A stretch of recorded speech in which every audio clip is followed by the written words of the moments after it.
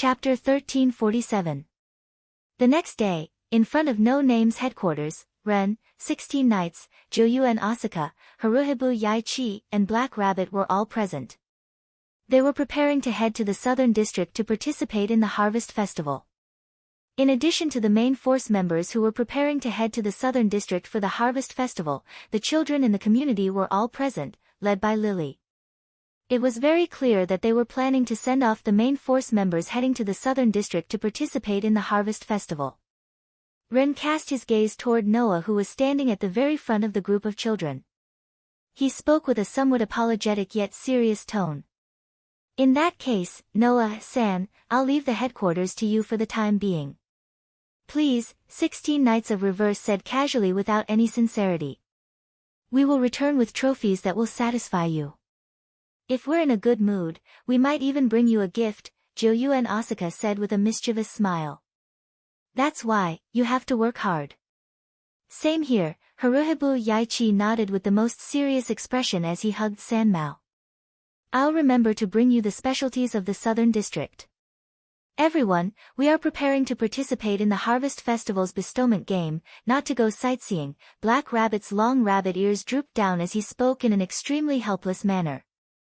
"Why can't everyone be a bit more nervous?" "Well, isn't it good to have confidence?" Noah curled his lips. "Since you're so confident, I hope that you'll truly be able to show me the trophies you'll bring back that will leave me speechless. Please look forward to it, little brother." The corners of 16 Knights Reversal's mouth curled up slightly as he looked behind Noah with a meaningful gaze. "Besides, even if you're going to stay behind, I believe that little bro will definitely not be bored, right?" Hearing 16 Knights' words, Joyu and Asuka, Haruhibu Yaichi, Black Rabbit and Ren's expressions immediately became strange. They all cast their gazes behind Noah. There, Pest appeared to be dispirited and extremely tired. She stood there as if she was feeling extremely humiliated and had given up on herself. Upon closer inspection, Pest was not wearing her iconic floral pattern dress, nor was she wearing the black and white maid uniform she wore yesterday. Instead, she was wearing a set of apparel that made one unable to look at her directly. It was a tight-fitting outfit made of soft fur. Although it was called a bodysuit, in fact, the style of the bodysuit was no different from a swimsuit. Not only did it expose the shoulders, abdomen, and thighs, but it also almost exposed the entire white back. As for the color, it was the color of brown. Furthermore, it had a pair of dog ears on its head. Its hands and feet were also equipped with dog gloves and gauntlets. There was also a furry tail hanging from its back. That figure was simply a typical example of a doting mother dog. What's more, there was a leather collar around the neck of such a lovable dog. There was a rope tied to the collar, and Letitia was holding it firmly in her hand. This scene made 16 Knights' eyes light up. He patted Noah's shoulder happily. "Not bad. Little brother, you've also finally awakened. Don't speak as if I have some sort of terrible potential, all right?" Noah swatted away 16 Knights' enthusiastic hand and said with a fake smile. "It's just that my maid doesn't seem to be very obedient. Thus, I must properly educate her and have White Yiksha provide me with some assistance." Noah's words caused Pest, who was dressed like a dog, to shiver all over. As if she had recalled some sort of nightmare, she muttered with a face full of humiliation and fear. "Demon! Demon! All of you are demons, even the heavens would pity her." Until yesterday, Pest was still incomparably domineering and filled with killing intent. She had the appearance of wanting to chop Noah and White Yiksha into pieces. Yet, today, she had become like this. One could very well imagine what sort of devastation Noah and White Yiksha had inflicted on Pest in the short span of a day. Looking at Letitia's joyful appearance as she held onto the leash, it was clear that this vampire maid had also hit Pest while he was down. She was having a lot of fun. Although the pitiful Pest appeared to be extremely cruel and calm, and was still a former demon king, in reality, before she became an undead, this girl was merely a 12-year-old child. Noah, White Yiksha, and Letitia did not have the slightest bit of guilt when they ravaged the flowers of their motherland. Ren could not bear to look straight at them. As for Jiu Fei Niao and Haruai Buyao, they looked at each other. As if they had made some sort of decision, they nodded heavily. I didn't expect that a dog's outfit could be so cute. The South District's Harvest Festival seems to be going on for nearly a month. I wonder if I can buy a rabbit girl outfit during the festival. At this moment, a chill ran down Black Rabbit's spine, causing this rabbit to almost jump up and speak with a panicked expression. 2. Who do you two plan to buy the rabbit girl outfit for? Jiu Fei Niao and Haruai Buyao looked at Black Rabbit at the same time. They did not say anything and only gave Black Rabbit an incomparably brilliant smile. This smile caused Black Rabbit to finally be unable to hold back and cry out noisily. You. What do you plan to do? This group of idiot adults. Good. 16 Knights clapped his hands and looked at Jiu Fei Niao and Haruai Buyao with a serious expression. Let me participate as well. Welcome, welcome. Jiu Fei Niao and Haruai Buyao nodded enthusiastically. Stop right there. You big idiot adults. Black Rabbit could not bear it anymore and took out a paper fan used to ridicule, randomly fanning the 3 problem children. The 3 problem children dodged Black Rabbit's paper fan attack while laughing loudly. It was as if they were deliberately teasing Black Rabbit as they ran into the distance. Black Rabbit was so angry that he trembled and shouted as he chased after them. Wait. Wait for me. Ren was dumbstruck as he looked at his 4 companions who were running further and further away. When he finally reacted, he ran forward in a panic. He still remembered that during the last fire dragon birth ceremony, Ren was abandoned by the crowd halfway through the ceremony. This time, Ren did not want to be left behind again. At that moment, Ren hurriedly chased after him while turning his head and shouting at Noah. Then, Mr. Noah, we'll be leaving now. After saying that, the group of people ran away without leaving a trace. Seeing this, Noah smiled helplessly. This group of people, we haven't even arrived at the location of the ceremony and they're already causing such a ruckus. I really don't know what will happen during the ceremony. Isn't it good? Letitia held the dog leash and said with a gentle expression. No matter if it's Ren or Black Rabbit, in order to support this community, they've suffered a lot. It's quite rare to be able to laugh and talk like this. Don't say it like you don't have a part in it. Noah knocked on Letitia's head. Why do you say it like an old person? Oh, this is truly rude of me. Master. Letitia held her head that was knocked on and said in a slightly awkward manner. Although I have this appearance now, I was once a pure-blooded vampire that wreaked havoc in the box court as the Demon King. Furthermore, I was also a founding member of this community.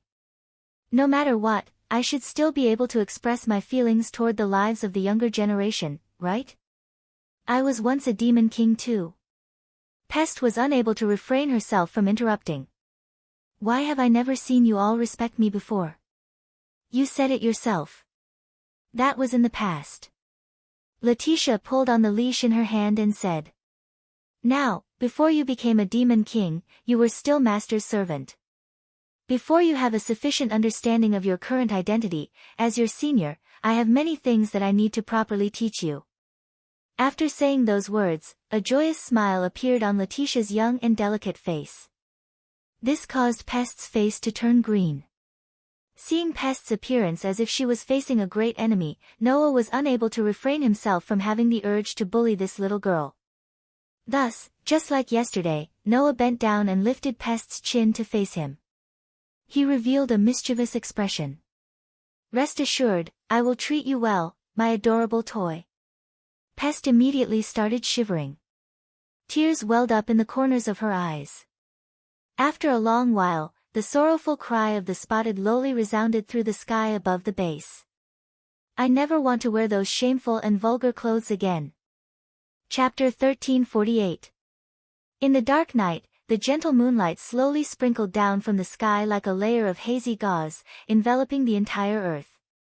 The night sky of the box court was indeed very beautiful. The stars were like decorations in the dark night sky. While they flickered, they became a small part of the stars, forming a beautiful scene that seemed to be pierced through by various galaxies.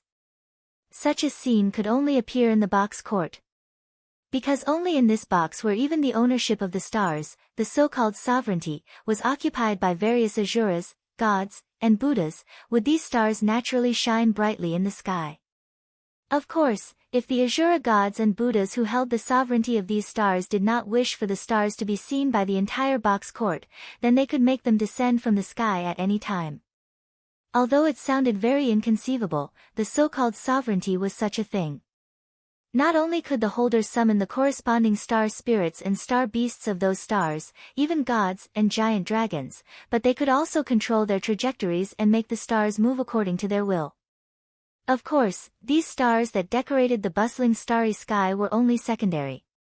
If the sovereignty of the sun was completely held by one person, then that person could also change the trajectory of the sun according to their will. Unfortunately, even the star spirit of the sun, White Yiksha, who was once a two-digit demon king, only held the sovereignty of 14 suns, let alone other people. If one wanted to hold the sovereignty of all 24 suns, including the Ophiuchus constellation that was awarded to Letitia as a reward for the merits of the box court night, there was a total of 25 suns. The difficulty was almost equal to impossible. Under such circumstances, at the edge of a cliff that was covered by moonlight, a youth looked up at the stars in the sky and muttered, "I wonder, including the sun, how would it feel to hold the sovereignty of all the stars in one's hands?" The young man who said such wishful thinking was probably only 11 or 12 years old, right? The young man was wearing what seemed to be a long robe of the same color on top of a pure white training suit. The color of the youth's hair was a deeper white than the pure white clothes. In addition, the youth also had a pair of golden eyes that emitted light. That attitude actually made the young man look more mature. However, compared to that mature feeling, the youth's words made people think of words like, "Children's words carry no harm." Why don't we take the sovereignty of all the stars, including the sun, as our goal? In the next second, this sentence was immediately greeted by a clear voice filled with helplessness. "Your Highness, it's good that you have such ambition, but even I have to say that it's simply impossible to achieve it, isn't it?" As soon as he finished speaking, a petite figure suddenly appeared behind the young man who was addressed as His Highness. It was a young girl with waist-length black hair. The young girl's age was about the same as the young man who was addressed as His Highness. She wore a sleeveless black dress with a jacket tied around her waist. Outside the jacket, there was a belt around her waist. There were several short knives hanging from the belt. Of course, compared to the weapons that were originally bestowed in various myths and legends, the quality of these short knives was terrifyingly low. They were only ordinary short knives. However, just by carrying a few ordinary short knives, the young girl gave people a feeling that she was not to be underestimated. It was believed that if anyone looked down on the young girl because of her lovable appearance and ordinary weapons, they would definitely die miserably. The young girl said helplessly as she approached the young man who was addressed as His Highness. "Your Highness, please don't forget that you only have the most important sovereignty of the sun. If you want to obtain all 25 of them, it's already difficult to make people dizzy, let alone the sovereignty of all the other stars. Is it Ling?" His Highness did not seem to be surprised by the young girl's sudden arrival at all. He did not even turn his head as he spoke. "I know it's difficult, but it's because it's more difficult that it's easier for people to feel a sense of accomplishment when they complete it, isn't that right?" "That's not wrong, but there should be a limit, right?" The young girl named Ling pouted. "Although I know that Your Highness is very amazing, there are also many amazing people in the box court. So many Asuras, gods, and Buddhas, but none of them can achieve such a great feat even if it's Your Highness. I think it's impossible." "I know. That's why I'm just saying it casually. Obtaining the sovereignty of the sun is already troublesome enough for me, but now there's only one. If I want to obtain the sovereignty of all the stars in the sky, then no matter what, I won't do such an impossible thing." His Highness shook his head with a smile. "It's just that, since I don't have anything in particular that I want to do, I might as well make this a goal. That's why I said that." don't have anything in particular that you want to do? Ling was silent for a moment before suddenly speaking. But, Your Highness, right now, we have something that we must do. I know. His Highness said with a calm expression. Is everything ready? Basically, everything is ready. Ling said. Then, Your Highness, is it time to carry out the attack plan in the Southern District? The Southern District? His Highness narrowed his eyes and abruptly asked this question. This time, we should be preparing to attack the Eastern, Southern, and Northern Districts at the same time, right? Why don't you just let me attack the Eastern District? No, Your Highness. Ling reminded. You are a very important leader for us, and there is a very terrifying existence in the Eastern District. If you go against her, even Your Highness can't say that you won't be in danger, right? That's right, the Demon King of White Night is indeed a very terrifying existence, even I can't compete with her. His Highness calmly accepted. But, it's because I know it's very difficult that I want to challenge it. Your Highness, please don't be silly. Ling puffed up her cheeks. Undoubtedly, she just escaped from the Eastern District last time. Hearing this, His Highness slightly narrowed his eyes. I heard that No Name also went to the Southern District's Harvest Festival, right? Yes, and he has already set off. Ling seemed to have seen through what His Highness really wanted to ask and directly answered. As for that little brother, he seems to have chosen to stay in the base and didn't go to the Southern District. Stay in the base? His Highness immediately touched his chin. In other words, he is also in the Eastern District, right? That's right. Ling sighed. The White Night King is already dangerous enough, and now that little brother is also in the Eastern District, the Eastern District is undoubtedly the most dangerous area. Fortunately, those monsters are assisting the attack. Speaking of this, Ling's pretty face, which had always appeared very innocent, actually showed a trace of fear. With the attack of those monsters, even if the White Night King can protect himself, he can't protect the entire Eastern District, right? His Highness' expression suddenly became a little solemn, and he muttered. Then, what about that person? That little brother? Ling asked with some confusion. Your Highness, why do you look like you care about that little brother? I don't understand myself. His Highness closed his eyes. It's just that I feel that that person has something that I don't have. Something that Your Highness doesn't have? Ling asked curiously. What is it? His Highness didn't speak, but asked this question.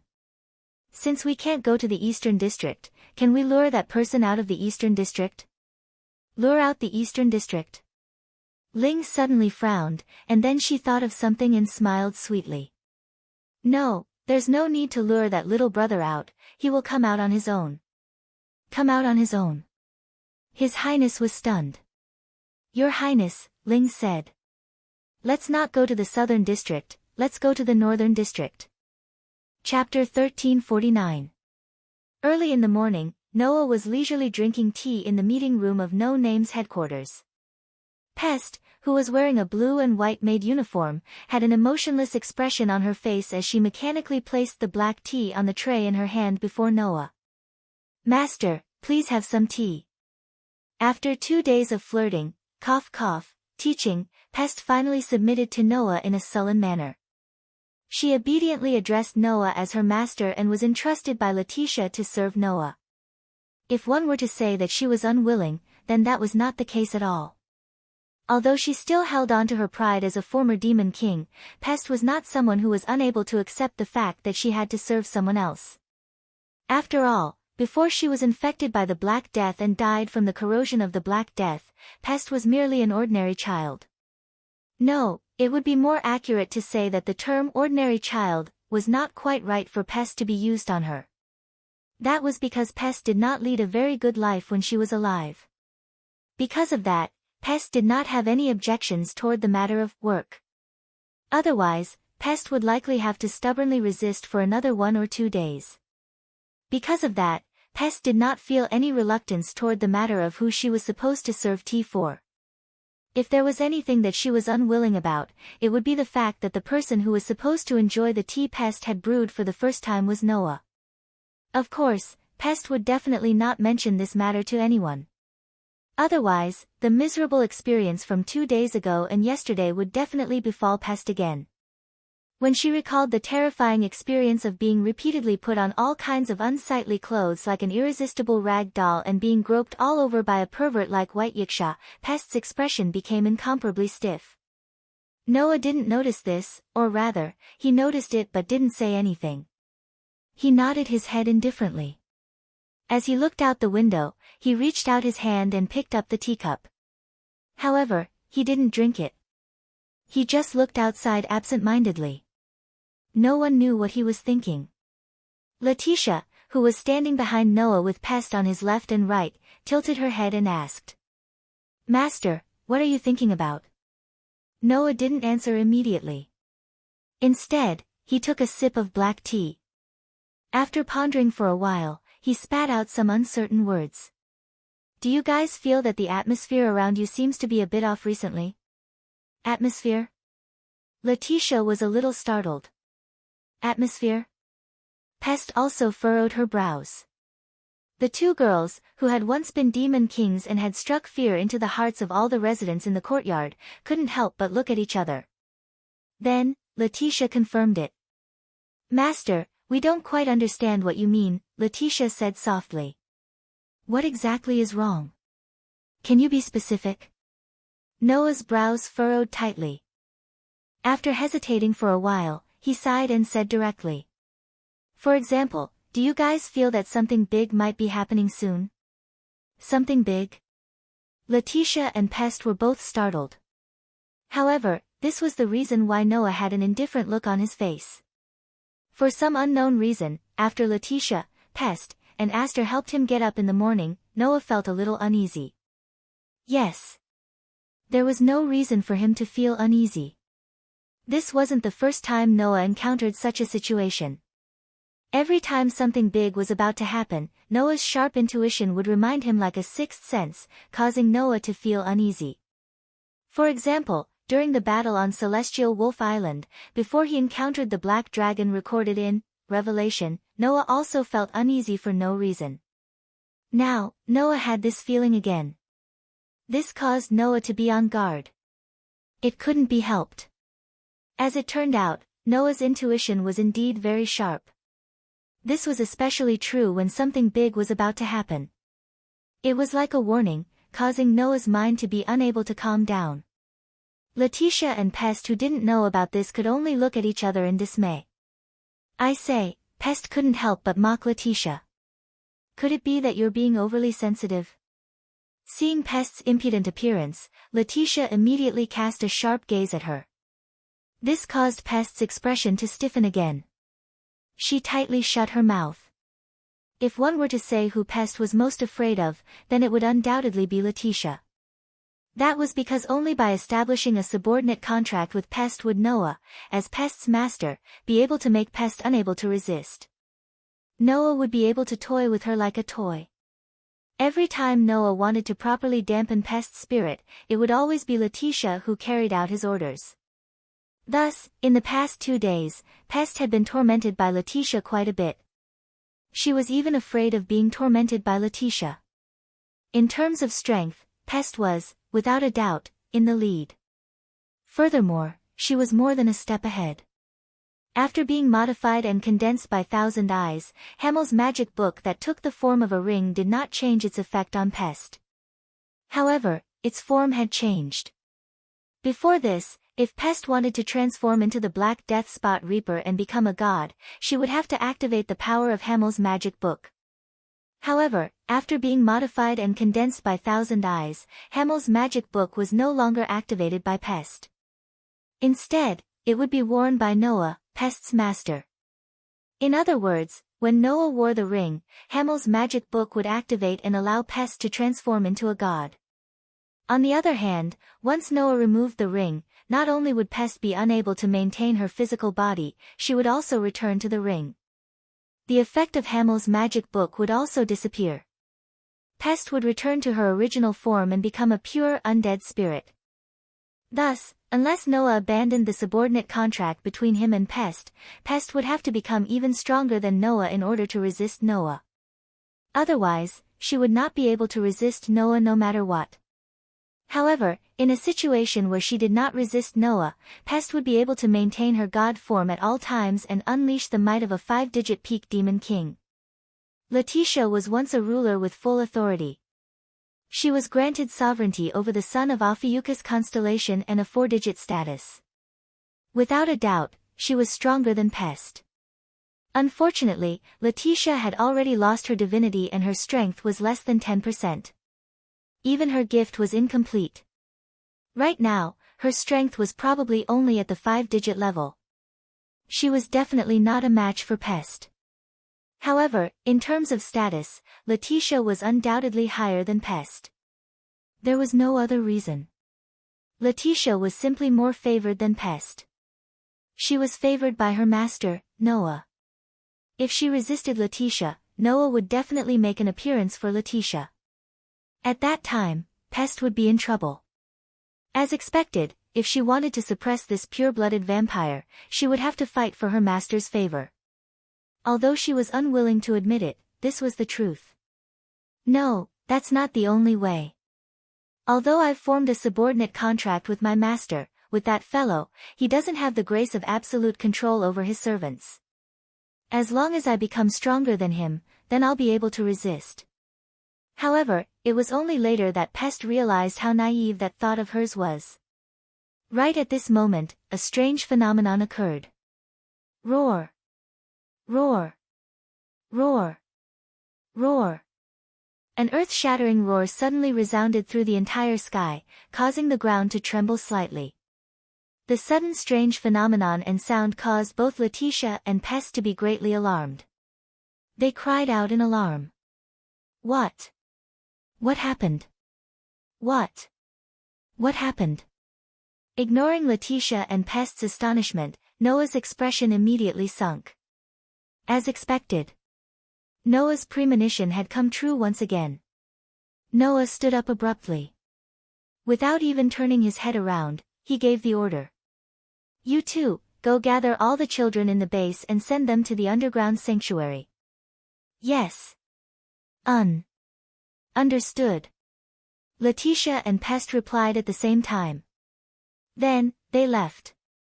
As for Noah, he looked at the sky outside the window. Then, he suddenly turned into a ray of light and flew into the distance.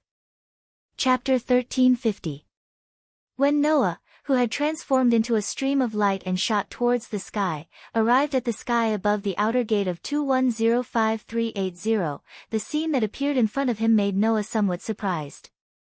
Roar, roar, roar, roar, roar. Fierce roars still resounded throughout the entire sky.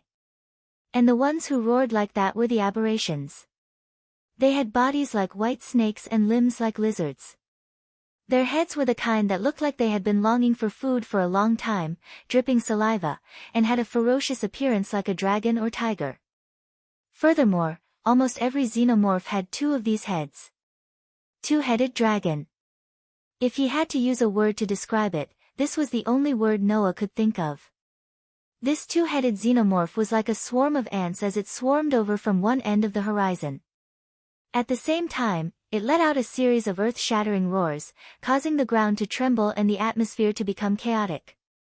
Even space itself seemed to be slightly distorted. It was extremely terrifying. Of course, if it was only their ferocious appearance, then to Noah, those 2-headed dragons were no different from real ants. Not to mention a threat, they were simply decorations. However, the terrifying aura carried by the 2-headed dragons told Noah that the 2-headed dragons were extremely powerful. It was definitely not just their ferocious appearance. Based on initial estimates, each of those 2-headed dragons had at least 5 digits worth of strength. Furthermore, Noah even sensed an aura that was not at all inferior to that of Arkle, who was under Lu's control, and Pest, who had transformed into a deity, from the group of twin-headed dragons swarming over like ants.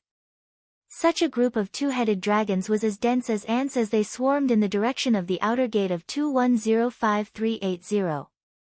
This scene made Noah's expression sink bit by bit. Even Noah was like this, let alone White Yiksha, who was the ruler of the East District. Damn it! Without any warning, White Yiksha's figure suddenly flashed beside Noah.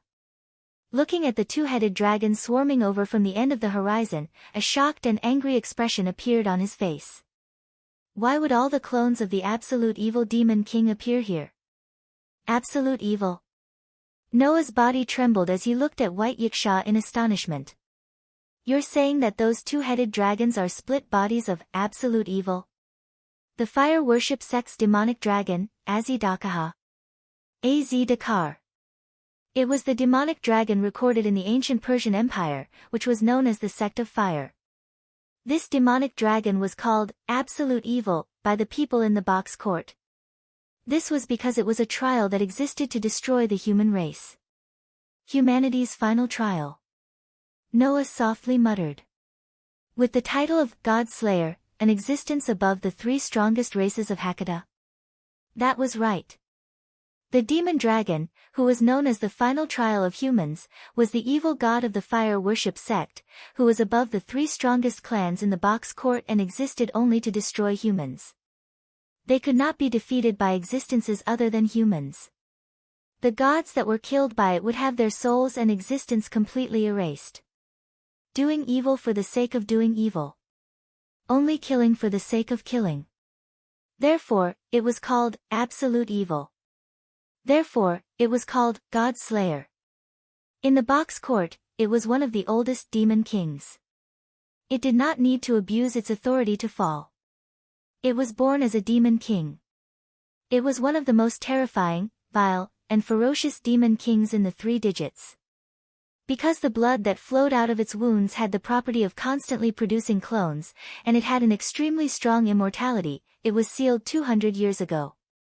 It was said that in the battle against this three-headed dragon 200 years ago, many communities at the top of the box court paid a great price before they finally succeeded in sealing it. It was also in that battle that a large amount of blood flowed out of the three-headed dragon's body and turned into a group of split bodies, which were two-headed dragons. They were scattered throughout the box court and continued to cause great and small harm to the box court. And among these two-headed dragons, the first generation of two-headed dragons that were born directly from the blood that flowed out of absolute evil, had the power of a god. In other words, the oldest demon king in the three digits was a terrifying existence that could form a group of gods by itself. Now, the blood left behind by that terrifying existence when it was sealed 200 years ago appeared in the most direct form in front of Noah's eyes. Damn it! Damn it! Damn it! White Yiksha shouted angrily and anxiously. His entire body shook with a terrifying aura that made the space wail. Although I don't know why the clones of absolute evil would appear here collectively, we must not let that group of evil dragons rush into the outer gate. Otherwise, I'm afraid the Eastern District will be covered in blood. White Yiksha, who was anxious, was about to rush down when he sensed a strange feeling. He suddenly raised his head, his pupils constricted, and shouted at White Yiksha. White Yiksha! Look up! Hearing this, White Yiksha raised his head almost reflexively and looked up. Then, his pupils constricted. He saw that high up in the sky, a pitch-black rain was gently falling. That light rain was actually a contract document. A pitch-black contract document. Demon King. White Yiksha's expression turned extremely ugly. So that's how it is. Where did the Demon King control the clones of absolute evil, and lure the two-headed dragon army to attack the Eastern District? Not to mention White Yiksha, even Noah's heart sank fiercely. If that was really the case, then it would be terrible. After all, in the Eastern District, not only were there innocent and powerless citizens, there were also more than 130 children in no name.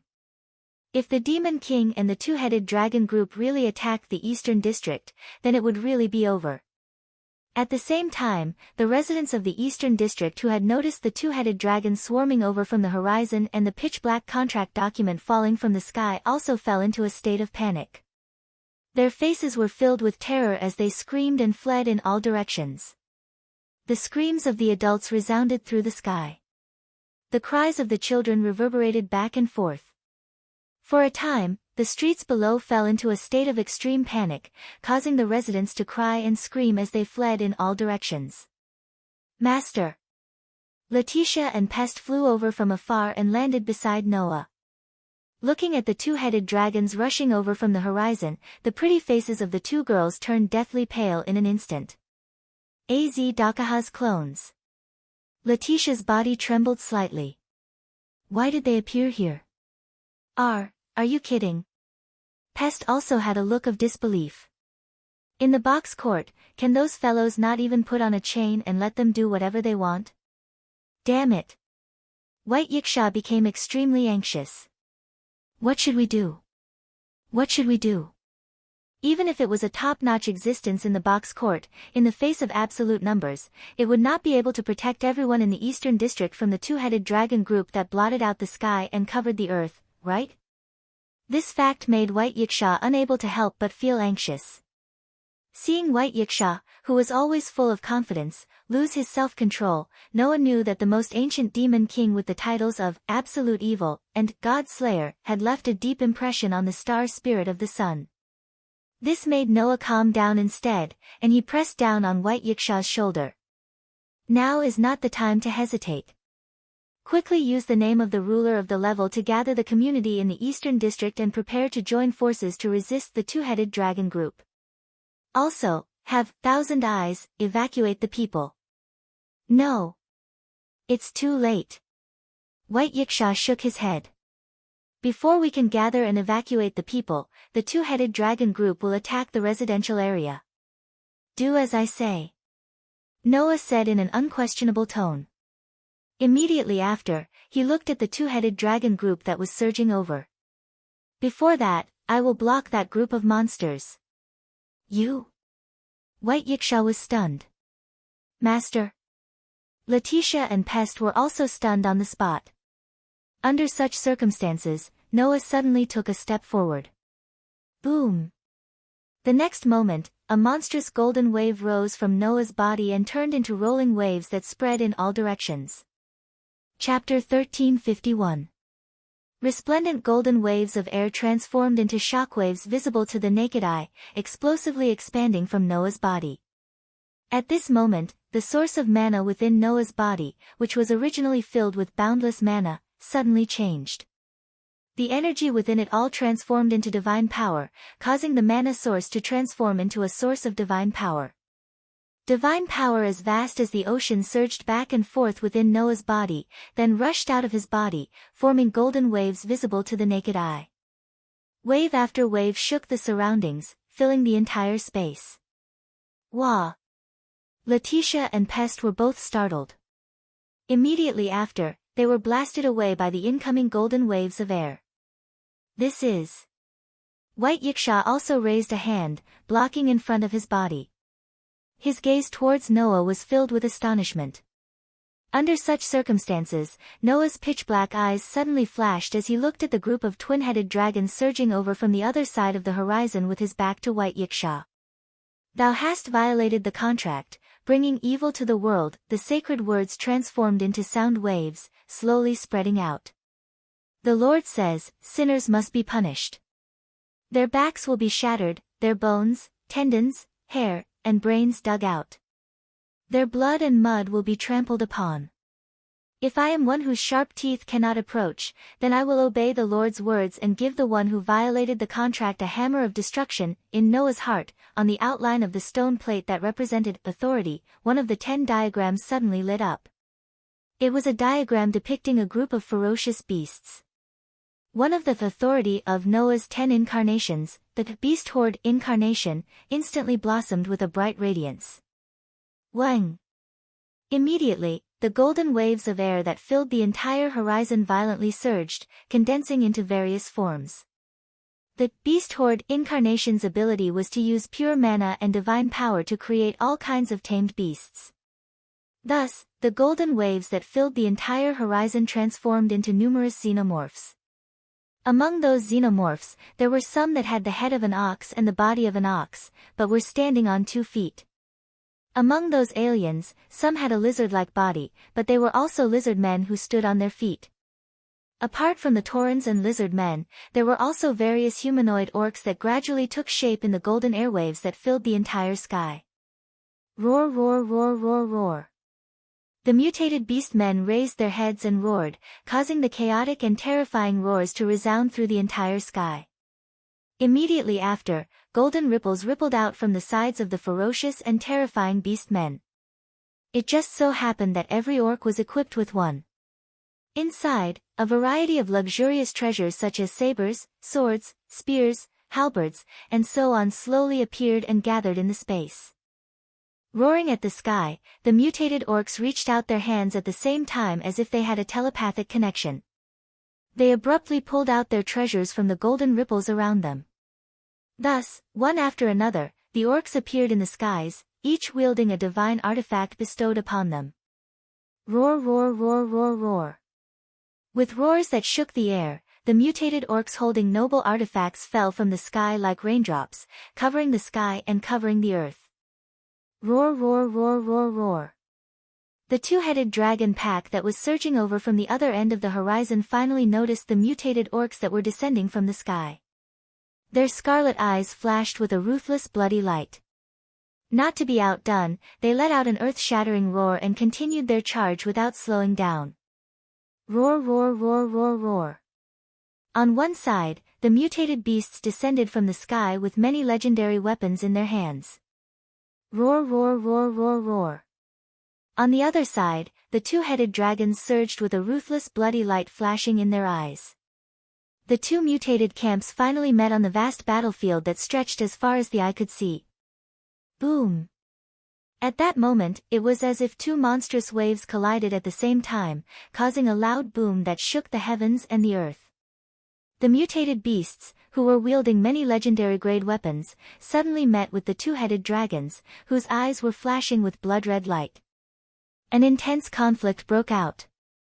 The two-headed dragons were all clones that were split from the three-headed demon dragon of the fire worship sect. It was said that each of the clones born from the blood of the oldest demon king, which numbered in the hundreds, had the power of a deity. However, not all of the two-headed dragons were the first-generation clones born from Azidakaha's blood. Like Azidakaha, his clones also had the ability to multiply. That was why there was such a terrifying number of them. Only the first generation of avatars that were born directly from Azidakaha's blood had the power of a deity.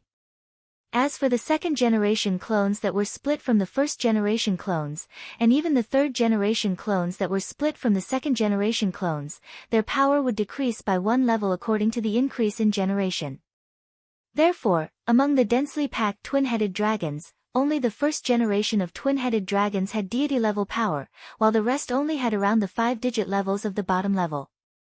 Facing such a group of twin-headed dragons, the alien beastmen fearlessly charged forward with earth-shaking roars, continuously waving the weapons in their hands at the twin-headed dragons biting at them. Poochie poochie poochie poochie poochie poochie. The legendary weapons easily penetrated the bodies of the two-headed dragons.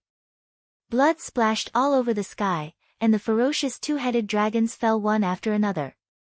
However, before they fell, the blood that splashed out from the pierced bodies of the two-headed dragons stopped in midair and suddenly transformed into smaller two-headed dragons that continued to roar and pounce in the direction of the mutated beastmen wielding legendary-grade weapons. That was the terrifying part of the two-headed dragons. Even if they died, the blood that splashed from their bodies would still turn into clones that would continue to fight. If the two-headed dragons were not completely annihilated and turned into ashes, it would be impossible to stop this kind of splitting. In the end, it would only lead to facing enemies that were much weaker, but whose numbers were constantly increasing. Of course, there was a limit to this kind of splitting. The split of the two-headed dragon required the splitting of its own spirit core to form a split body. In other words, every split would be accompanied by a decrease in the spirit lattice. When the spirit could no longer support the splitting, then no matter how much blood there was, it would not be able to form clones. Under such circumstances, the mutated orcs wielding legendary-grade weapons roared in excitement and madness as they bravely charged into the two-headed dragon horde, fighting with all their might. Facing the extremely valiant mutated orcs, facing the legendary weapons, the two-headed dragons could only rely on numbers to win, and began to attack in batches. Sometimes, 3 or 4 two-headed dragons would pounce on one mutated orc. Sometimes, 10 or 20 two-headed dragons would attack one mutated orc together. Relying on the absolute human wave tactic, the two-headed dragon horde gradually surrounded the mutated orcs and attacked them with all their might. Under such an attack, there would always be mutated orcs that were unable to hold on. Puchi. Accompanied by the sound of tearing, the first mutated orc that was bitten by the two-headed dragons finally appeared, half of its body torn apart by the sharp fangs. However, the mutated orc that had its body torn apart let out a berserk roar, abandoned the treasures in its hands, and madly pounced on the two-headed dragons. A magnificent white light suddenly rose from the mutated orc's body, and instantly covered the two-headed dragons. Pang! The two-headed dragons that were covered by the magnificent white light directly exploded, and turned into blood that filled the sky. The clones called Beast Horde could not only create all kinds of tamed beasts to do battle. The tamed beasts that were created, regardless of the species, would have the ability to crush everything. As such, the situation on the chaotic battlefield was reversed once again. Chapter 1352. High up in the sky, Noah's eyes were tightly closed. His entire body was surging with a vast amount of divine power, causing the golden waves to continuously reverberate throughout the entire sky. At this moment, Noah was wholeheartedly focused on controlling the beast horde, allowing the orcs to bravely kill the enemies within the densely packed group of twin-headed dragons. Without Noah's control, the tamed beasts created through the beast horde would only be able to carry out simple attacks. In that case, even if they had weapons equivalent to godhood, they would only be able to increase their killing power by a bit. It would not be of any help at all. Only with Noah's wholehearted control could the orcs with noble artifacts in their hands be able to kill without restraint. Only when facing the twin-headed dragons outside of the first generation could these orcs use the sharpness of their noble artifacts to fight 1 against 10, or even 1 against 100. In terms of numbers, the orcs were at an overwhelming disadvantage. It was not that Noah did not want to create more tamed beasts, but even if his divine power was limitless, the amount of divine power that Noah could use at once was still limited. In a situation where the amount of divine power that could be used at once was limited, the number of Noah's beast horde was also destined to be limited. After all, the characteristic of a beast horde was that the more there were, the weaker the individual strength would be. If only one tamed beast was created, then that tamed beast's strength would definitely reach the peak of 4 digits, comparable to most of the Asuras, gods, and Buddhas of the 3 strongest races. However, if the number of tamed beasts increased, then just like how the twin-headed dragons needed to split their spiritual cores to form a split body, the power of the tamed beasts that were created would also be dispersed as the number of tamed beasts increased. Currently, Noah relied on the beast horde to create over 1,000 orcs. This number, compared to the twin-headed dragons that were densely packed with tens of thousands or even hundreds of thousands of them, was naturally at an overwhelming disadvantage. However, with such a large number of orcs, every single one of them would have top-notch power in the 5 digits. They would be able to fight against the first-generation two-headed dragon at the level of a deity. In addition to the precious artifacts that only existed in various myths and legends, which were equivalent to the bestowed weapons of the divinity level, the orcs could even kill the first-generation two-headed dragon by themselves. Even if they couldn't kill them, the beastman's ability to shatter everything would pull them along and vanish from the battlefield. In this way, the thousands of orcs holding noble artifacts were able to resist the densely packed double-headed dragon army and were entangled on the entire battlefield. For a moment, the light of blades and shadows of swords flashed and blood splattered everywhere. The roars of the orcs and the demonic dragons mixed together, echoing throughout the battlefield, filling the air with murderous intent. Seeing this scene, Letitia and Pest were filled with astonishment. Is this Master's true power? Letitia stared at Noah's back in disbelief. It's too frightening. Master Noah, that power is even greater than that of my past companions. This evaluation could not be said to be low. After all, among Letitia's past companions, many of them had challenged all kinds of Asuras, gods and Buddhas and obtained victory. Among them, there were even existences that held sovereignty over the sun. By relying on those companions, the predecessor of the community known as No Name became the greatest power in the Eastern District. Thus, if Letitia's evaluation were to be known by her acquaintances, they would definitely be shocked. However, those who saw this scene before their eyes would definitely not doubt that this evaluation was too high. One of the most frightening aspects of the human's final trial, Az Dakaha, was that he was able to create a group of gods with his own power. And now, Noah was doing the same thing with his own power. There was no need for bloodshed. There was no need for injuries. With his own power, Noah created a group of beasts that could rival a group of gods. With such power, how could it not be frightening? Of course, Noah did not have the ability to create a group of gods with his own power. Although the beast men, who were comparable to gods, were terrifying, they were only composed of pure divine power. They were lifeless. They were unconscious. They were soulless. Once Noah stopped using his divine power, the group of beasts would also be cancelled. The orcs that could rival gods would also disappear. As for the two-headed dragon that was born from Az Dakaha's blood, it could exist eternally. Thus, in this aspect, Noah was indeed inferior to the most ancient demon king. However, even so, being able to create a group of gods that could rival a group of gods in a short period of time was still very frightening. That guy, could he be a monster? Pest trembled. Have I really been an enemy of that guy? It was only at this moment that Pest finally understood. Last time, during their battle, Noah did not use his full power at all. The power that he displayed was merely the tip of the iceberg. Become even stronger than that guy.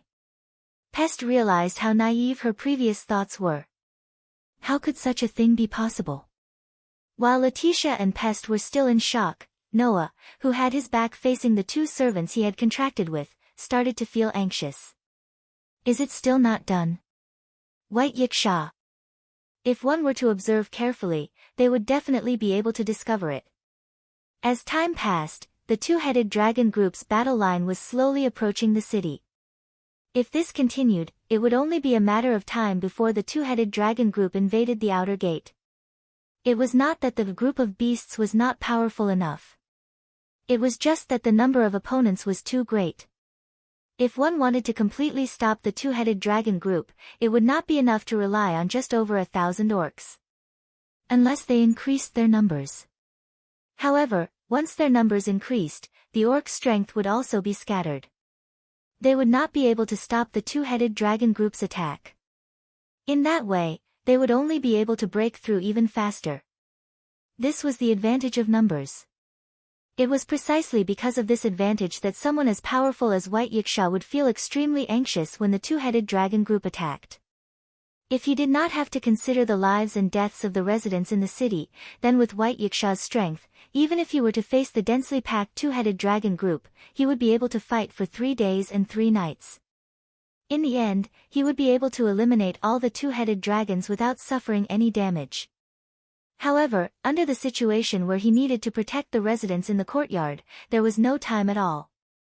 Once he could not stop the two-headed dragon army and allowed 1 in 1,000 of them to invade the residential area, it would definitely cause a lot of casualties.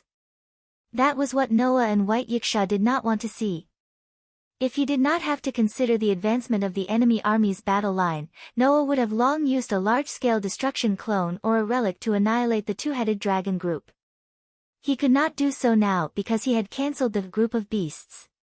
If he used a large-scale destruction clone or a relic, then no matter how many two-headed dragons were annihilated, in the end, there would definitely be fish that escaped the net and break into the city to start a massacre. The number of enemies was simply too great. In addition, they could multiply endlessly. If he did not prepare a certain number of people to fight, he would not be able to resist at all. Seeing that the two-headed dragon group was getting closer and closer to the outer gate, Noah clenched his teeth. There's no other way, the divine power that was surging in Noah's body began to surge crazily. In Noah's heart, on the outline of the stone plate that was connected to the 10 patterns, apart from the group of beasts, another pattern began to emit light. Just as Noah was about to use his true strength and use 2 clones at the same time, a gentle voice sounded. "You've worked hard, kid. Leave the rest to me." Hearing this voice, Noah's heart calmed down.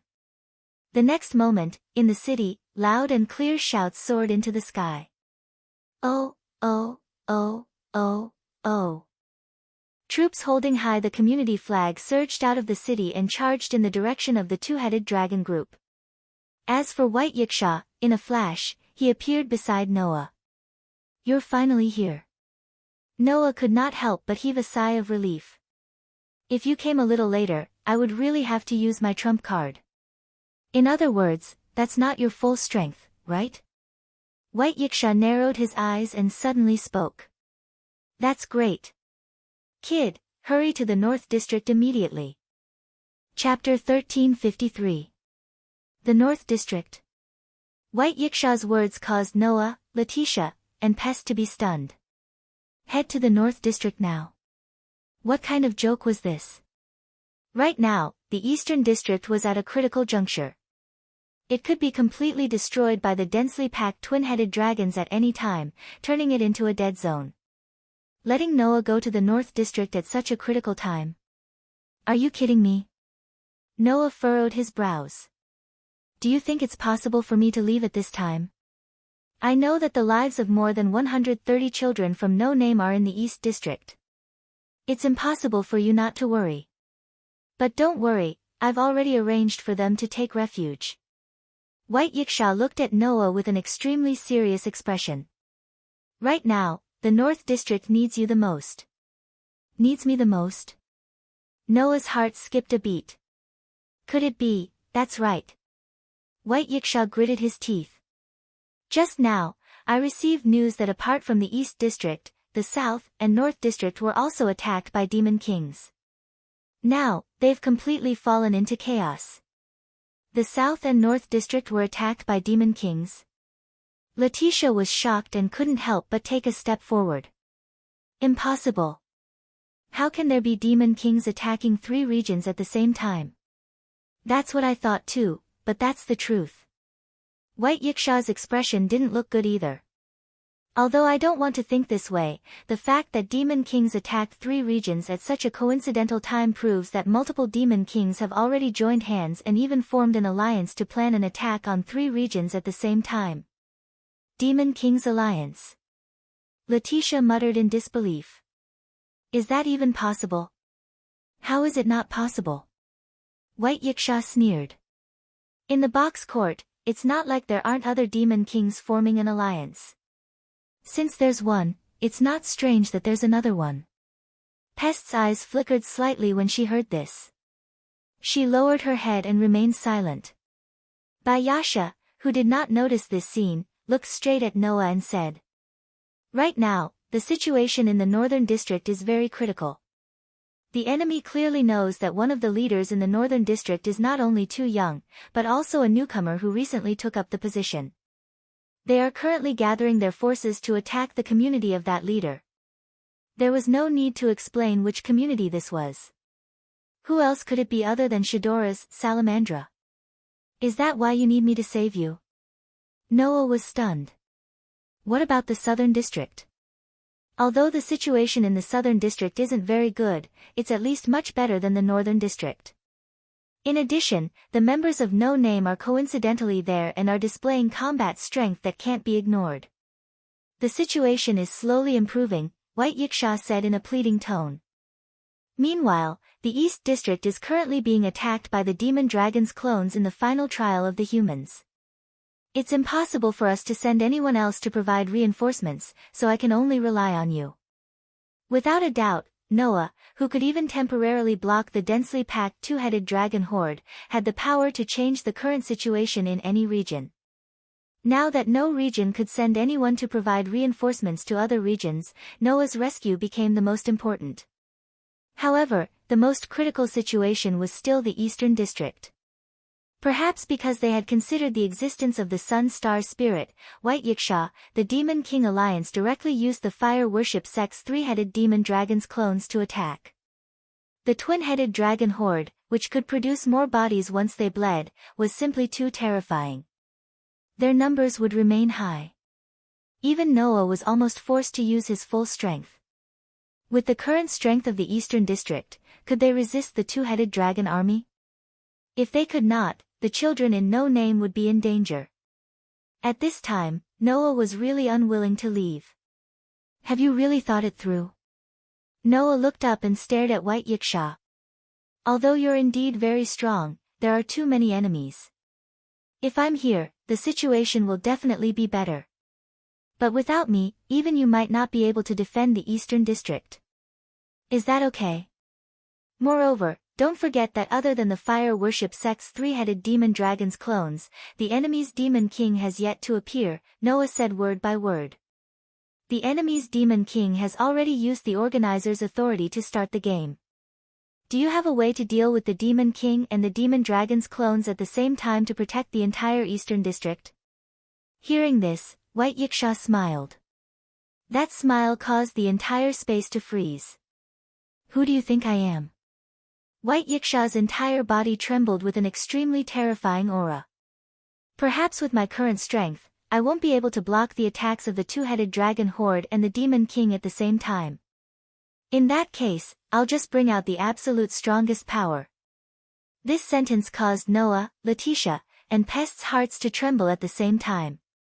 As the former incarnation of the heavenly shaking theory, even though White Yiksha's spiritual lattice had shrunk as the heavenly shaking theory was gradually negated, he still possessed a powerful spiritual lattice that did not need to belong to any sect. However, White Yiksha had chosen to convert to Buddhism and obtain the Yiksha divinity. There were no benefits to such an action. For others, obtaining a divinity was equivalent to an explosive increase in strength and life level. However, as one of the three most powerful species, obtaining a divinity would only degrade White Yiksha's own spiritual lattice. After all, the so-called divinity was actually a gift from the gods to other species. As a star spirit, White Yiksha did not need to be bestowed by the gods. If he accepted such a gift, it would undoubtedly be admitting that he was inferior to the god who bestowed the divinity. In this way, the spiritual lattice, which was equivalent to merit and inheritance, would naturally be devalued, causing the top powers of the Hakata to be suppressed and sealed. In the end, White Yiksha willingly accepted such a devaluation. This was because, as an existence with more than 3 digits in the Hakata, he could not casually interfere with the direction of the lower class. In order to interfere with the lower class with his status as the ruler of the class and protect the residents of the lower class, White Yiksha was willing to convert to Buddhism and obtain the Yiksha divinity. He lowered his spiritual lattice and changed from the famous White Night King to White Yiksha. Now, White Yiksha had said this. She wanted to bring out an absolute supreme power above this. Then, the answer to what White Yiksha wanted to do was very obvious. You. Pest spoke in a somewhat bewildered manner. You want to return the divinity to Buddhism and retrieve the sealed power? 3 years ago, the East District was also attacked by an extremely powerful demon king. White Yiksha did not answer. Instead, he seemed to be looking into the distance and muttered softly. At that time, I had been hesitating and unwilling to return the divinity to repel the attacking demon king. In the end, it caused No Name, the largest faction in the East District, to be destroyed by the demon king. It was too late for regrets. After saying that, White Yiksha looked at Noah, Letitia, and Pest and smiled faintly. This time, I will definitely not repeat the same mistake and let the East District suffer great damage because of my hesitation. As he said this, White Yiksha walked forward step by step in the air as if he was walking on flat ground. As White Yiksha walked, his aura would increase exponentially with every step he took. So, leave this place to me. I'll have to trouble you in the North District. Seeing that White Yiksha's aura were becoming more and more terrifying, so terrifying that even Noah could not help but become solemn, Letitia and Pest looked at Noah with cold sweat on their faces. Master Noah, Master, Letitia and Pest could not help but call out softly, finally dispelling the last trace of hesitation in Noah's heart. After taking a deep look at White Yiksha's back that was surging with an astonishing aura, Noah turned around and threw out this sentence. Let's go to the North District. In the next second, Noah, Letitia, and Pest turned into streams of light and flew in the direction of the realm gate. At the last moment before entering the realm gate and being teleported to the North District, Noah clearly felt it. An extremely terrifying power gradually formed in the sky above the entire East District. Chapter 1354. Box 54545 Outer Gate. Just like the outer sect's serial numbers, this was a 5-digit level. In this 5-digit outer sect, there was a city. The name of the city was the City of Brilliant Flames. Just like the name of the city, one could see red and golden flames everywhere in this city. The flames were coming from two different parts. One was a huge chandelier hanging in the center of the city. One was the hot wind blowing out from the ironworks in the city. The former was a huge, warm chandelier with a diameter of more than 50 meters. In the Northern District, the climate was actually very harsh. Everyone relied on the gift of light and warmth to live in the extreme cold of the Northern District. Otherwise, ordinary humans would not be able to live here.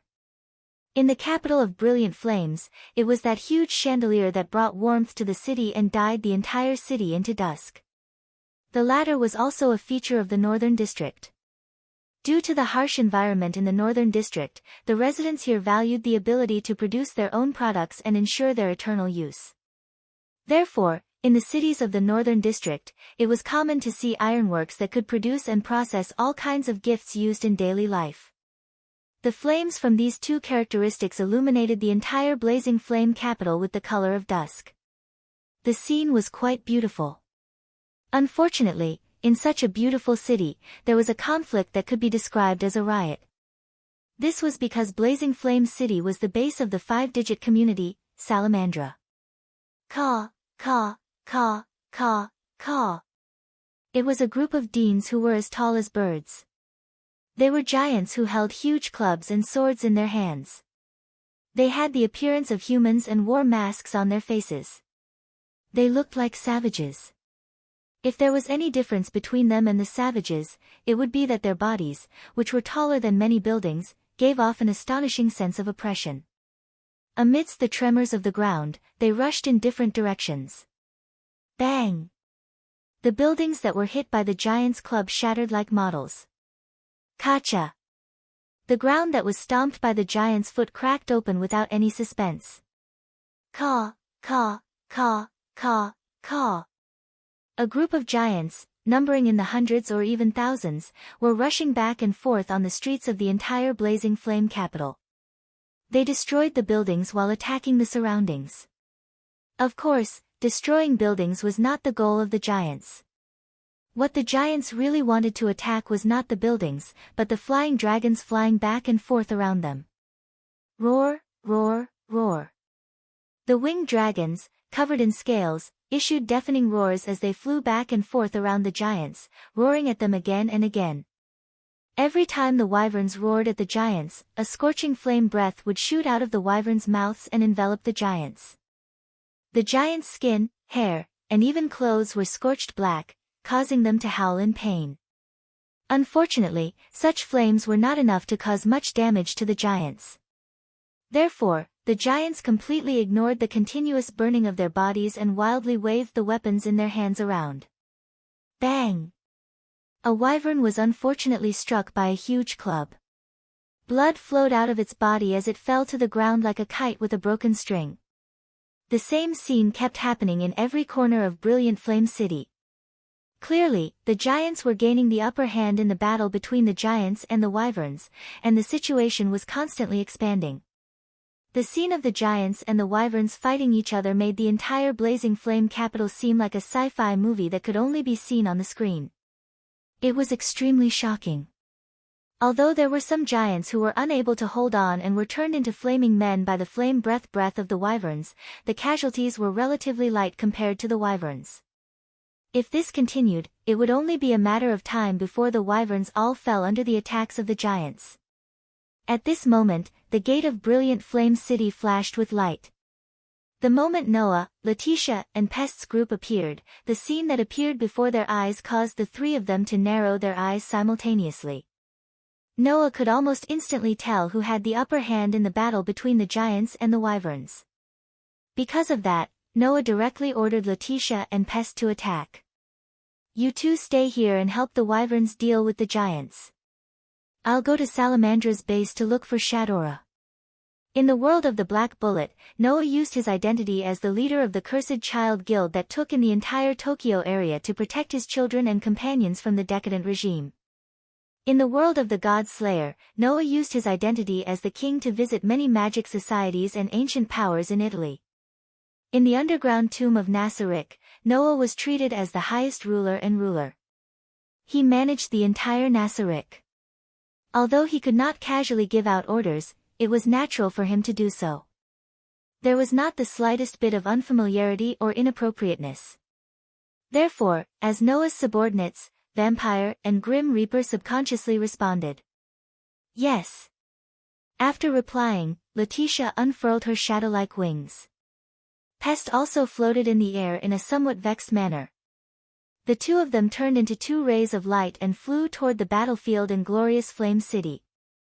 As for Noah, just as he was about to fly in the direction of Salamandra's base, he suddenly felt a sense of danger. Noah's figure suddenly became sluggish. Without any hesitation, he turned around and waved his LV towards one of the directions. Level 5, and all of his strength was at the ace stage of strength, and it was a full power attack. Whoosh! At the same time, a figure suddenly appeared in front of Noah, who had turned around abruptly, and punched out with a terrifying force.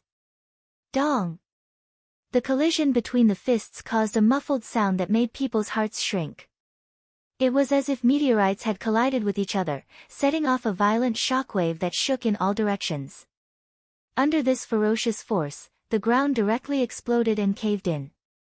Under this ferocious chi force, both parties who had punched out at the same time were fiercely shaken away. Like cannonballs, they rubbed against the air and scraped out a gully on the ground. They pulled apart a considerable distance before they came to a stop. After stabilizing his body, Noah slowly grasped his somewhat numb arm. He raised his head and looked forward.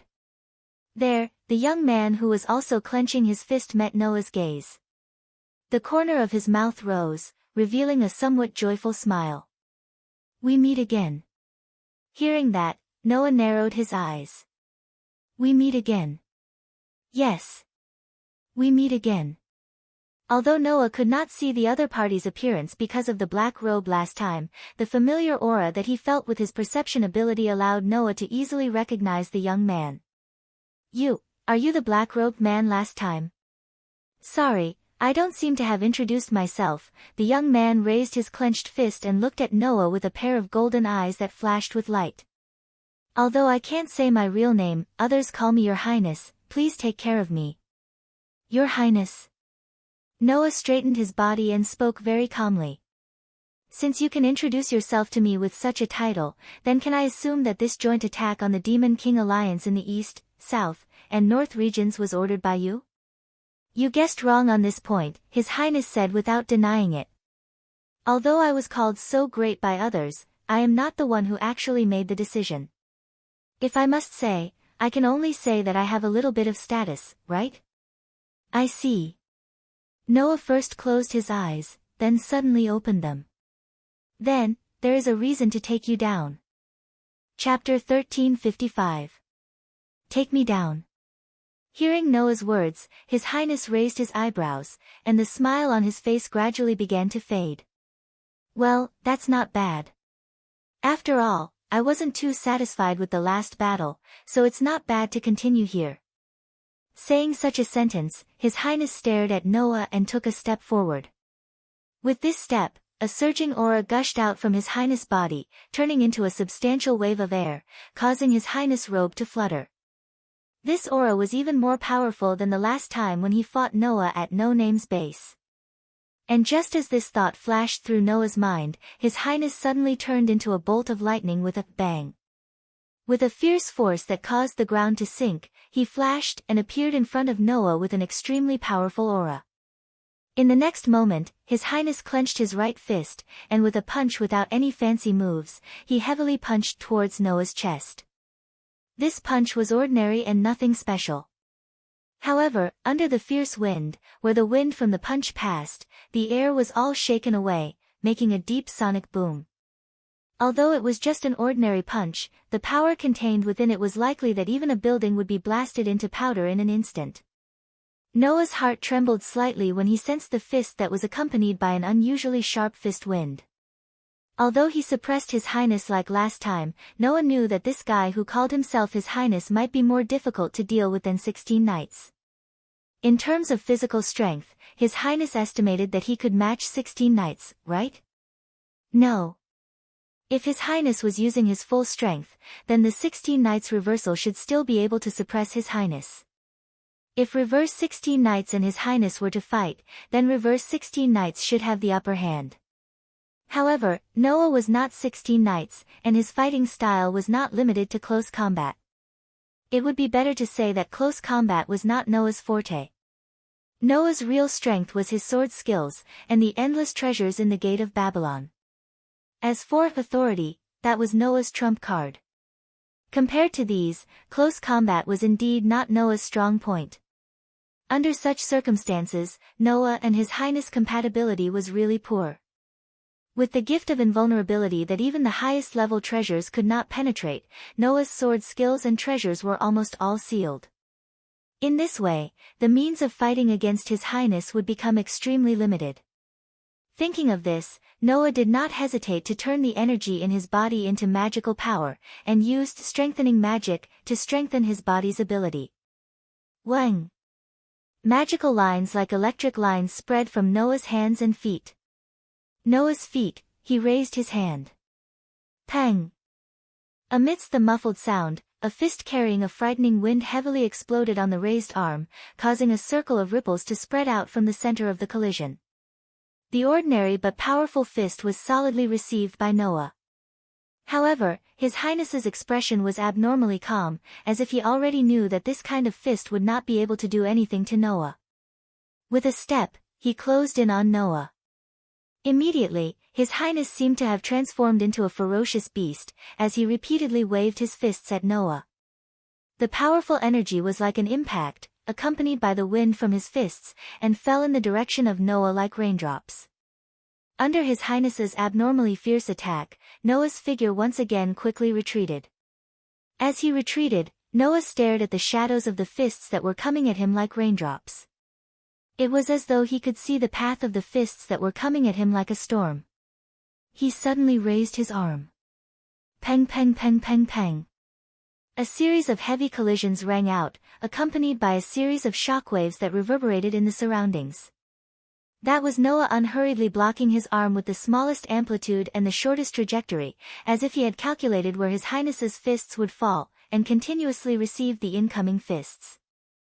Suddenly, His Highness and Noah respectively advanced and retreated, one like a beast launching a storm-like attack, the other like a fluttering leaf in a storm, unhurriedly retreating and blocking, causing the energy generated by the collision to shake repeatedly, resounding throughout the entire space. Seeing that Noah was retreating and blocking at the same time, and had no intention of taking the initiative to attack, His Highness's brows were tightly knitted, and his figure pressed towards Noah in an even more ferocious manner. His fists carried a powerful force, turning into a sky full of fists, directly enveloping Noah. Looking at the scene, it was as if the area in front of Noah was covered by fists, which was abnormally strange. This was a strange scene that could only be created when the speed of the fist had reached the extreme. Facing the rapidly enveloping fists, at the moment when the fists were about to land on Noah's body, Noah's pair of pitch-black deep eyes suddenly flashed, and he actually ignored the numerous fists that were covering the sky and earth, and finally clenched one of his hands to his waist. Immediately, that fist was like an arrow that pierced through the air, tearing through the layers of fists. Finally, it fiercely slammed into a fist that was hidden behind the numerous fists, and seemed to be much more condensed than the other fists. The moment the two fists collided, the fists that filled the sky directly dissipated, causing an astonishing wave of air to erupt like a gale. In the next second, Noah finally took the initiative to make a move for the first time since the beginning of the match. Taking advantage of the moment when His Highness's figure was slightly stagnant due to the full force of the punch, Noah suddenly withdrew his hand that had collided with His Highness's fist, and with a stomp of his foot, his entire body suddenly charged forward. The distance between Noah and His Highness was originally less than 2 meters. Therefore, Noah's charge almost didn't even take the blink of an eye, and his entire person flashed into His Highness's arms, and directly crashed into him without any reduction in momentum. In the midst of the muffled sound, Noah's body leaned sideways, and his shoulder heavily collided with His Highness's chest. His Highness suddenly groaned, and his body became unstable, and he fiercely retreated a few steps. It was also at this moment that Noah directly turned around, and in the direction of His Highness, who was staggering backwards, sent out a powerful kick. A deep sound rang out in the field. His Highness was directly sent flying by Noah's kick. Whoosh! In the sharp sound of breaking through the air, His Highness, who had turned into a cannonball, rubbed against the air, and heavily smashed into the wall of a building in the distance. The entire building, together with the wall, was smashed into pieces. As a result, the smashed building turned into rubble that filled the sky, and collapsed, burying His Highness's figure that was much smaller than the building itself. However, in the next second, the buried pile of rubble suddenly burst open. Inside, His Highness's body was like a bullet that shot out of a barrel, and violently shot in front of Noah. This time, it was His Highness's turn to unceremoniously slam into Noah's body. It was like a collision between two meteorites. Amidst the sound of the collision that made one's scalp numb, this time, it was Noah's body that was sent flying. He turned into a cannonball and slammed heavily into a lighthouse, breaking it in half and collapsing it. After the blessing of LV5 ability value and the strengthening of magic, Noah's physical ability was probably comparable to that of Reverse 16 Knights, who broke the rules. As for His Highness, although he was a little weaker than Reverse 16 Knights, the gap was not so big that it was unimaginable. Therefore, in a pure hand-to-hand battle, the advantage of both sides was not particularly obvious. In this way, both Noah and His Highness were ruthless. In the next moment, the ground was trampled by a terrifying force, causing a heavy sound. Two figures blasted out separately, rushing towards each other at an extremely fast speed that was not much inferior to the speed of Universe 3. Chapter 1356. Dong! The collision seemed to shake the air, causing the ground to tremble. Like living meteorites, Noah and His Highness both had burning eyes and were filled with fighting spirit as they faced each other. Peng peng peng peng. The muffled sounds that would hurt people's ears kept echoing in the space. At this moment, the two seemingly ordinary fists continued to greet each other, but they kept colliding with each other. Peng peng peng peng. Like heavy rhythmic syllables, the intense muffled sounds kept rising. At this moment, the two sides who were constantly waving their fists at each other intertwined, entangled, and separated in the space. They kept repeating the same action, causing the atmosphere in the air to become extremely fierce. After all, no matter which side it was, their strength was overwhelming. That fist, once swung out, would shake the air. That fist, once hit, would cause an impact. Affected by that kind of power, the ground had already sunk down repeatedly, causing spiderweb-like cracks to spread out continuously on the ground. It was quite a shocking scene. If one was hit by that kind of power, it was believed that even those who were confident in their physical strength would be turned into a pile of minced meat in an instant. Because that kind of power, even if it brushed past the body, would cause an ordinary person's skin to burst open. Because that kind of power, even if it hit the skull, would cause the hard skull to shatter like tofu. However, Noah and His Highness, who were both facing this kind of power, were completely fearless as they faced each other. In the face of a fist that could shake the air and scratch the skin, they also gathered all the strength in their body and bounced it off. In the face of a blow that could smash the skull at any time, they resisted it head-on with their burning immortal fighting spirit. Peng peng peng peng. The muffled sounds were incessant. Their arm strength was the same. Their leg strength was the same. Even their physical abilities were almost the same in all aspects. Under such circumstances, Noah and His Highness could only wave their fists, and continuously wave their fists, greeting each other with punches without any fancy moves. After all, when both sides had the same strength, there were only two ways to determine the outcome of the battle.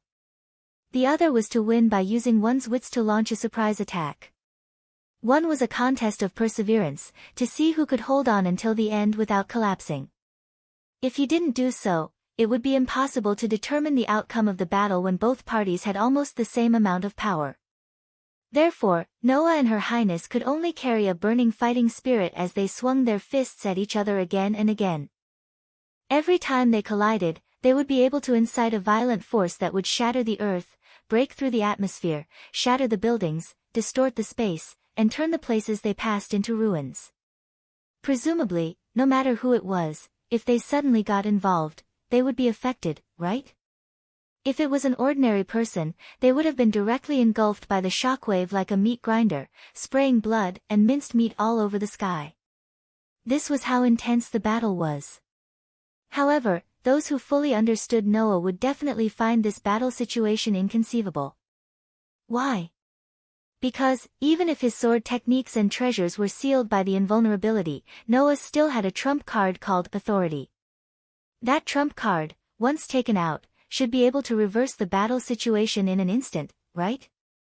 However, for some reason, undoubtedly, even at this stalemate, Noah still did not have the thought of using his authority. No. It was not that he did not have the thought of using it. In fact, Noah had long wanted to use his authority to take down Her Highness in one fell swoop. However, for some reason, every time Noah wanted to use his authority, an inexplicable uneasiness would attack his heart, causing him to instantly dispel the idea. As a result, the battle situation remained in this stalemate.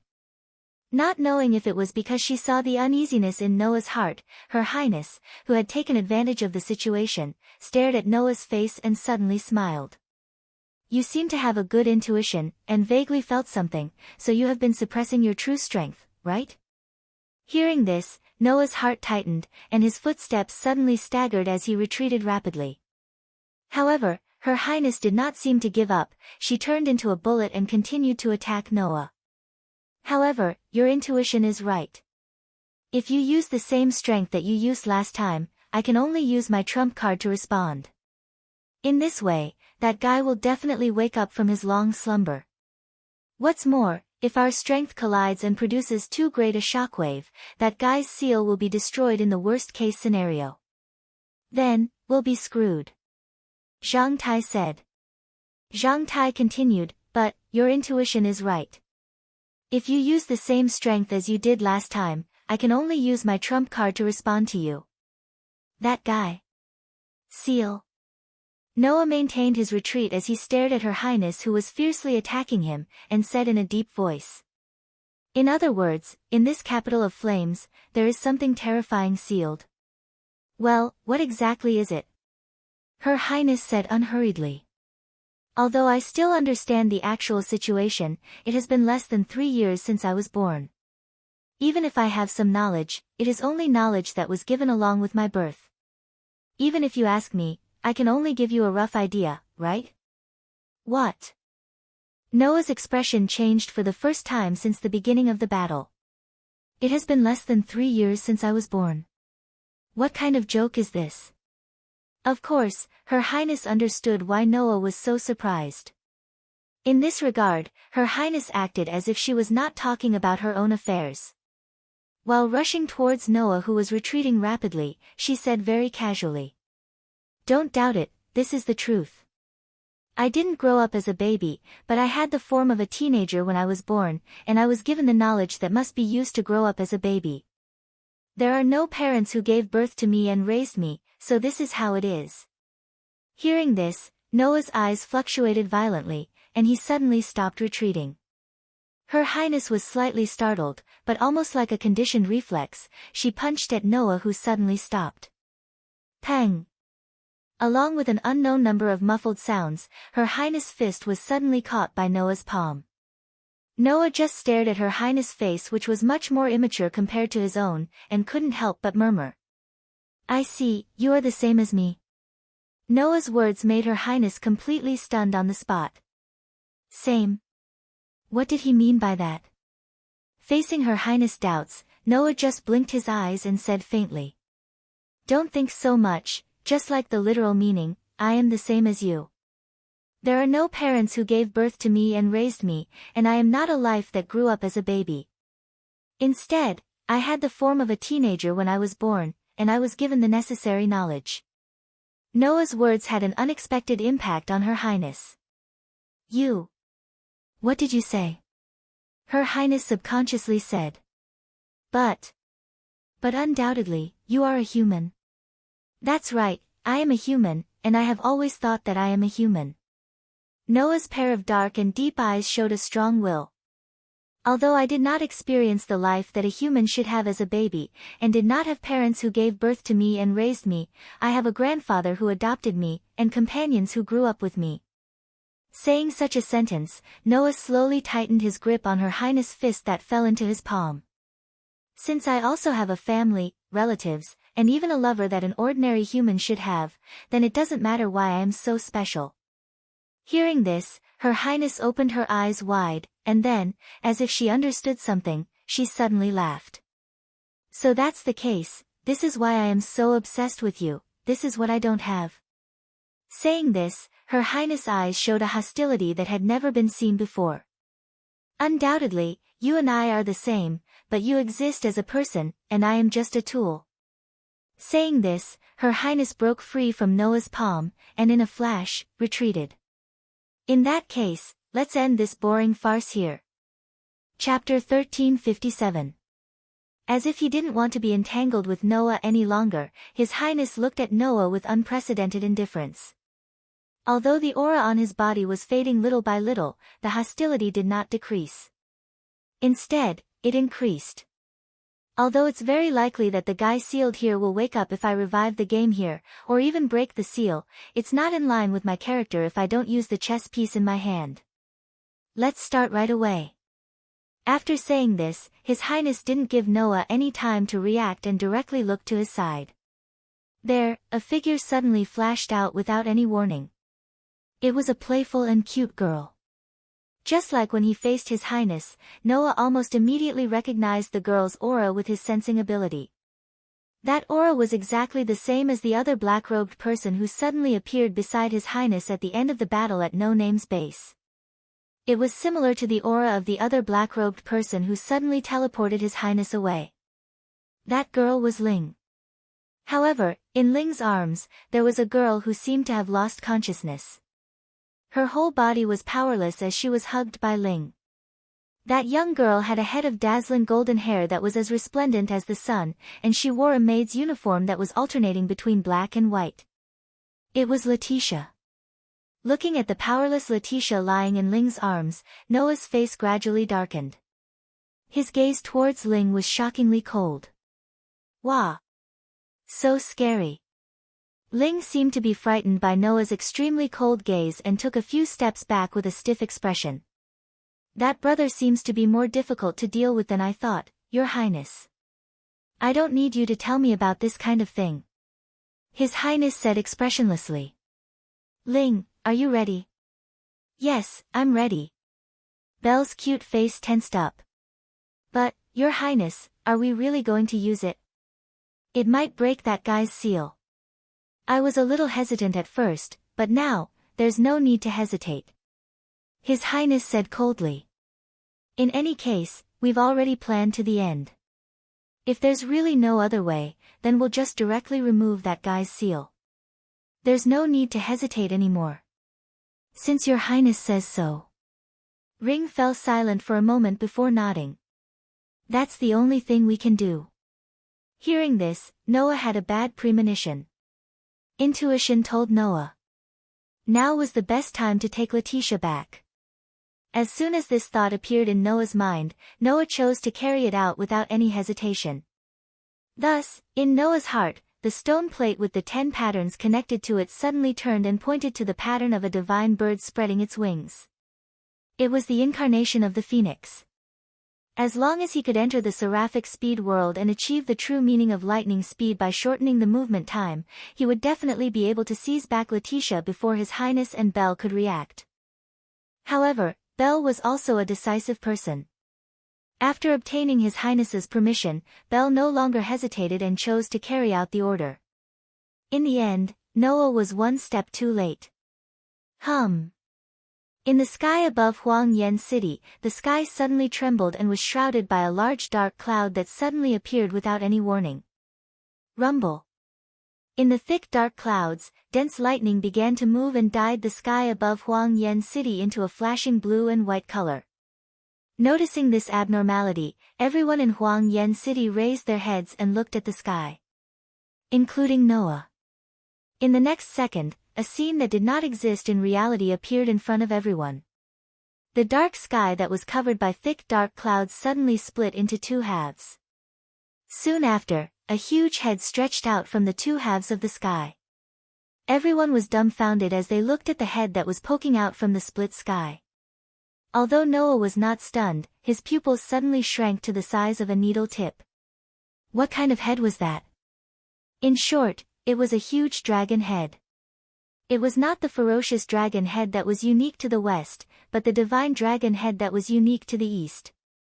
The size of such a dragon head was comparable to that of Huang Yen City below. It could even cover the sky and the sun. In the next moment, a pair of scarlet eyes suddenly opened on the huge dragon head that covered the sky and the sun. Roar, roar, roar, roar. Everyone in Huang Yen City was shocked. The space was distorted and turned into a huge sound wave that attacked the city below like a storm. The terrifying roar reverberated between heaven and earth. At this moment, a terrifying pressure that was almost solid descended from the sky and shrouded the entire Huang Yen City. Under such pressure, above the dark sky, one could faintly see the divine dragon's head that covered the sky and the sun. A silhouette that looked like a castle slowly descended. A huge dragon and a castle. In the sky, the dreamy scene was reflected in the eyes of everyone in Huang Yen City. Everyone was frozen on the spot and could not move at all. However, Noah could understand their feelings. Staring at the huge dragon's head that covered the sky, Noah's voice seemed like it would disappear in the wind at any time as he uttered word by word. Pure-blooded, dragon species, yes. Pure-blooded dragon species. That huge dragon was one of the 3 strongest species in the box court. At this moment, a voice that sounded like pain and struggle lightly sounded and entered Noah's ears. Master. Hearing this voice, Noah trembled and turned his head abruptly to look in Belle's direction. Letitia, who was lying in Belle's arms powerlessly, exuded a strange light all over her body. She raised her head with difficulty and stared at Noah with a pair of wine-red eyes as she squeezed out such a sentence. Aim, for the 13th, son. Leaving behind such a sentence, Letitia completely turned into a ray of light, suddenly rushed into the sky, and violently shot towards the horizon. Noah could only watch as Letitia, who had turned into a ray of light, was swallowed up by the dragon's head that blotted out the sky. Roar, roar, roar, roar, roar. The giant dragon seemed to have gained life as it let out an even more violent roar, causing a terrifying sound wave to reverberate between heaven and earth. Inside, pieces of black parchment suddenly took shape and fell down like raindrops. Bestowed game name, SUNSWNCHRONOUSORBATINVM Pauri Kanji contestants view, all life forms caught in the Beast Belt. Note, when the Beast Belt disappears, the game will be suspended indefinitely. Conditions for the participant to lose, none, death will not be considered as a loss. Prohibited items on the participant's side, none. Participant Punishment Clause 1, a time limit will be set for all participants who have fought against the game leader. Participant Punishment Clause 2, the time limit will be reset every 10 days and will continue to cycle. Participant Punishment Clause 3, the punishment will be randomly selected from impalement, crucifixion, and burning. Participant Punishment Clause 4, the removal method will only be applied when the game is cracked and interrupted. Participant Punishment Clause 5, the death of the participant is not included in the removal conditions, and will be permanently punished.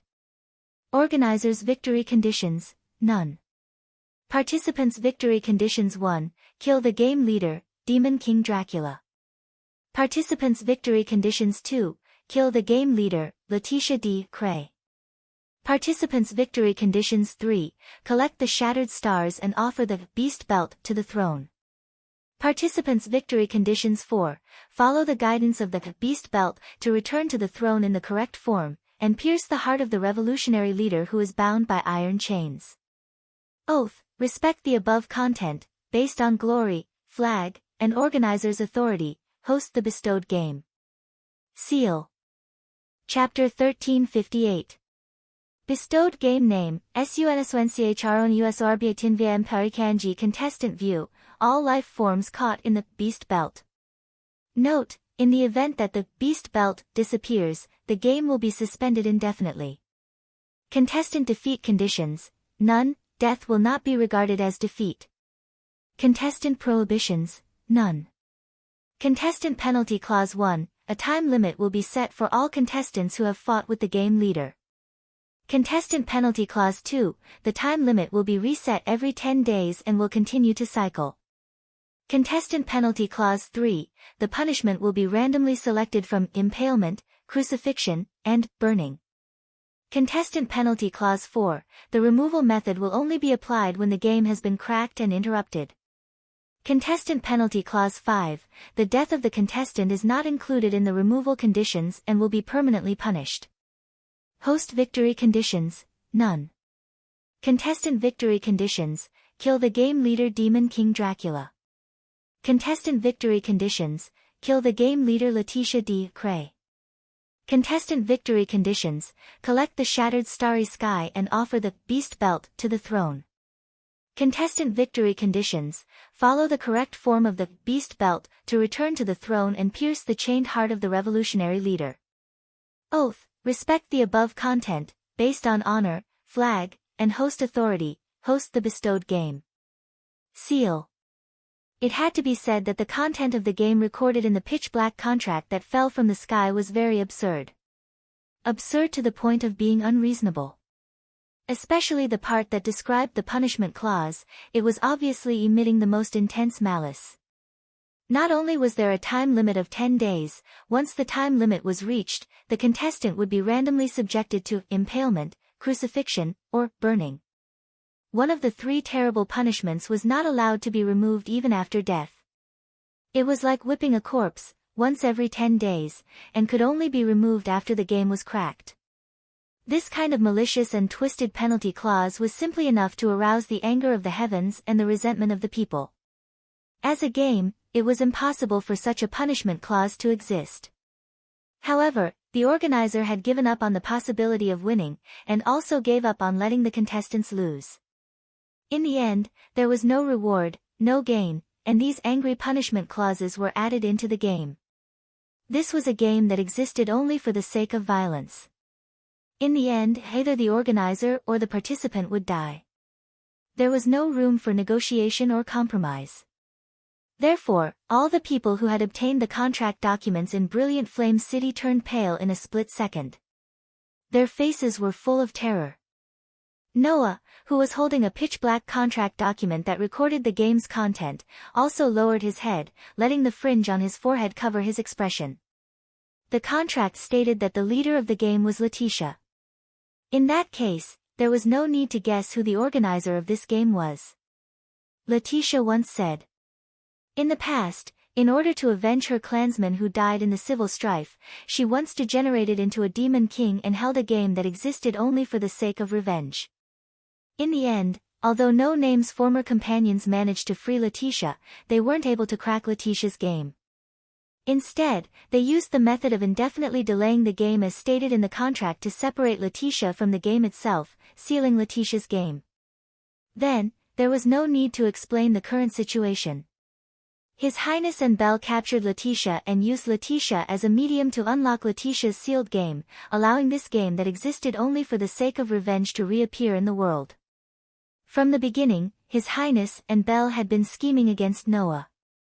They clearly knew that if the East, South, and North regions were attacked at the same time, the young ruler of the social class, Shadora, would be targeted and fall into a complete disadvantage. They also calculated that in the end, the only person who could change the situation by themselves was Noah. Therefore, they directly came to the north region, in order to wait for Noah's arrival, and also to wait for Letitia's arrival. The people called the Demon King Alliance, which meant that His Highness and Belle had long planned to use Letitia's game to attack the entire north region, and in the end, attack the east and south regions.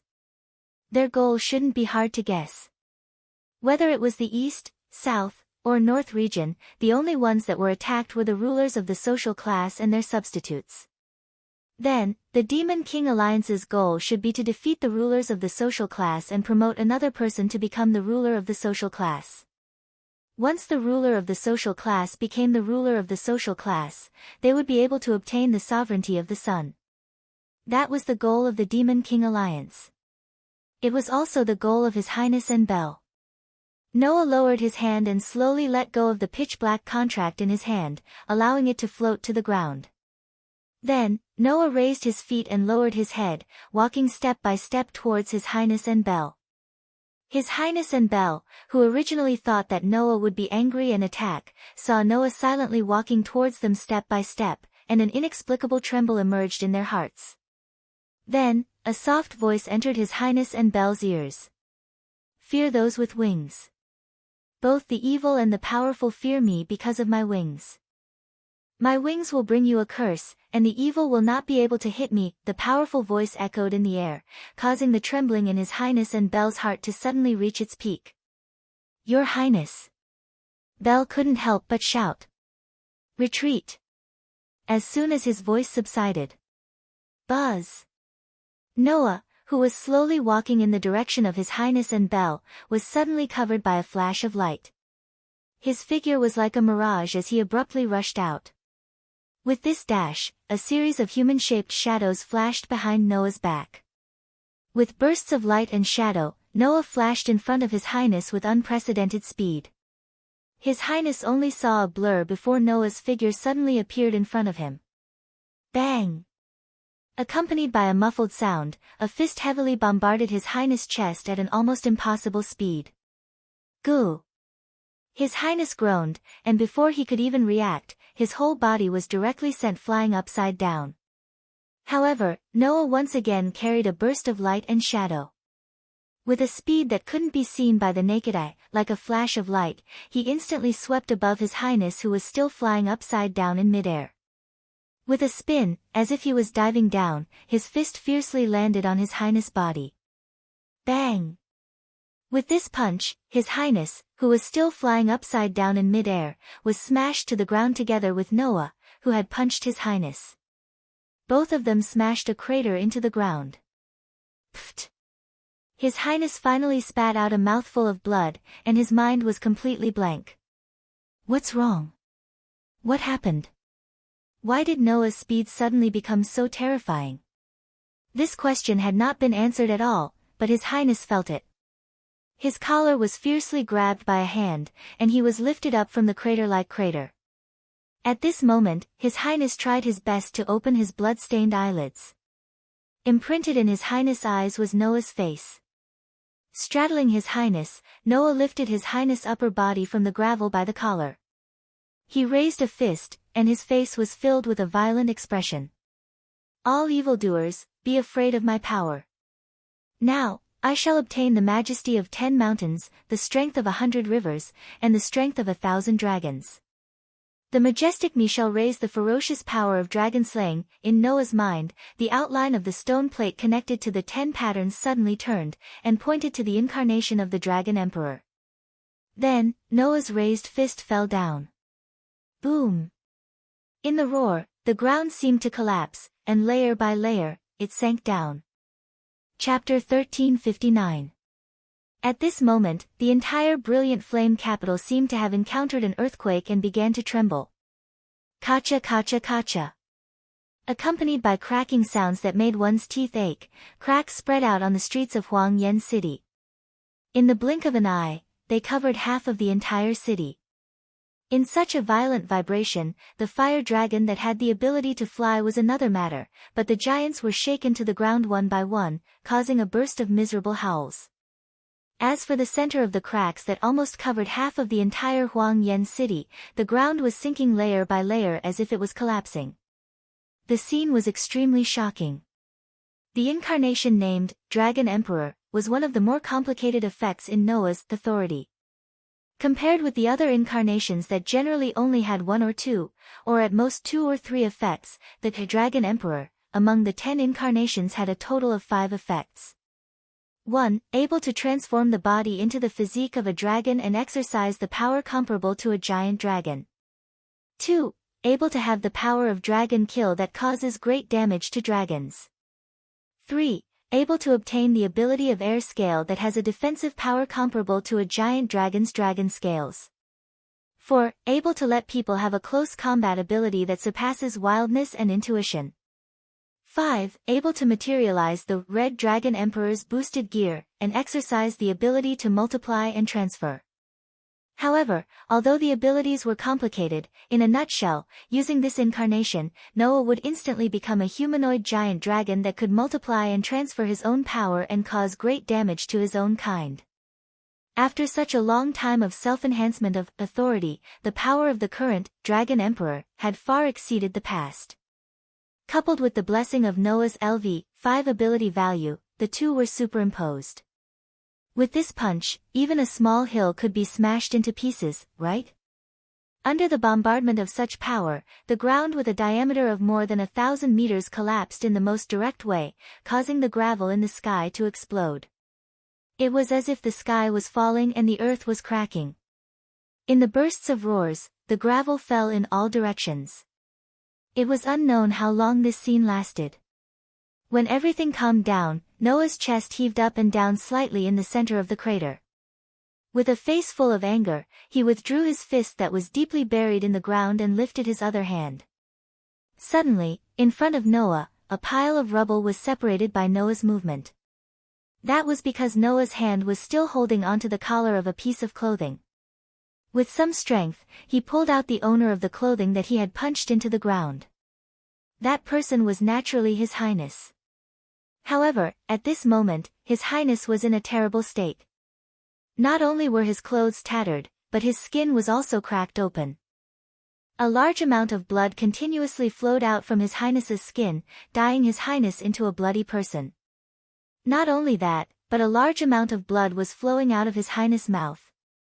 Even the corners of his eyes and nose were bleeding. It was simply too horrible to look at. Faced with such a miserable His Highness, Noah did not hide the anger in his heart and spoke coldly. "You're right, we're the same, but I exist as a human.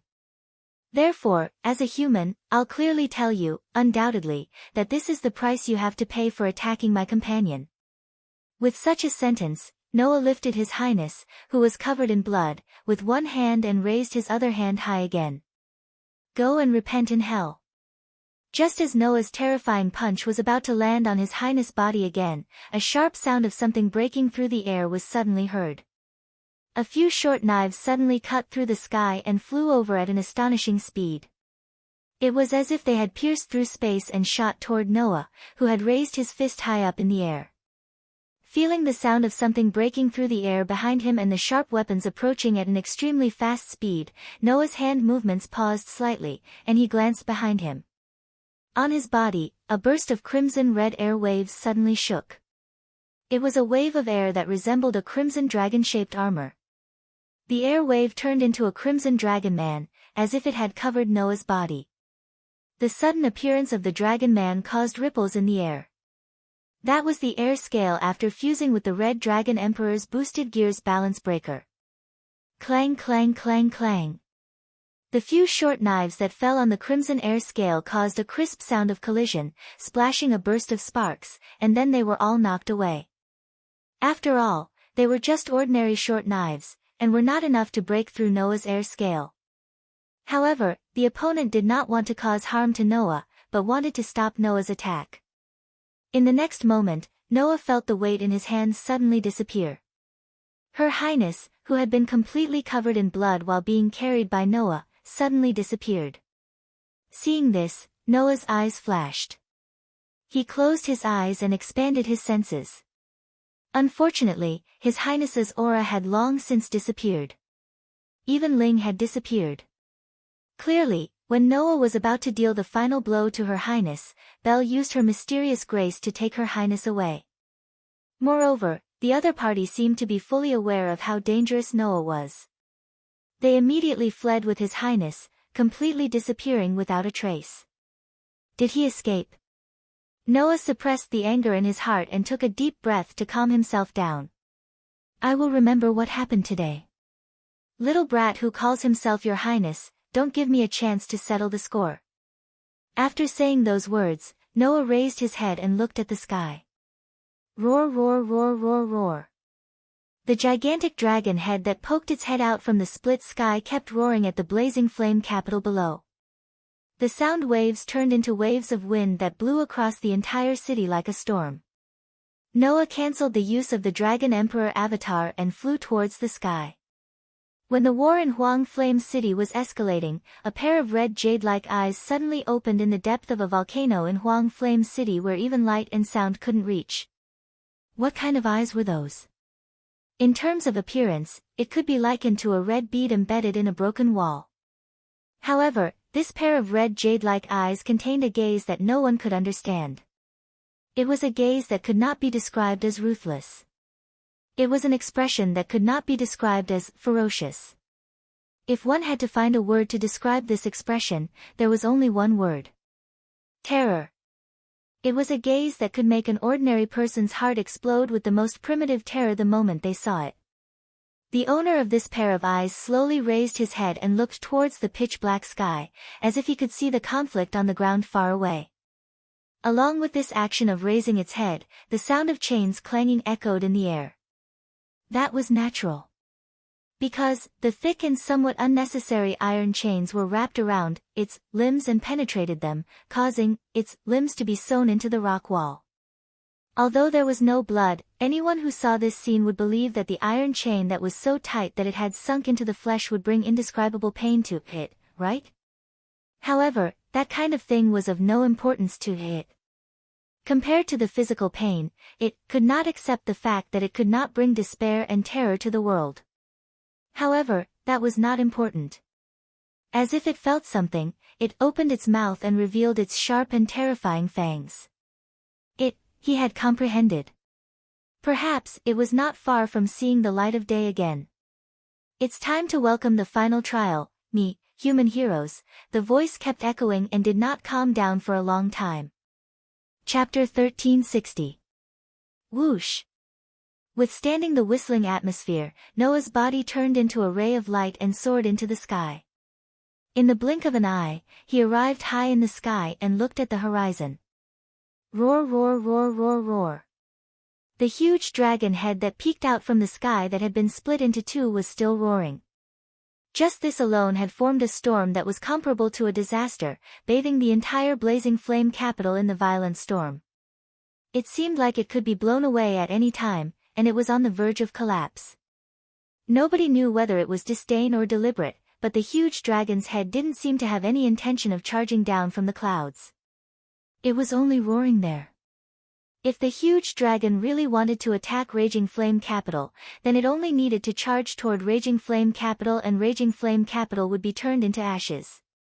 After all, just the head of the huge dragon was already comparable to the size of an entire city.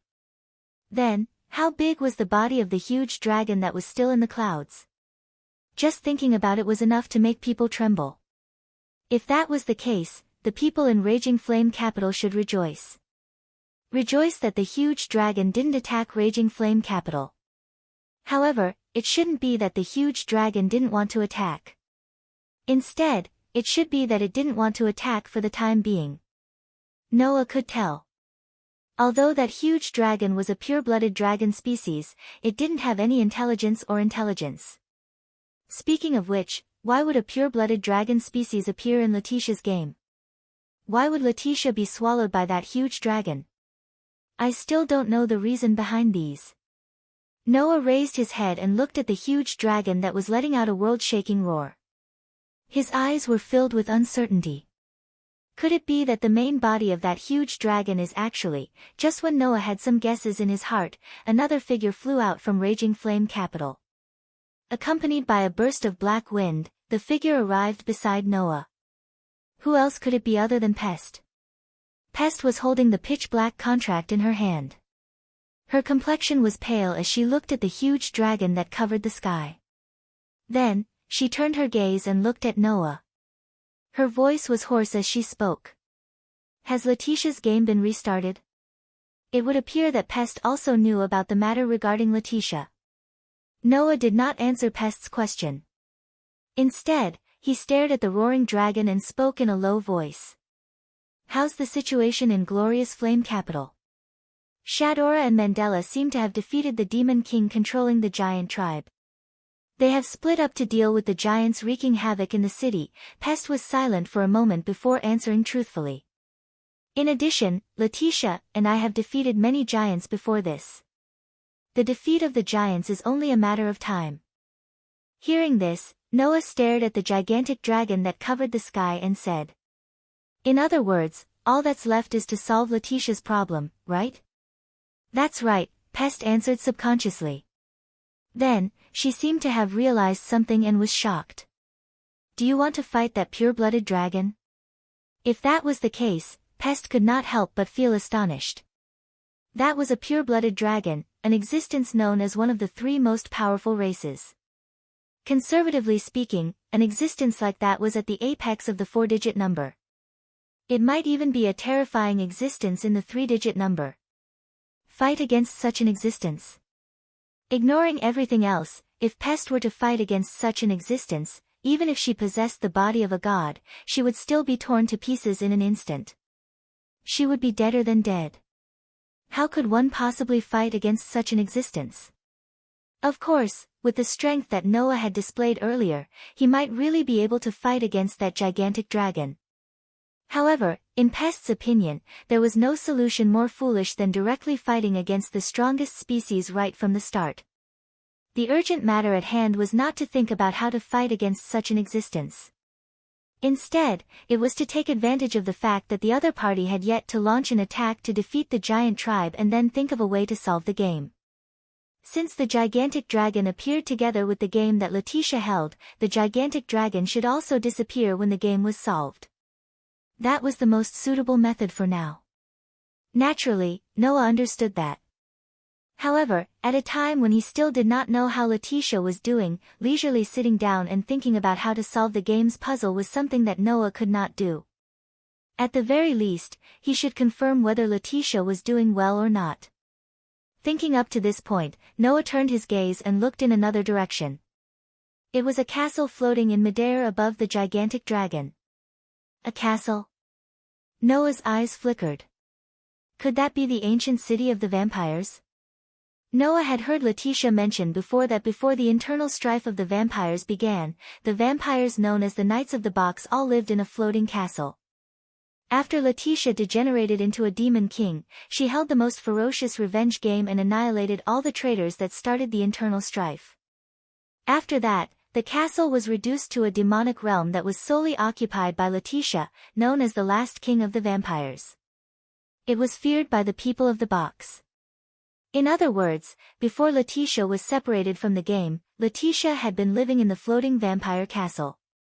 Later on, when Letitia was separated from the game, that castle was sealed together with the game. Now, as the game restarted, that ancient vampire castle seemed to have been resummoned. In that case, is it very possible that Letitia is up there? Noah immediately came to a decision. Pest, let's go check out the castle. A castle? Pest looked to the floating castle and sighed. Understood. After he finished saying those words, Noah turned into a ray of light. As for Pest, she turned into a burst of black wind and began to fly toward the direction of the floating ancient castle. Rumble. The closer they got to the dark clouds, the more violent the lightning that flashed back and forth in the clouds. The deafening sound of thunder continuously reverberated in the surroundings, causing pain in the eardrums of those who heard it. Noah and Pest deliberately took a detour around the enormous dragon. First, they flew into the thick clouds at a distance away from the enormous dragon. Then, they made a turn and flew toward the ancient castle floating above the enormous dragon. Gradually, as Noah and Pest approached the ancient castle, it grew bigger and bigger. This proved that Noah and Pest were rapidly approaching the location of the ancient castle. If this were to continue, the two of them should be able to enter the vampire castle soon. That is, if nothing were to stop them. Noah, who was flying toward the direction of the castle, suddenly sensed something. His eyes narrowed and he came to a stop. Pest immediately stopped as well. She asked in confusion. "What's wrong?" Noah did not say anything. He merely looked in the direction of the ancient castle, leading Pest's gaze to follow him. Only at this moment did Pest notice something. Not far from the vampire's castle, a strange black dot had appeared. It was a completely pitch-black shadow that seemed to be able to absorb all light. Like a swamp, it was wriggling non-stop and changing its appearance. That's right. It was a shadow. Shrinking, changing, expanding. It was a shadow that was repeating these actions non-stop. It was like a malicious spirit that had crawled up from the dark abyss. Darkness and formless killing intent surged all over its body. Pest spoke in astonishment when she saw that shadow. "What is that?" Not long after, she obtained the answer to her question. Rumble. Thunder continued to rise and fall in the sky. With the rumbling thunder as the background, the pitch-black shadow took the form of a human. It quietly stood before the floating castle and entered Noah and Pest's line of sight. A coat that gave off the air of a ruler was fluttering in the wind.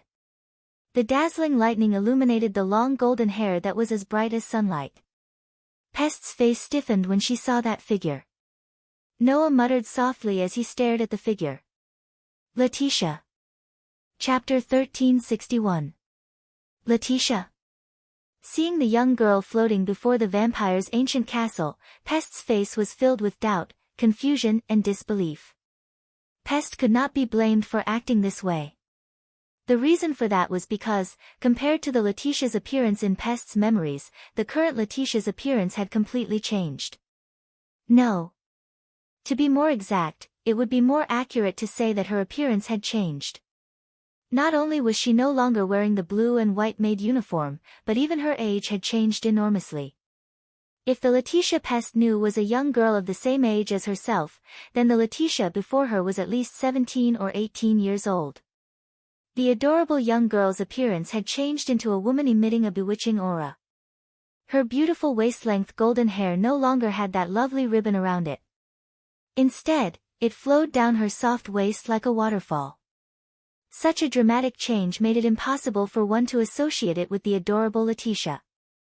However, the waist-length golden hair, deep red eyes and stern expression all possessed Letitia's shadow. In other words, it was the feeling of Letitia suddenly becoming an adult. Half an hour ago, the maid who could be considered to be of the same age as Pest had now transformed into such a mature and bewitching appearance. It was no wonder Pest would react in such a manner.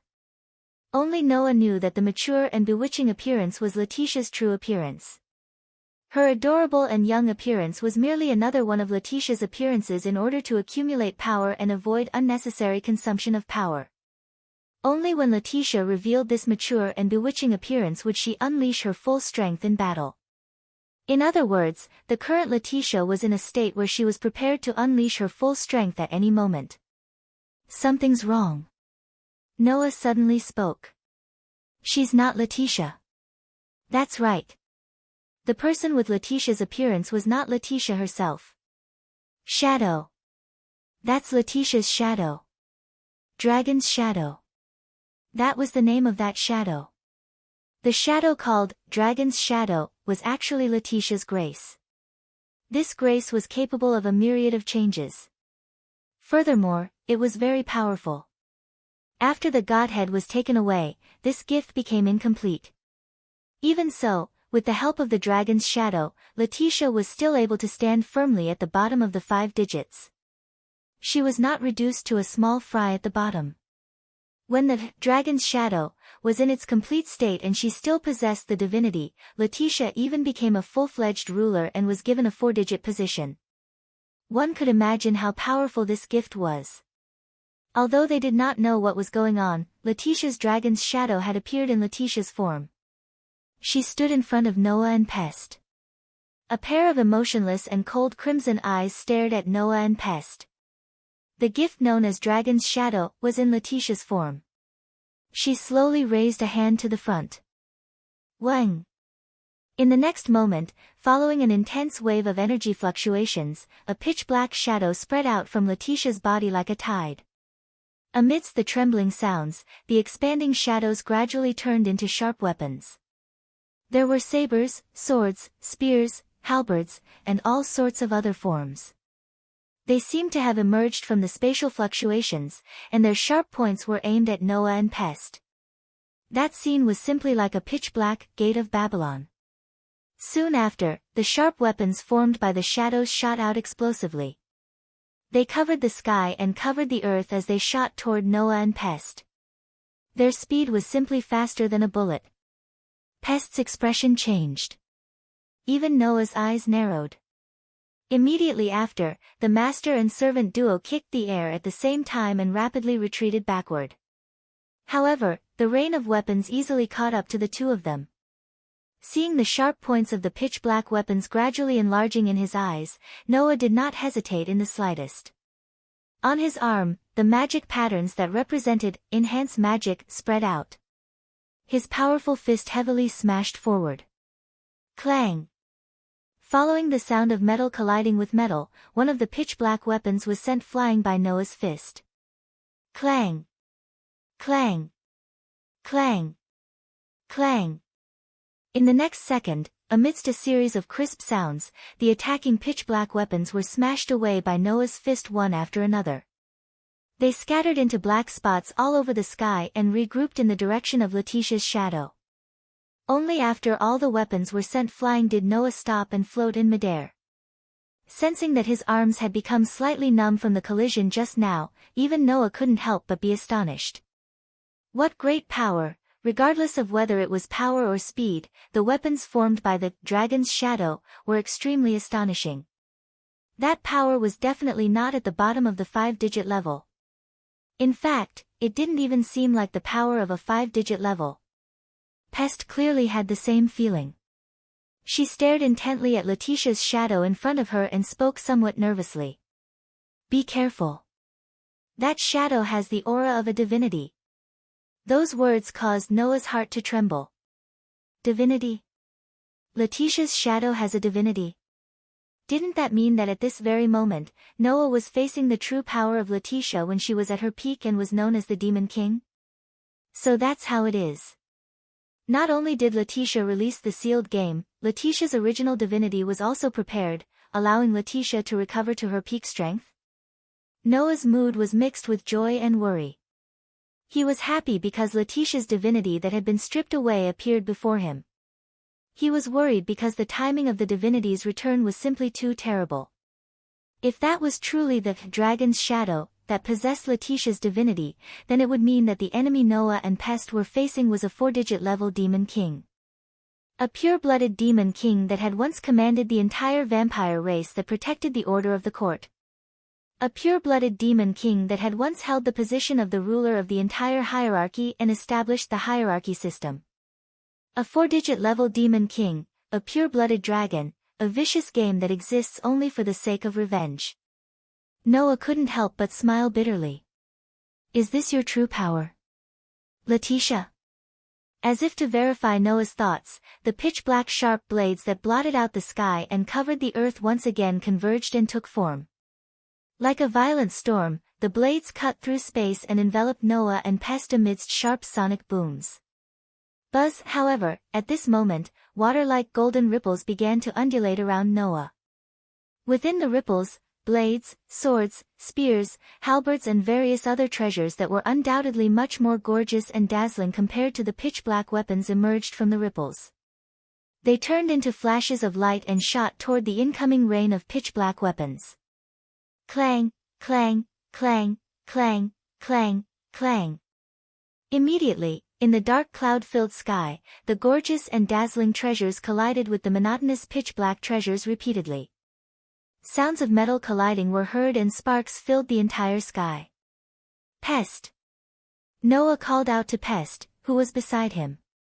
Stay here and take care of Letitia's shadow. Huh? Pest was startled. You want me to take care of Letitia's shadow? There's nothing to be surprised about. Although that shadow possesses Letitia's divinity, it doesn't seem to possess any intelligence. It only knows how to launch simple attacks. With your 5-digit level divine power, it won't be hard for you to tangle with her, said Noah. I don't have time to waste here.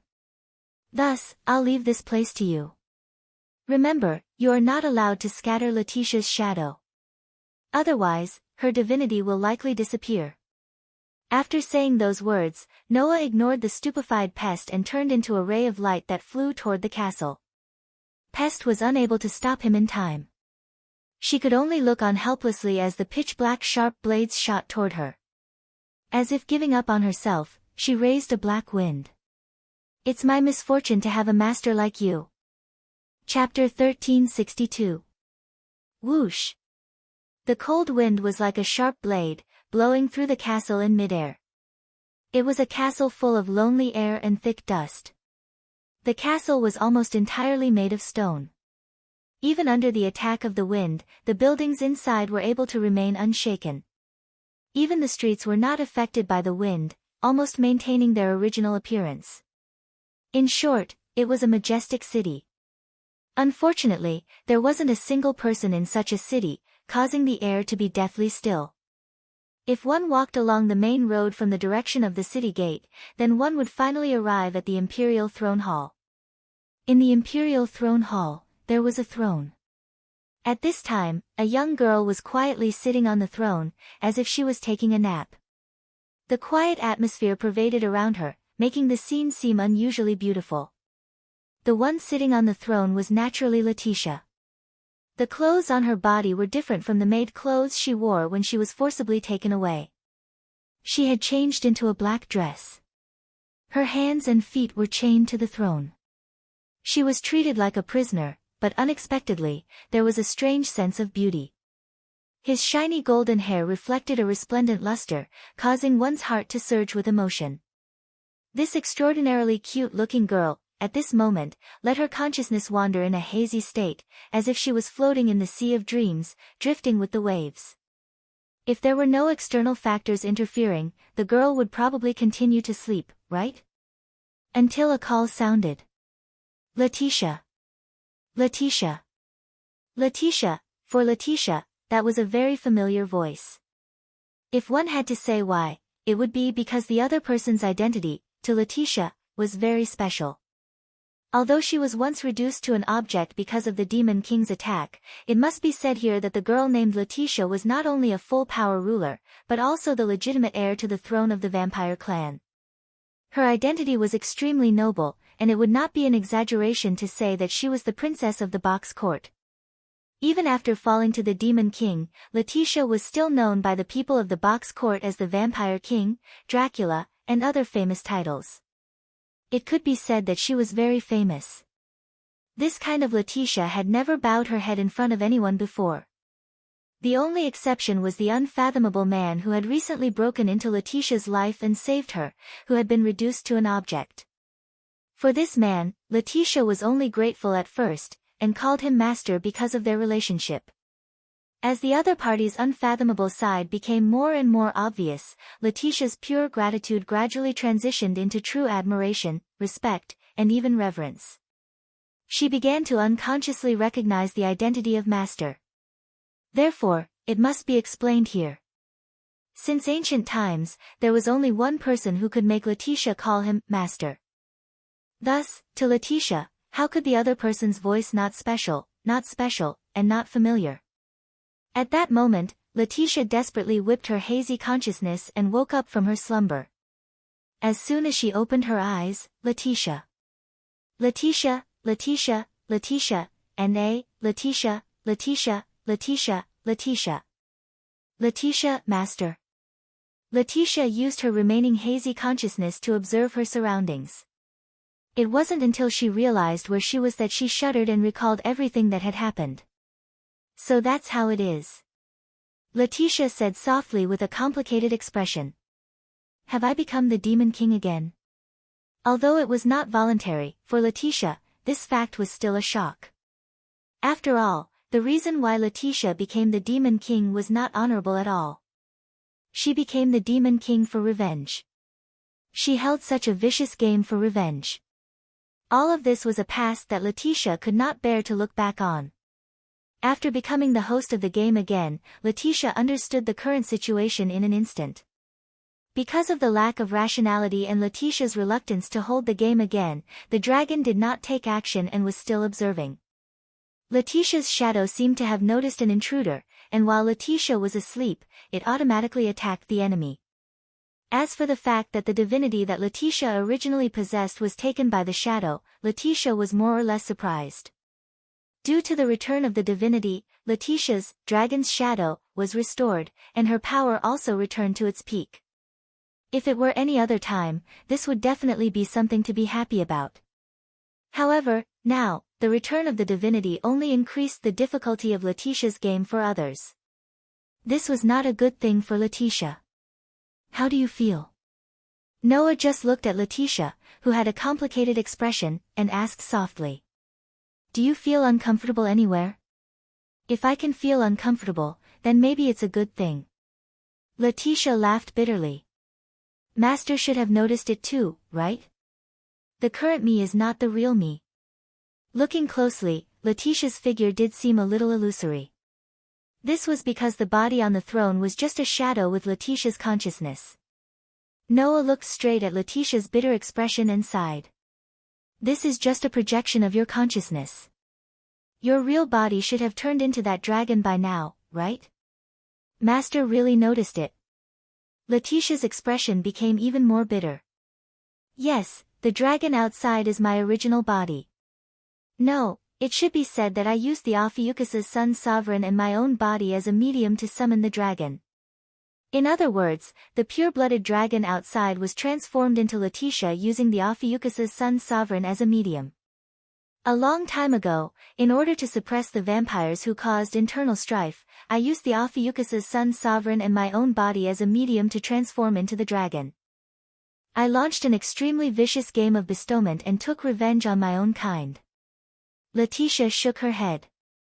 Only by transforming into the strongest species of the box court did I have the ability to fight against almost half of the vampires by myself. I even wandered in the box court for an extremely long time, wreaking havoc as the Demon King until today. That's already in the past, right? Noah couldn't help but interject. Now, you don't want to endanger the box court as the Demon King anymore, right?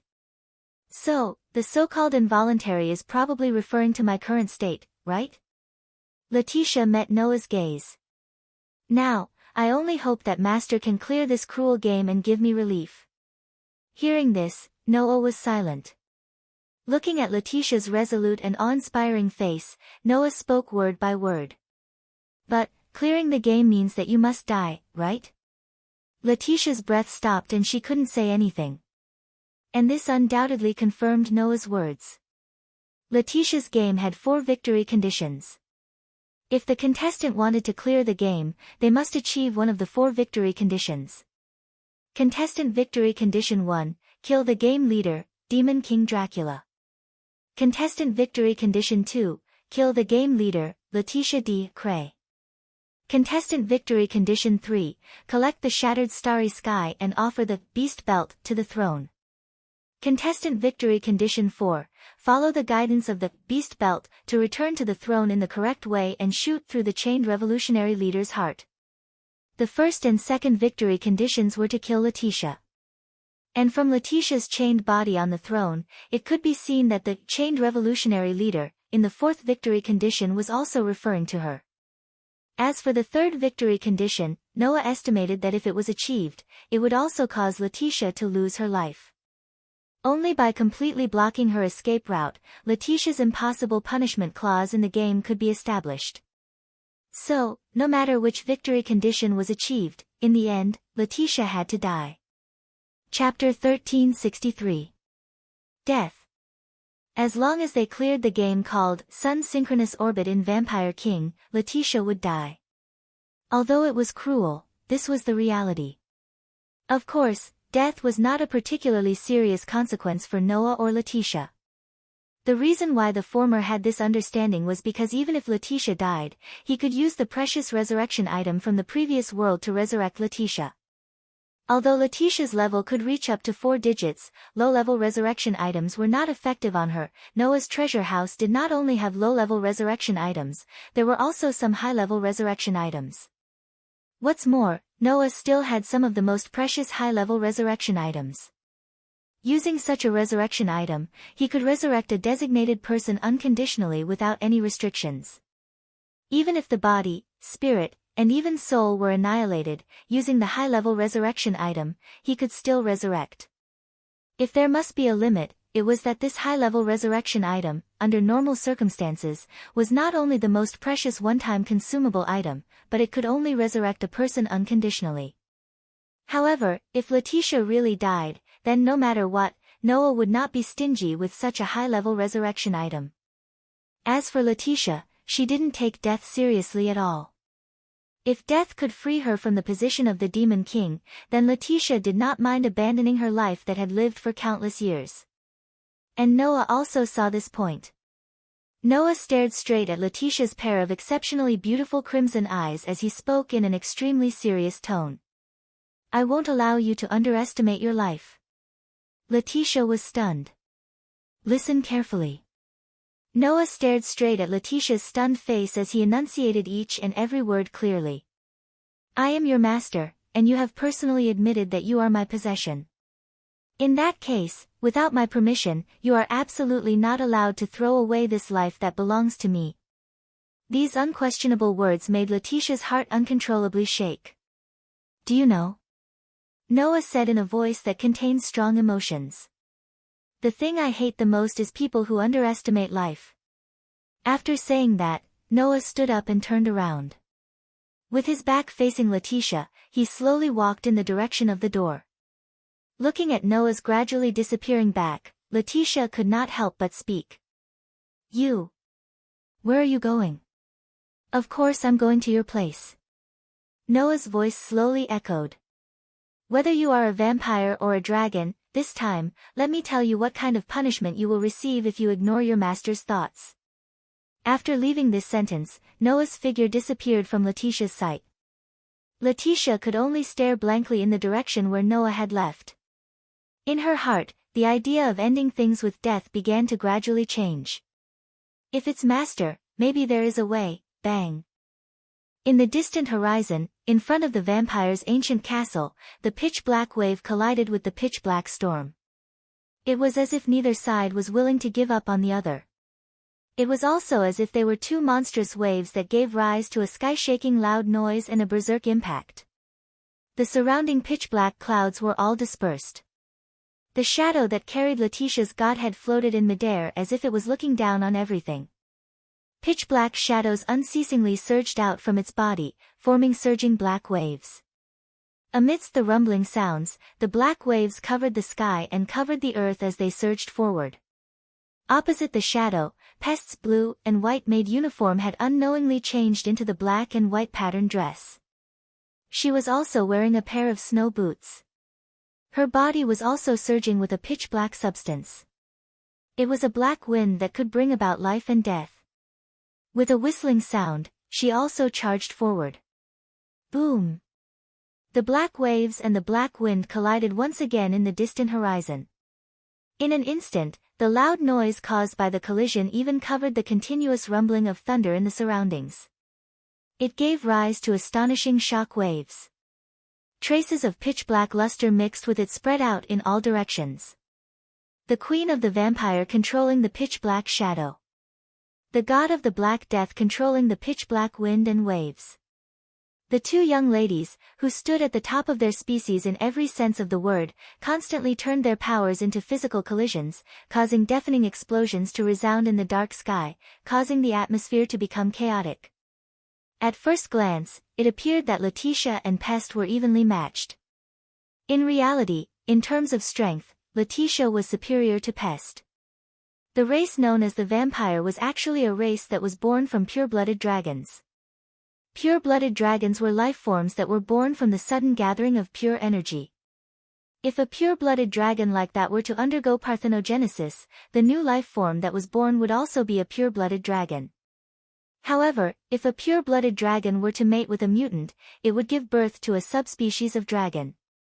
Thus, according to speculation, it was very possible that the vampires were the descendants of a pure-blooded dragon after a pure-blooded dragon mated with a mutant. After a long period of time, the vampires evolved into the pure-blooded dragon race. This was something that could be seen from the fact that Letitia was known as the Demon King Dracula. After all, Dracula was a very famous vampire. However, according to the historical records, Dracula was a male. He was not related to Letitia at all. Thus, the reason why Letitia was known as Dracula was because Dracula was known as Draculia. In other words, Dracula was the son of the dragon. Because of this, Letitia was known as the Demon King Dracula after she became the Demon King. As for the grace of the dragon's shadow, it was the shadow of the dragon that the vampires believed in. From this, one could imagine exactly how high the grade of the grace of a pure-blooded dragon was. Only by possessing this grace of the dragon's shadow and the power of her divine spark was Letitia able to reach 4 digits. In terms of pure strength, even though Pest was a deity and was at the peak of 5 digits, she was still no match for Letitia. Unfortunately, it is really as that guy said. You only know how to use simple attacks. You are simply unable to unleash the true power of 4 digits. Pest turned the wind of death into a rapidly spinning pitch-black tornado. Like a drill, the tornado shot toward Letitia. If this is the case, it would be one thing if you were in existence at the peak of 5 digits. However, as a deity at the peak of 5 digits, I am still able to fight against you. Like a berserk tornado, the wind of death streaked across the sky and shot straight toward Letitia. Facing this attack, Letitia's expression remained unchanged. She raised her hand, and the surrounding shadows started to tremble. They started to frantically spin in the air. Not long afterward, they turned into a pitch-black tornado. Like a black python that could devour heaven and earth, the tornado twisted and faced the incoming wind of death. Rumble. The pitch-black tornado collided with the wind and waves. Like a meteorite colliding with Earth, it gave rise to a rumble much louder than any of the previous collisions. The berserk shockwaves spread in all directions and dispersed the surrounding black clouds. If this were to continue, the battle would likely continue to be in a stalemate. It was mainly because of Noah's instructions that Pest did not attack Letitia to death. Otherwise, with the overly simple movement pattern of the dragon's shadow, Pest would still be able to find an opportunity to kill Letitia. At the moment when Letitia and Pest were locked in a stalemate, a ray of light flew out from the vampire's ancient castle. Sensing that ray of light, Pest's movements turned sluggish for a moment. This sluggishness caused the attention of Letitia's shadow to be completely captured by the ray of light flying out from the ancient castle. Buzz! Immediately, the black shadows that filled the sky turned into sharp weapons and shot toward the ray of light. Chapter 1364. Whoosh! The pitch-black martial tools formed from pure shadows streaked through the air. Amidst sharp sonic booms, they shot toward the ray of light flying out from the vampire's ancient castle. Seeing this scene, Pest's heart tightened. She subconsciously cried out, "That's right. Be careful." At practically the instant this voice sounded, the ray of light flying out from the vampire's ancient castle stopped. Then, it spoke in a slightly furious voice. "Stop right there." Those words actually turned into tangible ripples. Carrying extremely dense power, they slowly reverberated through the air like ripples on the surface of a lake. The ripple-like power swept through the air. It also swept through the pitch-black martial tools formed from pure shadows that were shooting toward the ray of light from every direction. Right at this moment, it was as if the entire space had frozen. The pitch-black martial tools that were shooting out like bullets suddenly stopped in midair. Soon after, the voice that carried a little anger sounded once again. Return. As if they were soldiers that had received an order, the pitch-black martial tools exploded and returned to their shadows. Like streams of liquid, they flew back through the air and returned to the location of Letitia's shadow, entering her body. Such an inconceivable scene caused Pest's eyes to widen. Not to mention Pest, even Letitia, who was formed from the dragon's shadow, seemed to have crashed. Her entire body froze in place. Buzz! In the next second, several profound runes suddenly appeared around Letitia's shadow. They blossomed with dazzling radiance. The radiance turned into a pitch-black sphere that completely enveloped Letitia's shadow. Then, the sphere began to shrink. Not long after, it shrunk to the size of a palm. Then, it flew toward a certain direction and landed on a hand. Immediately afterward, the palm-sized pitch-black sphere was tossed toward Pest. Pest subconsciously caught it in her hand. "I'll leave it to you for safekeeping. Don't lose it." After leaving this sentence, Lu Guang once again flew out and shot in the direction of the giant dragon. Seeing the ray of light that was getting farther and farther away in her field of vision, then looking at the pitch-black sphere in her hand, Pest lowered her head in dejection. She wanted to cry but had no tears. Why did I work so hard?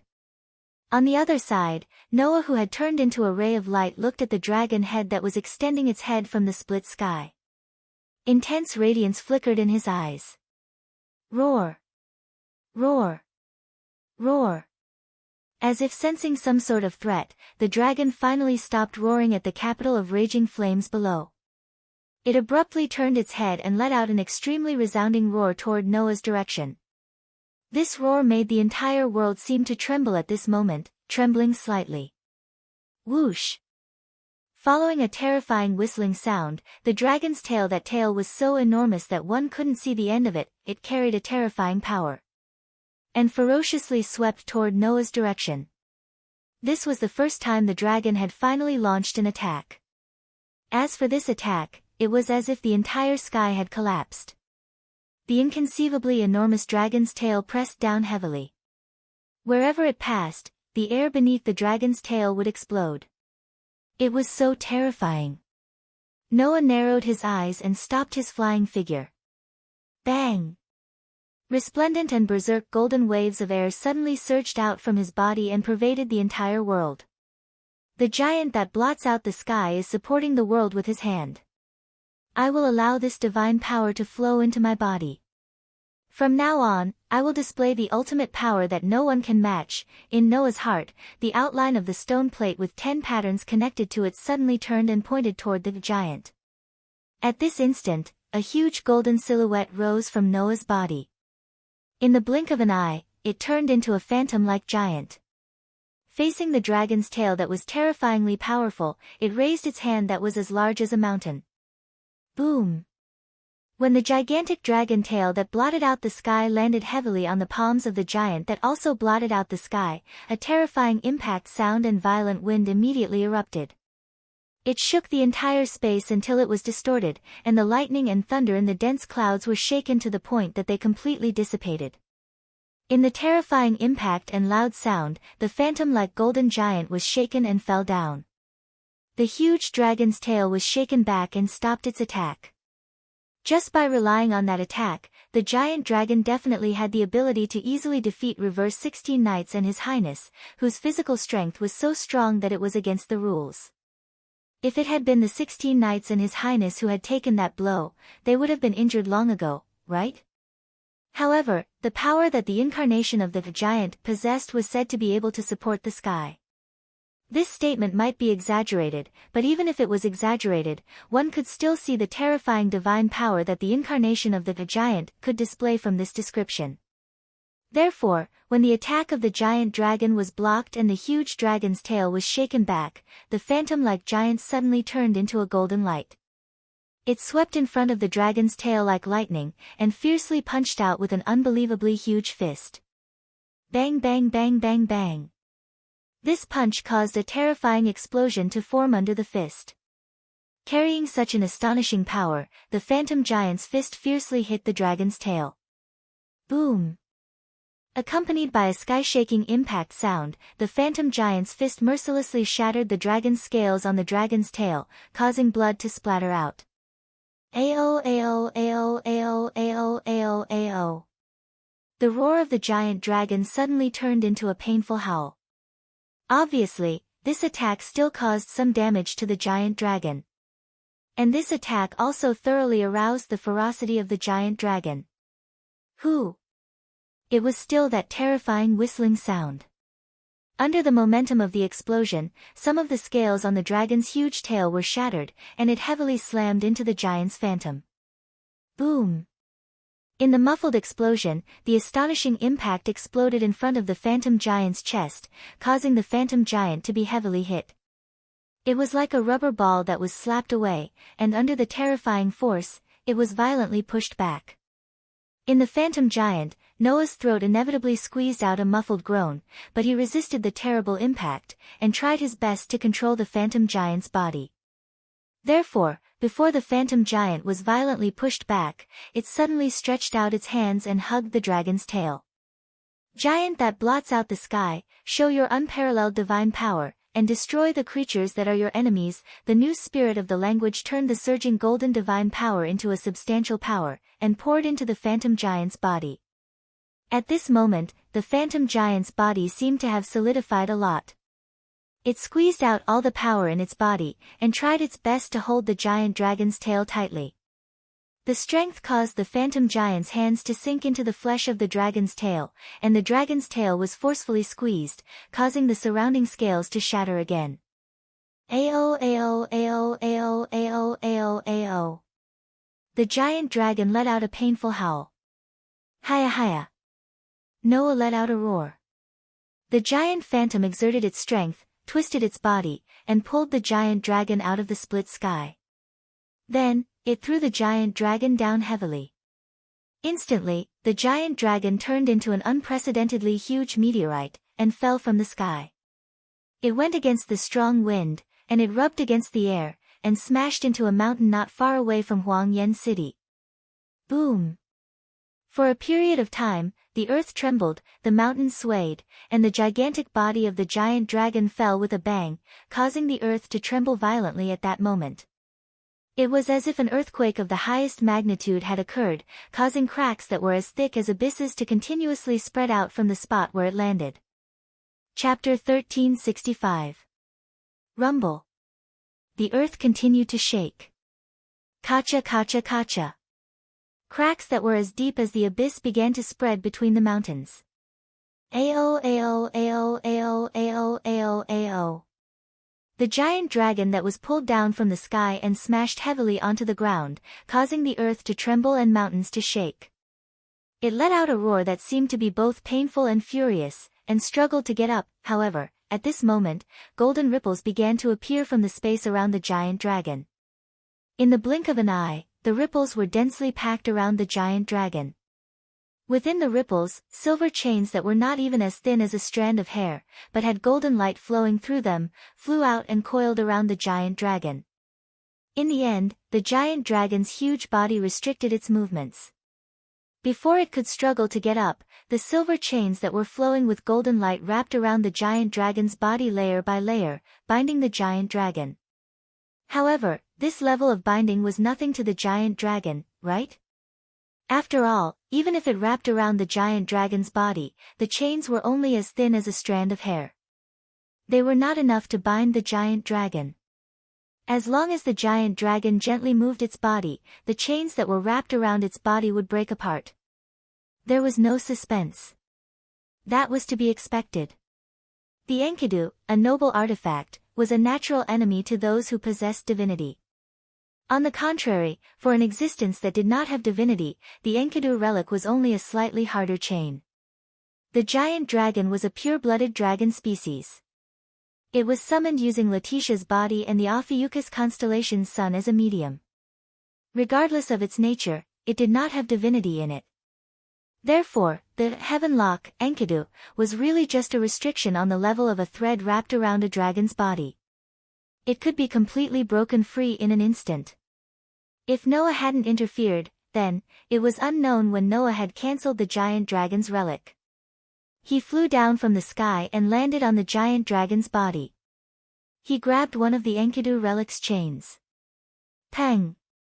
The divine power that surged around Noah's body turned into crimson waves of air. It was as if a crimson dragon that was only 2 meters tall and had green jade-like gems overlapped on Noah's body, setting off a gust of air. It was the Dragon Emperor's incarnation. Boost, boost, boost, boost, boost, boost, boost, boost, boost. The green gems on the crimson dragon phantom that overlapped with Noah's body flickered and spoke in a steady voice. Transfer. At a certain moment, the voice on the jade changed. The power that had multiplied countless times passed through Noah's hand that was holding onto the Enkidu relic. It was like a surging source of power that was being poured into the Enkidu relic. Wang! The flowing light on the Enkidu relic suddenly increased, causing a resplendent golden light to illuminate the entire world. It also illuminated every space in the surroundings. It was only during this period of time that the Enkidu's heavenly lock, which could only exert an extraordinary binding power on targets with divinity, had its hardness increased to an unimaginable level under the effect of the Red Dragon Emperor's boosted gear. Only at this moment did the giant dragon seem to have reacted. It began to struggle frantically. Roar, roar, roar, roar. Violent roars accompanied the giant dragon's struggle, constantly reverberating in the air. However, at this moment, it was already too late to struggle. After being multiplied by the Red Dragon Emperor's boosted gear countless times, the Enkidu relic's hardness had reached a level where it could restrain the giant dragon. Thus, no matter how the giant dragon struggled, the chains that were not even as thick as a single strand of hair to the giant dragon were like maggots in a tarsal bone. They firmly bound the giant dragon's body, firmly trapping it. Roar, roar, roar, roar. The valiant binding power caused the giant dragon, who was unable to break free, to let out a frantic roar. It began to struggle even more desperately. Under such a chaotic struggle, the earth shook continuously, causing ghastly fissures to rapidly expand. If the giant dragon was allowed to struggle wildly like this, then this piece of land would definitely become a barren land. Noah, who was holding onto the Enkidu relic, tried his best to stabilize his body under the giant dragon's struggle. A fierce light appeared in his eyes as he clenched his free hand into a fist and raised it high. Pang! The fist that carried a huge force directly bombarded the giant dragon's body, solidly landing on the giant dragon's huge body. Roar, roar, roar, roar, roar. The giant dragon's painful roar resounded. Although it did not have the terrifying strength of the giant transformation, the Dragon Emperor transformation still had the dragon kill ability to cause great damage to dragon-type creatures. As a pure-blooded dragon species, the giant dragon seemed to have been seriously injured by the dragon kill ability of the Dragon Emperor transformation. Even if there were no external injuries, the internal injuries caused by this attack should have accumulated. Clearly aware of this, Noah had just raised his fist and was about to strike a second time when he suddenly remembered that the giant dragon was actually Letitia. He then dispelled the thought of continuing to attack. Then, Noah pulled out the small silver sword from his waist. In Noah's body, the energy source that was originally filled with divine power suddenly changed. Half of it turned into divine power and was imbued into the small silver sword in Noah's hand. Clang! The highest-grade elven magic device named Demon Slayer bloomed in a brilliant white light and was tightly held in Noah's hand. Closing his eyes, Noah confirmed with his contracted elf in his mind. Aster, can you break the connection between Letitia and the giant dragon? The giant dragon was summoned by Letitia using herself as a medium and the sun sovereign of the Ophiuchus constellation. Since Letitia herself was used as a medium, there must be some kind of contractual power that connected Letitia and the giant dragon. If this was the case, then with Aster's resistance to curses that could even break contracts, he should be able to break this connection. At that time, the giant dragon's summoning would be ineffective and Letitia would be released. Aster's voice, who understood what Noah wanted to do, sounded in his mind. Although I can break it, Letitia, in addition to using herself as a medium, also used the power of the Sun Sovereign to summon a pure-blooded dragon. With my power, it might not be enough. No problem, this is also within my expectations. Noah tightly held the holy sword that was flickering with a brilliant white light. As long as it can be broken, if the power is not enough, let me multiply it. After saying this, the other half of the divine power in Noah's energy source surged. Boost, boost, boost, boost, boost, boost. The violent power poured into the silver holy sword. Transfer. The silver holy sword blossomed with a brilliant white light that illuminated the heaven and earth. Puchi. The silver holy sword that carried that astonishing white light pierced straight down and pierced through the giant dragon's body. Chapter 1366. The sky gradually brightened up. The thick layer of dark clouds that filled the entire sky slowly dissipated at some point, allowing the clear sky to return to this world. The sunlight illuminated the ruined flame capital, making it seem as though it was shrouded in a layer of golden gauze. It was exceptionally dazzling. That scene made people think of the dawn after the storm and couldn't help but feel that there was still hope in the world. Taking a closer look, in the distant sky, Vampire's ancient castle was still floating there without the slightest movement. As for the inside of Raging Flame Capital, the bodies of the giants were everywhere, and the ground was dyed with blood. Pterosaurs, fire dragons in human form, and fire lizards in lizard form were cleaning up the mess in every corner of Blazing Flame Capital. They were also carrying the injured people away on stretchers. They looked very busy. His Highness, who was overlooking the scene in Flame Capital from a cliff, was covered in bandages. Even half of his face was bandaged. After a while, he gradually closed his golden eyes. Looks like that guy really defeated the strongest kind of giant dragon. It had only been 3 hours since the dragon had disappeared into the sky. Before that, the severely injured His Highness was rescued by Bel from Noah's hands. Bel used the greatest healing power to heal him, but this was the extent of his recovery. One could imagine how terrifying Noah's fist was when he was in a rage.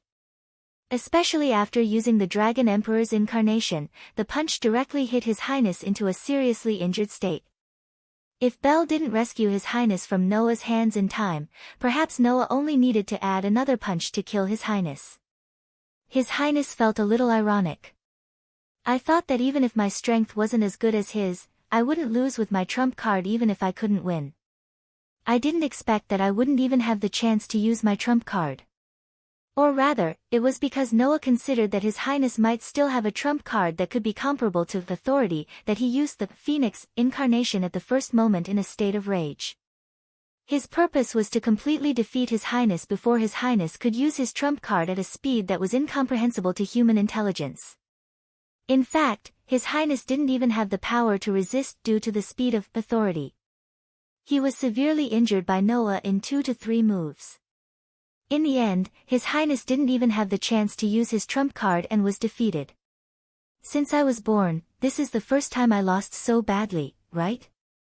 His Highness looked in the direction of Glorious Flame City as if he could see the man who had the same background but had a different fate. He muttered to himself. However, this miserable situation won't last forever, I promise. As soon as his voice fell, a spatial fluctuation began to spread behind His Highness. In the spatial fluctuation, several figures slowly appeared. There were a total of 3 people who appeared. One was a phantom beast with a pitch-black fur and a single horn. His upper body was that of a vulture and his lower body was that of a lion. His race was known as the Griffin. One was a witch wearing a strange robe that only exposed the lower half of her face, holding a harp in her hand. The other was a man wearing a gorgeous coat with a contrast of red and blue, dressed like a clown. The 3 figures appeared behind His Highness. Looking at His Highness who was wrapped in bandages, they had different reactions. The pitch-black griffin was surprised. The witch in the robe was shocked. The clown-like man raised his eyebrows. The 3's reactions completely expressed their impressions of His Highness. The first one doubted the reality of the scene in front of him. The second one felt that it was inconceivable. As for the third one, he was simply gloating. His Highness didn't seem to notice the 3's reactions, or perhaps it should be said that he guessed their reactions. He didn't even turn his head and leisurely greeted them. Gerald, Aurora, Maxwell, are you guys back? These three names corresponded to the griffin, the witch, and the clown. Your Highness. The witch, called Aurora by His Highness, said hesitantly. Your injury, don't mind it. His Highness waved his hand that wasn't wrapped in bandages. I just met an unexpected, interesting, and powerful opponent. Opponent? The griffin, called Elder Gu by His Highness, spat out a powerful voice. Is there anyone here who can be considered an opponent by His Highness? Perhaps, the other party doesn't even consider me as an opponent. His Highness sighed, smiled bitterly, and said this with a little indifference. Then, he returned to his casual appearance and turned his head. Since you're here, it means that the results of the attacks in the east and south are out, right? His words made Elder Gu and Aurora's faces stiffen. They were speechless. Seeing this scene, His Highness understood. I see, the attacks failed. This time, the people in charge of attacking the east, south, and north areas were all people here. Among them, His Highness and Belle were in charge of attacking the north area. Elder Gu and Aurora were in charge of attacking the south area. The man called Maxwell was in charge of attacking the east area. Of course, other than the people here, each group had a few other demon kings as the vanguard. From the looks of it, all the demon kings in the vanguard had been dealt with. It's fine if it's the south area. After all, that's that guy's community. No Name, who doesn't have a flag or a name, went as well. There are a few talents there, so it's not surprising that they were repelled. His Highness turned his gaze to Maxwell. However, the east area has an army of avatars from the final trial attacking it, but they still failed. Isn't that a little unreasonable? Hearing this, Maxwell was different from the other two. He had no respect for His Highness at all and said this casually. That can't be helped, Your Highness. That White Knight King returned the divine spark to Buddhism and completely released the power of the seal. The first generation of the three-headed dragon's avatars was almost annihilated in an instant. The remaining ones are just small fries. It's only a matter of time before they are destroyed, right? What? Elder Gu and Aurora's expressions changed drastically. The White Knight King returned the divine spark to Buddhism. I see, has the White Knight King returned? His Highness's expression also changed slightly, and then he snorted lightly. If that's the case, then there's really no other way. At this moment, Ling's figure flashed out beside His Highness and appeared in front of everyone. Your Highness. Ling directly looked at His Highness and spoke with a heavy expression. The giant dragon has indeed been defeated. The reason why Ling wasn't by His Highness' side was to go to the capital of Raging Flames to gather information. As soon as she returned, Ling brought back such news that His Highness had expected. They really defeated the strongest species. His Highness closed his eyes. Then, what happened to the seal? His Highness's words made the atmosphere of the entire space extremely heavy. Under such circumstances, Ling spoke with a gloomy expression. Although it's just a preliminary guess, I think that the seal hasn't been broken yet, but it should have woken up. This sentence made the heavy atmosphere even thicker. Is that so? His Highness murmured. Has it finally woken up? Now, what should we do?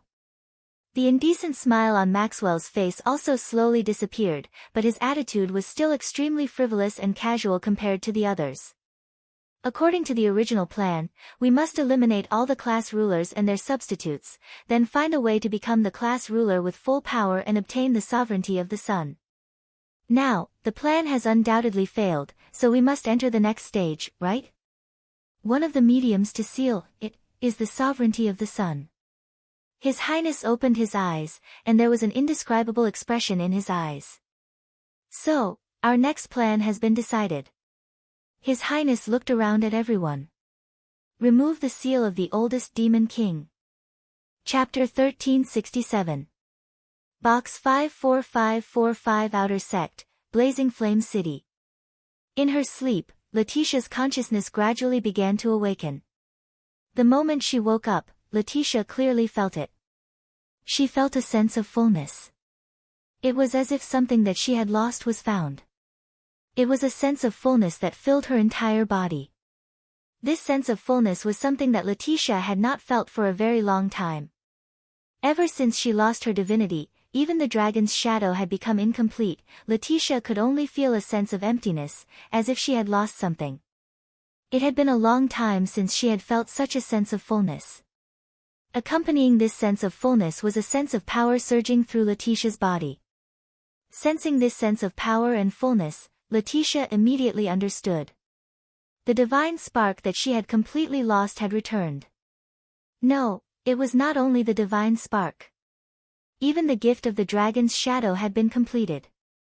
There was no longer anything missing. In other words, at this very moment, Letitia had finally obtained back the 4-digit amount of power that she had lost.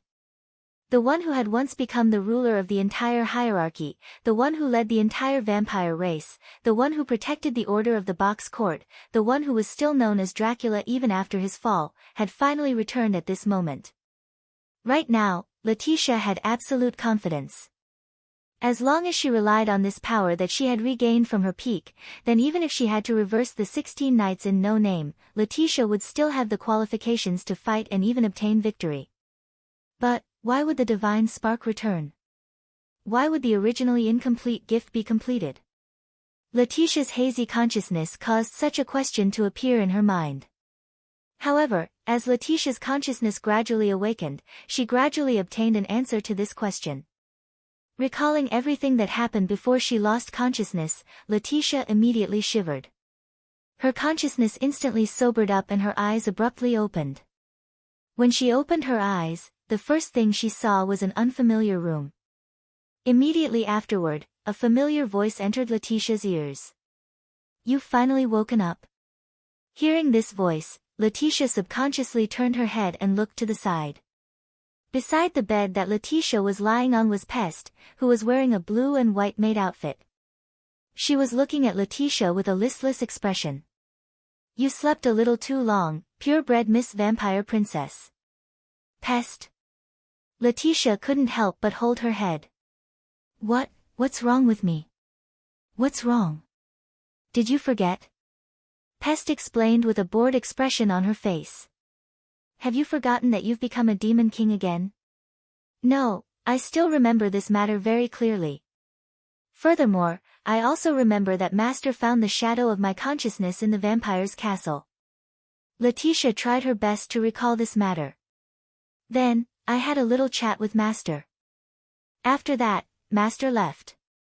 Not long after, my consciousness was suddenly cut off."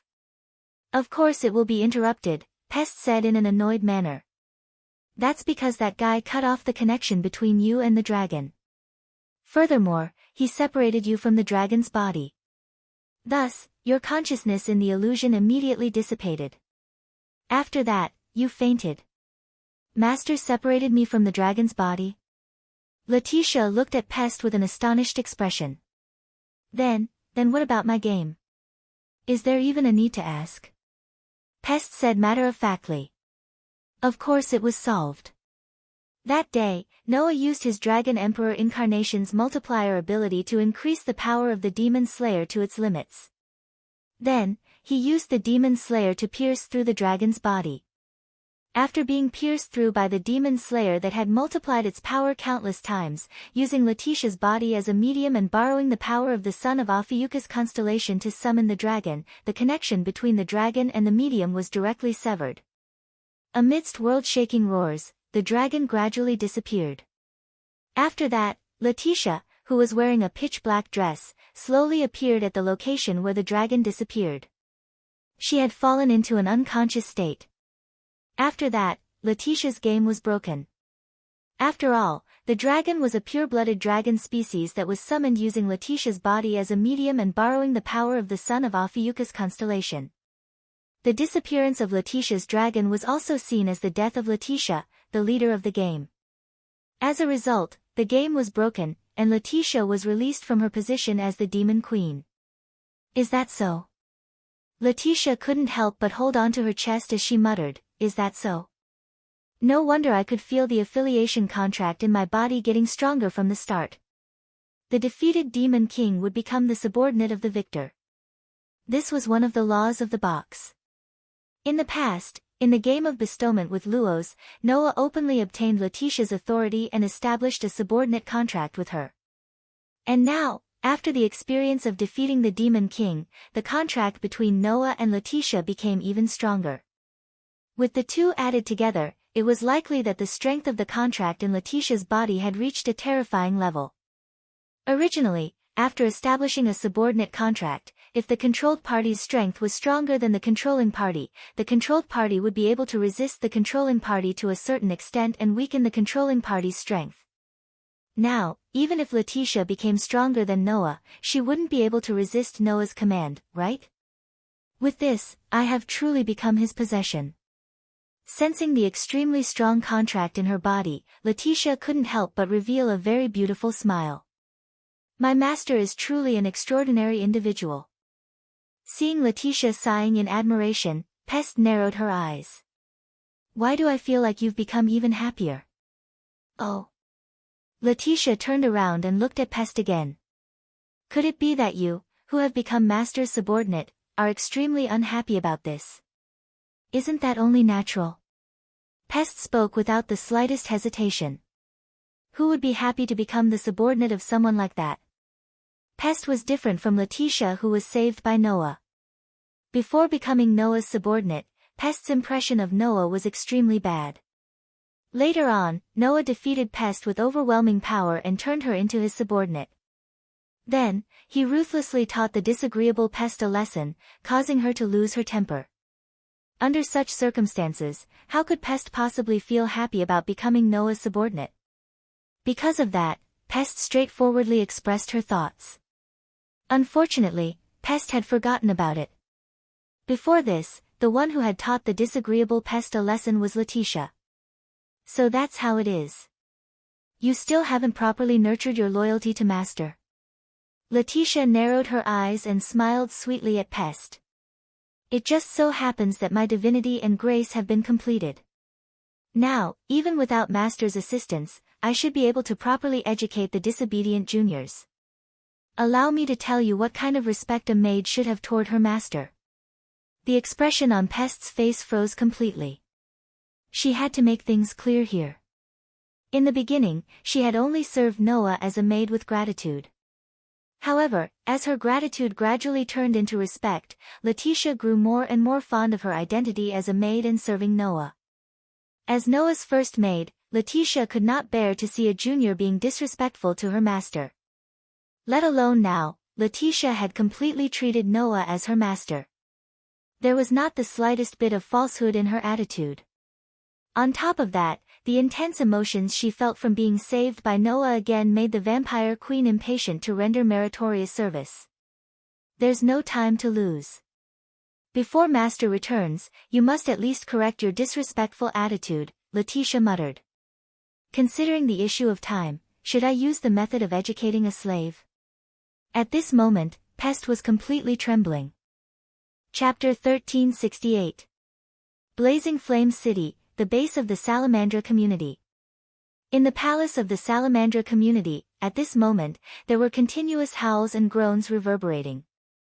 Looking carefully, in the extremely vast hall, the members of Salamandra community who had been injured in the previous battle with the giants were lying on stretchers one after another, almost filling the entire hall.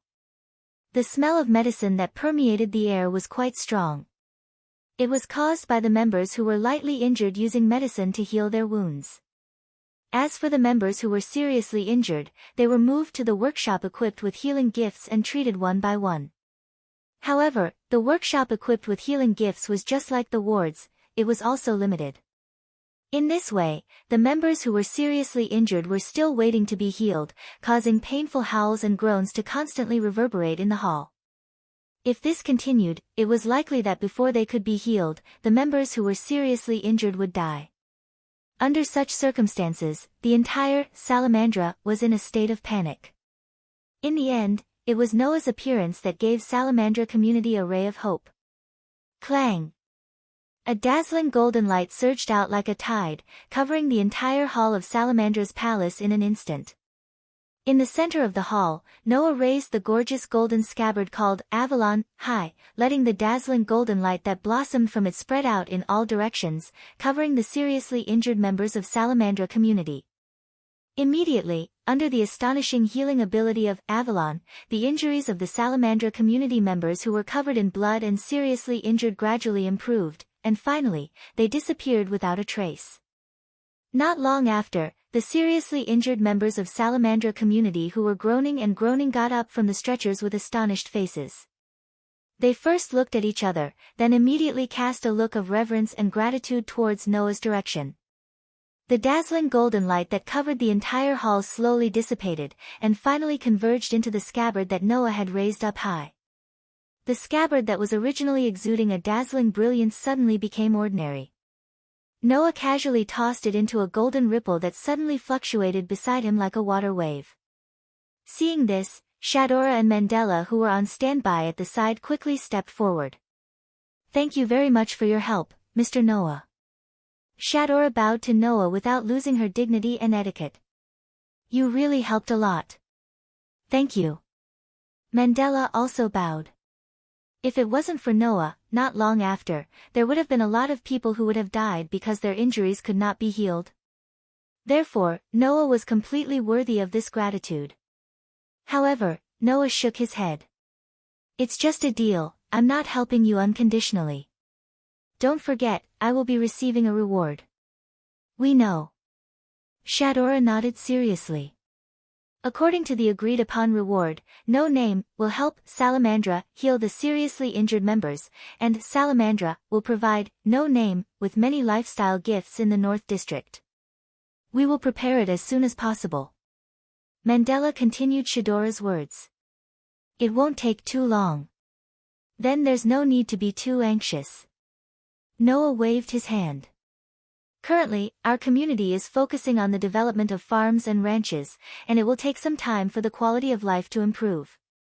I'm just making this deal with you just in case. So, when No Name needs it, you can send it over. It won't be too late." Hearing this, Shadora and Mandela couldn't help but admire him. Currently, the community was focusing on the development of farms and ranches, and Noah had already set his sights on further development and made preparations in advance. It had to be said that his vision for the big picture were indeed praiseworthy. If it was just that, then it would be fine. However, compared to this wisdom, Noah had an even more shocking power. That day, everyone in Salamandra who was in the City of Raging Flames clearly saw the scene of the giant phantom pulling down the huge dragon that covered the sky and fiercely smashing it to the ground. After that, everyone in Salamandra, who had witnessed that scene with their own eyes, was shocked when they learned that the giant phantom was Noah's power. It was easy to imagine how shocked they were. In addition, Noah had thousands of divine spark-grade weapons, and there was no lack of divine weapons among them. His endless means and unfathomable power had been deeply engraved in Shadora and Mandela's hearts. Now, in Shadora and Mandela's hearts, Noah was one of the people that they absolutely could not provoke. When they thought about how there was such a person in the community that they unilaterally abandoned in the past and reduced to the point where they didn't even have a flag or a name, Shadora and Mandela felt as if a bottle of mixed feelings had been knocked over.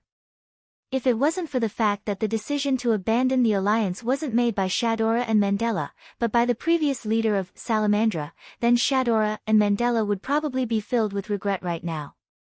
Right. Noah looked at Shadora. What about the other two areas that were attacked? Yes.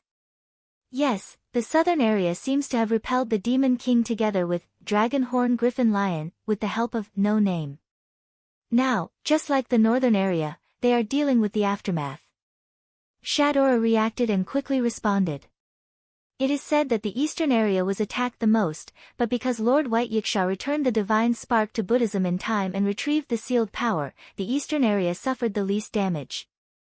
Is that so? Noah breathed a sigh of relief. That's good. However, White Yiksha can't be active in the lower level for long, right? Mandela said in a deep voice. Now that the divine spark has been returned to Buddhism, with White Yiksha's level, he can no longer continue to interfere with the lower level. Soon, he should be dismissed from his position as the leader of the hierarchy and return to the upper 3 digits, right? In other words, the strongest leader of the hierarchy would leave the lower level and could no longer provide protection for the lower level. For the lower level, no matter which area it was, this would be a huge blow, right? However, Noah only said indifferently, "Don't worry.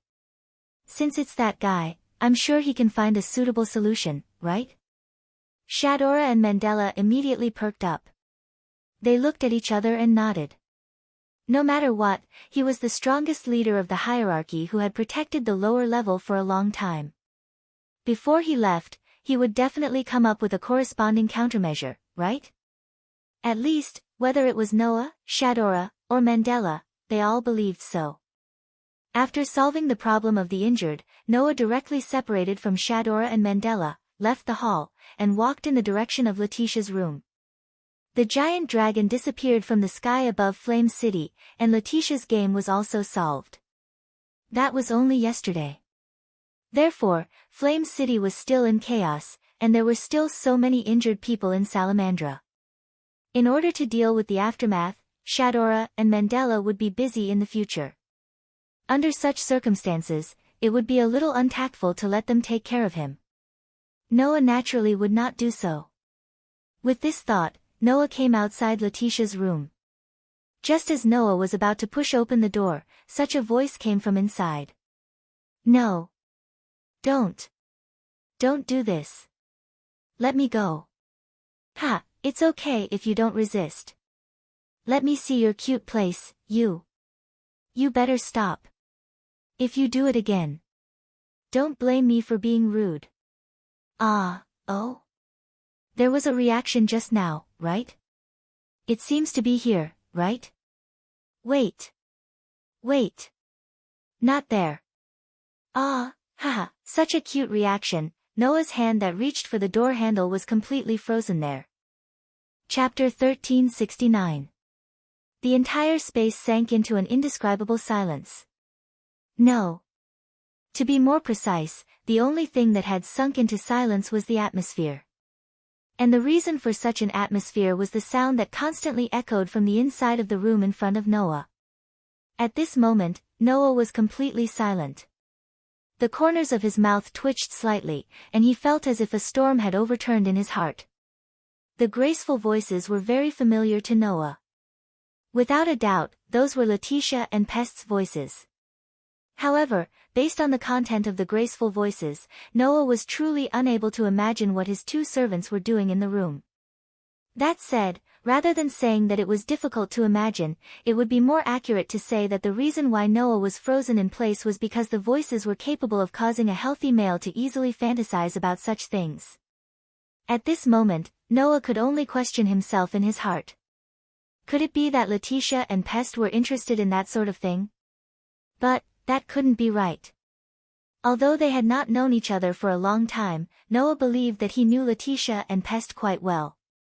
At the very least, Noah knew about the personalities and characters of his 2 servants. Not to mention Letitia, just Pest alone made it very difficult for him to imagine that she would be interested in that sort of thing. After all, when she died from the Black Death, Pest's physical age was only 12 years old. Even though she continued to exist as an undead for quite some time after that and gathered over 80 million wraiths who had also died from the Black Death, it was impossible for her to develop any interest in going astray under such circumstances, right?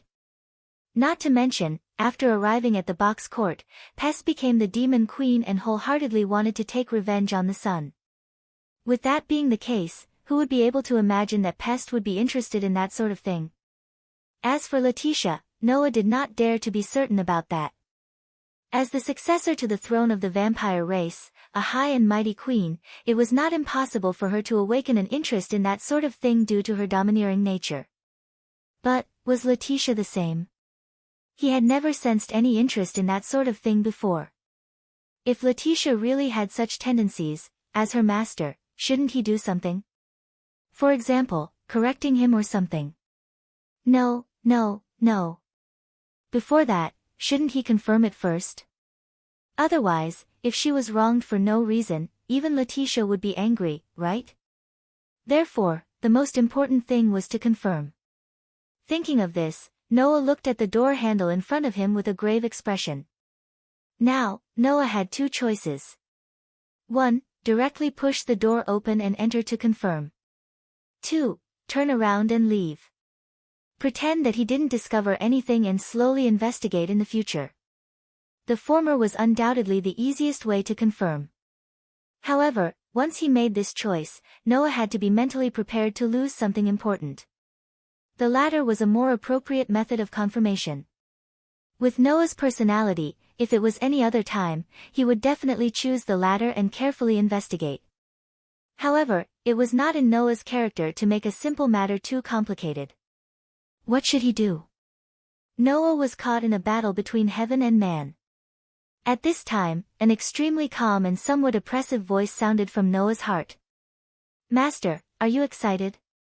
As always, she hit the nail on the head, Asturchan. While Noah was in a state of speechlessness, the voice that made one think of an elegant and graceful voice continued to escalate. Hee, it seems that you can indeed be educated into a body that Master likes. Ugh, stop it. Then, do you still dare to be disrespectful to Master in the future?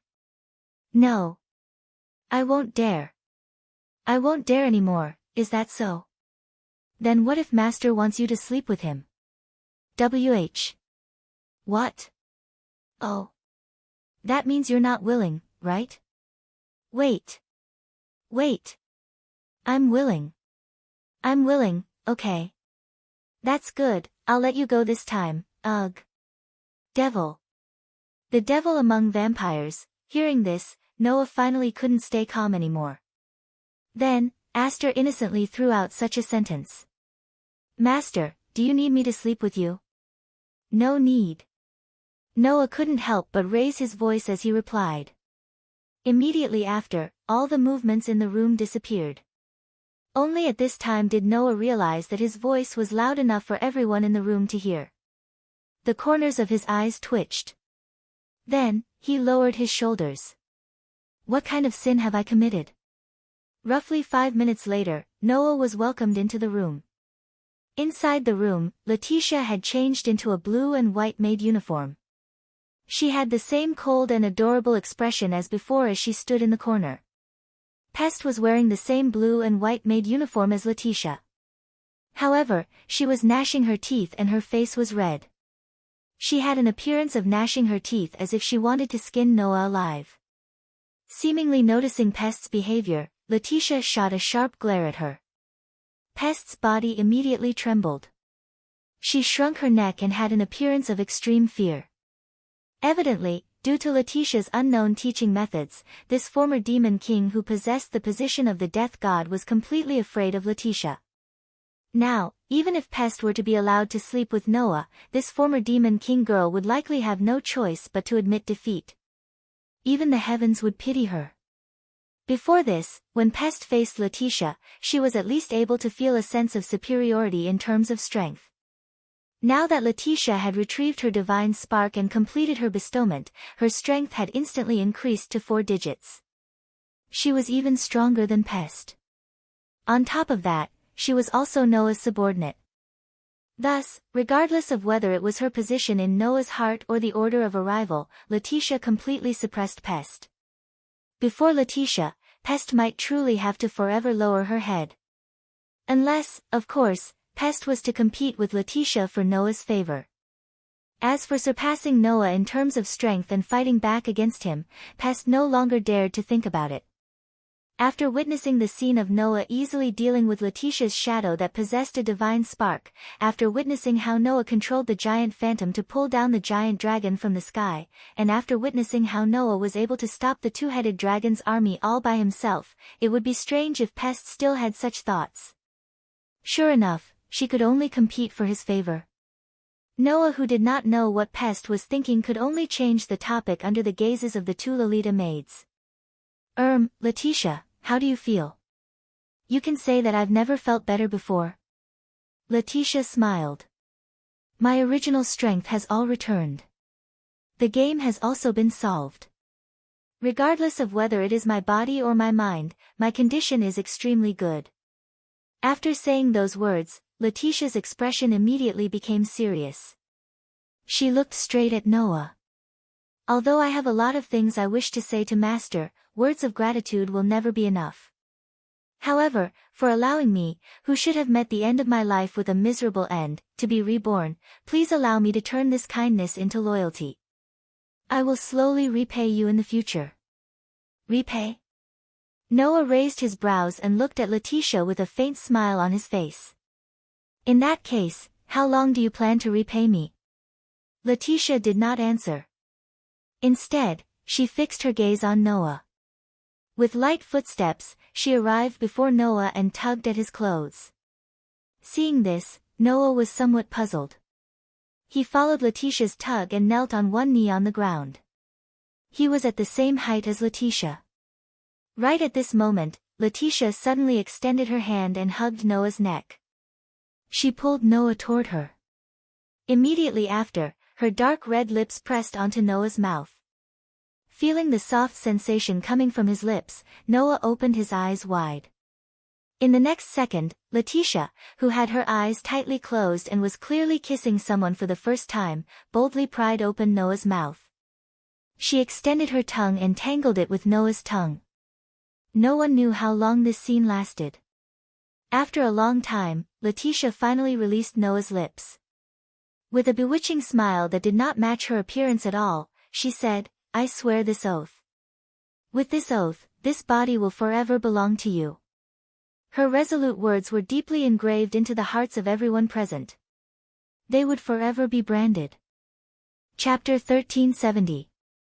Chirp. The next day, Noah woke up under the kiss of soft lips that could make such a sucking sound. Today, Noah was no longer an ignorant person. The touch of the girl's soft lips was something he could clearly distinguish in his sober state. Moreover, other than the touch of the soft lips, Noah could also smell a pleasant fragrance. Although he was disgusted with himself for being able to clearly distinguish the source of the fragrance, Noah still sighed in his heart and opened his eyes. In the next moment, the naked elven girl sitting on top of Noah entered Noah's eyes. Master, you're finally awake. Bathed in the morning sun, her whole body was shining with white silver hair that reached her waist. Her skin was as white as milk, and her skin was as soft as pearls and ivory. She had a delicate figure that was both tender and beautiful at the same time. Her eyes carried a sense of mystery, making people feel like they could be sucked in at any time. Such an elven girl was sitting on top of Noah, looking down at Noah who was lying on the bed with an expressionless face. Then she bent down and once again kissed Noah's lips. Good morning, Master. Good morning, Aster. Noah suppressed the strong urge to say something and faintly sighed. Should I say, as expected of Aster? No matter what, you're not wearing good clothes. This is really hard to agree with. It's not that I'm not wearing good clothes, Aster said with a calm expression that made people feel like she was deliberately suppressing her emotions. I'm wearing good knee socks. Saying such a sentence, the cute elven girl gently lifted a pair of ivory smooth and beautiful thighs, as if she was deliberately showing them to Noah. And it had to be said, Noah who was lying there and being sat on by Aster, as the elven girl lifted her legs, he really saw what he should see and what he shouldn't see. If it was in the past, Noah would still feel awkward and flustered, right? Unfortunately, the same thing had happened too many times. Noah didn't even have the mood to complain, and could only sigh. Why don't you realize that wearing only knee socks is worse? Hearing this, Aster, who had been expressionless, was slightly shocked. Her beautiful face instantly turned pink. In other words, Master wants me to take off my knee-high socks. Really, really? Say it again. The same thing had happened so many times that Noah didn't even have the mood to complain anymore. At that moment, Noah said helplessly. All right, Aster, I'm already up. Come down first, or I won't be able to get up. Understood, Master. The shyness on Aster's face disappeared without a trace. It was as if everything was just an act. He placed his hand on Noah's chest and leaned forward. Then, Master, good morning kiss. Hearing this, Noah pressed down on Aster's face. He narrowed his eyes and stared at Aster in annoyance. Wasn't that just a good morning kiss? No. Aster said as if it was a matter of fact. That's just for revenge. Revenge? Noah was stunned. What revenge? Revenge for yesterday. Aster stared at Noah. Master was kissed by Letitia yesterday. So, Aster wants it too. Noah choked and couldn't say anything. In the end, it was unknown if Aster had taken Noah's silence as unwillingness, but he stared at Noah with a pair of mysterious eyes. Master was kissed by Letitia yesterday. Aster, who emphasized this, stared at Noah. So, Aster wants it too. The corners of Noah's mouth twitched slightly when he saw the elf girl's emotionless expression, but he could vaguely sense a certain stubbornness. He could only bite the bullet and speak. That's just Letitia's way of thanking me. Is that so? Aster immediately said. Then, I also want to thank Master. But what do you want to thank me for? Noah asked curiously. Letitia did it because I saved her. Then, it's the same for me. Aster said without changing his tone. I was also saved by Master. Of course, I have the right to do so. If that was the case, then it was indeed the case. After all, as the highest elf and the strongest sword elf, Aster himself had a curse that required the contract target's life as the price. In other words, any elf messenger who could become Aster's master would eventually die under Aster's curse. Carrying such a curse and side effect, Aster even sealed himself and refused to communicate with any elven emissaries. Until Noah appeared. Noah, who could freely use Aster without paying any price, was undoubtedly the most suitable master for Aster. Forming a contract with Noah was also the best outcome for Aster. Otherwise, Aster would never be able to form a contract with the elf messenger freely.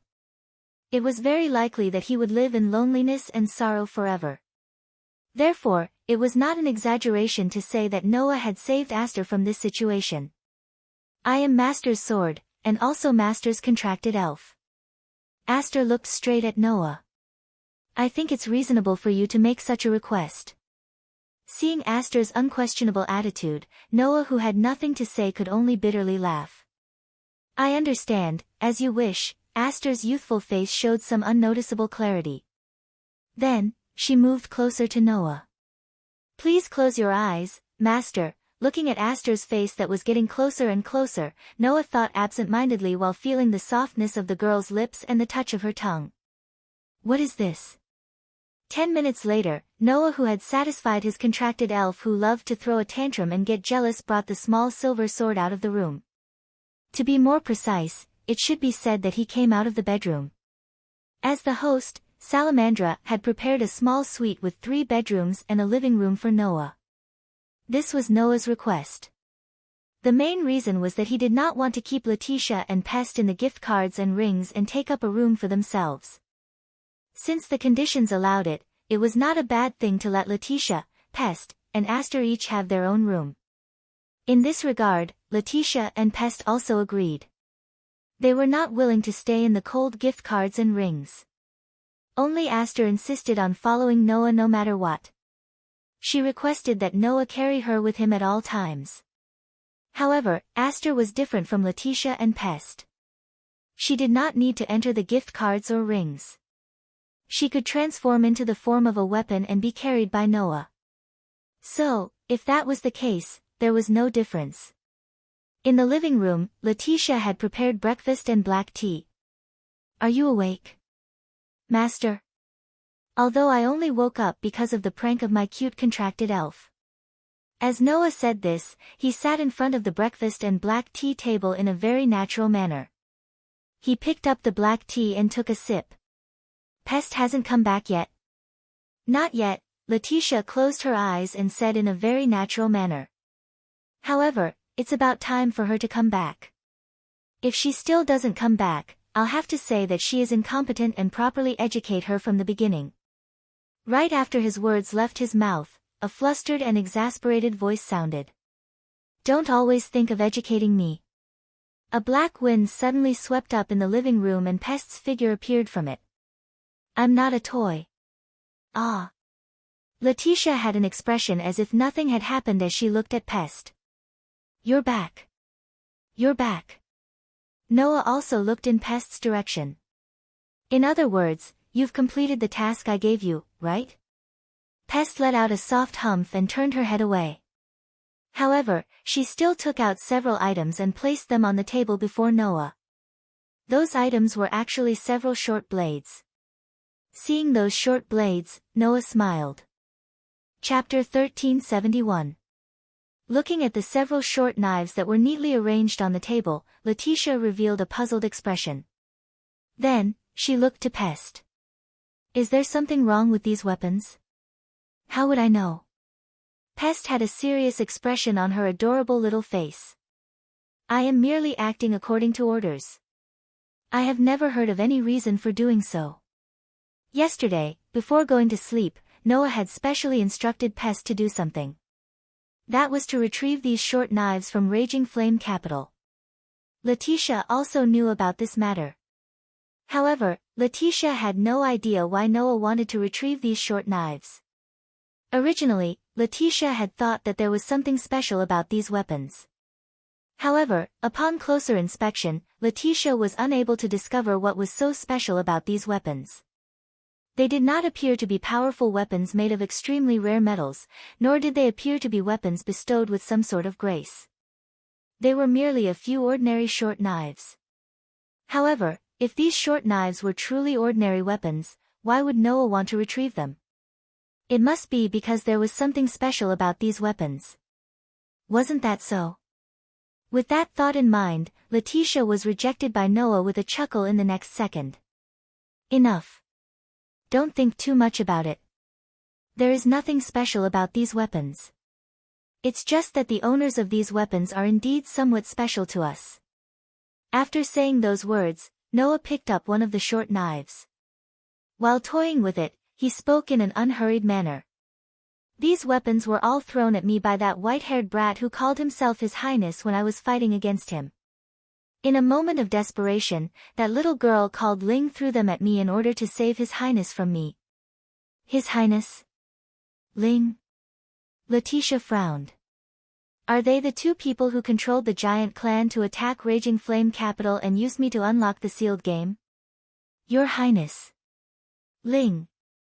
Pest's eyes flickered. She lowered her head and sank into silence. Although I don't know the true origins of those two brats, I can be sure that they have a place in the Demon King Alliance that launched attacks on the East, South, and North regions at the same time. Noah twirled the small knife in his hand and smiled faintly as if he had an ulterior motive. On top of that, they even attacked my subordinates. Thus, I should have sufficient reason to continue finding trouble with them, right? Hearing Noah's words, Letitia and Pest were both startled. Then, they reacted. In other words, Pest asked with uncertainty. You told me to retrieve these weapons so that we can find His Highness and Ling? Is that possible? Letitia spoke in surprise. Are you going to find them by relying on these weapons? Of course it won't work if we just rely on these weapons, Noah said. Thus, we will have to add this. After saying those words, Noah extended his hand. Buzz! Amidst the slight tremor in the space, golden ripples spread out and absorbed Noah's hand that was reaching out. Noah extended his hand into the wave-like golden ripples and took out a backpack. Surprisingly, it was the infinite backpack. After opening the infinite backpack, Noah extended his hand into the backpack that was flickering with fluorescent light. The interior of the backpack could not be seen at all. After searching around for a while, he took out a scroll. After placing the scroll on the table, Noah put away the infinite backpack and tossed it back into the wave-like golden ripples. He allowed the golden ripples to shrink and disappear into space. At this moment, Letitia and Pest's attention was completely attracted by the scroll on the table. The existence of Noah's Gate of Babylon was no longer a secret. Now, those who had some understanding of Noah knew that he possessed a peculiar space that stored over 1,000 types of divine spark-grade bestowment equipment and mystical bestowment items. He was able to manipulate them at will.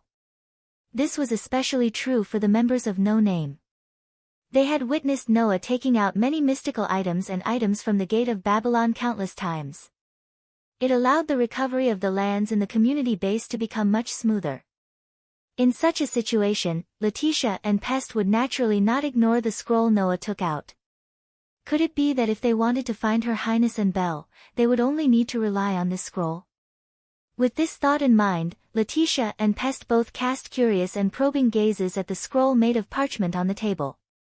Before Letitia and Pest, Noah picked up the scroll.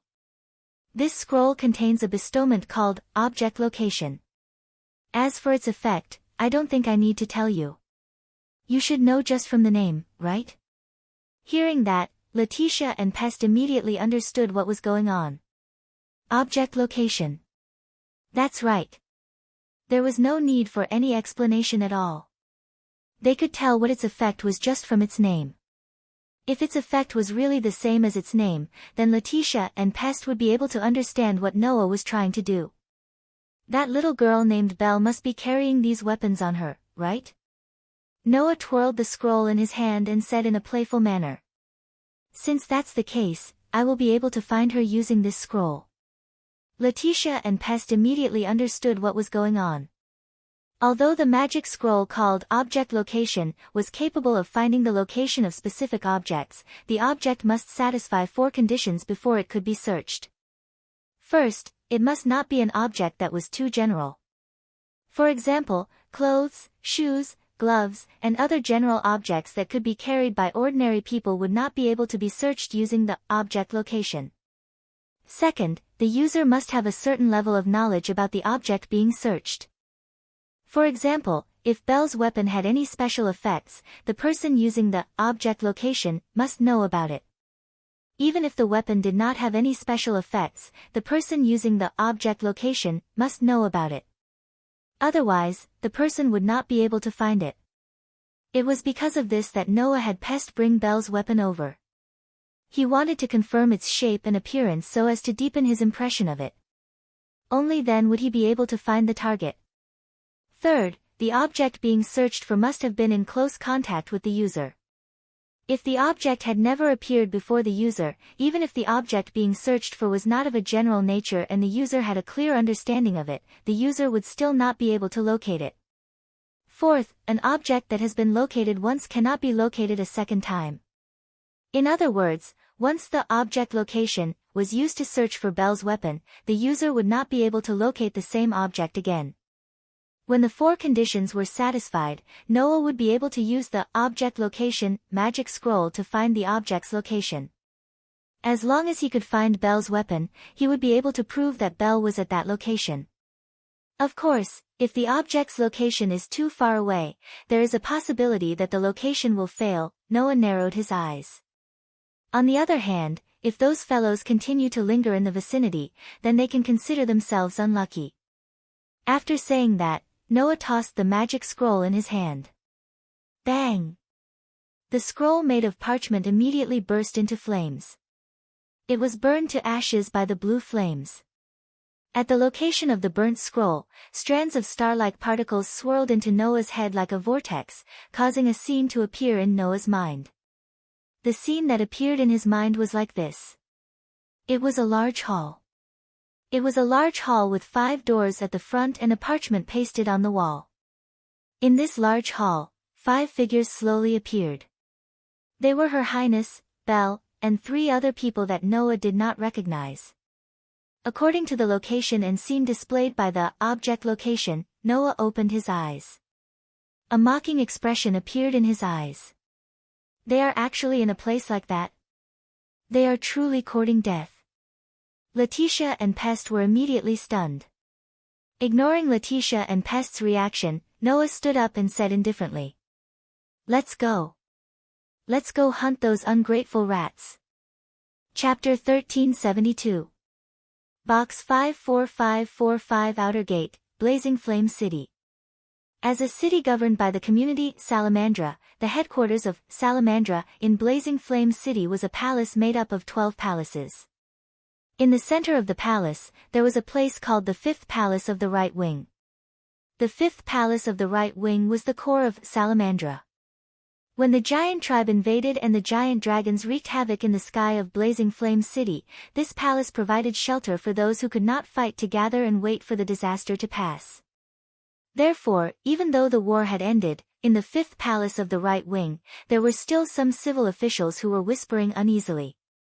They passed by this place and walked towards the corridors in all directions.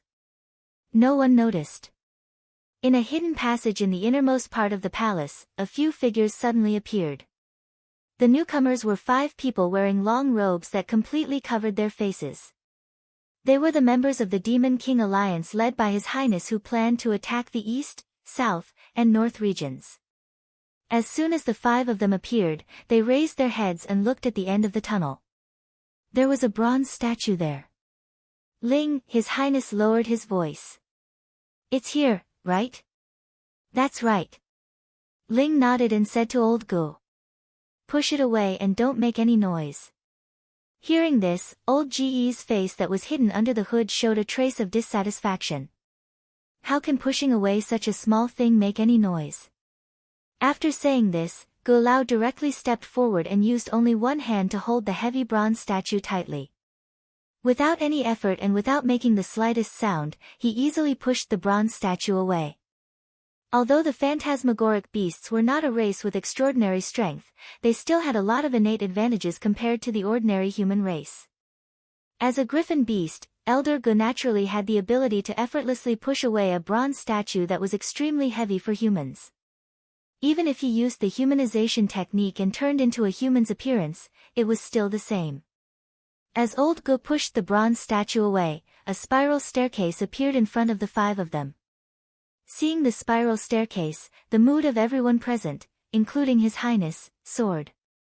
Because, under this spiral staircase, not only was there the seal of the most ferocious Demon King, there was also the Demon King Alliance, which was what His Highness and the others dreamed of. "Let's go in quickly," Ling quickly said. "Old Gu, you stay behind. After we all go in, you can put the bronze statue back to its original position. Don't let anyone find out." After speaking, Ling did not even give Gu Lao a chance to reply. She hurried the group into the spiral tunnel. Maxwell said in displeasure when he saw Belle's cautious behavior. "Is there a need to be so careful? After all, there aren't many people here who are our opponents. Why don't we just directly?" Compared to His Highness, Belle, Elder Gu, Aurora, and the others, Maxwell did not seem to be cautious at all. On the contrary, he was so relaxed that it made people suspect that he was not here to infiltrate, but to travel. Such a performance was due to Maxwell's confidence in his own strength. Maxwell was convinced. In this 5-digit outer court, there was no one he could not deal with.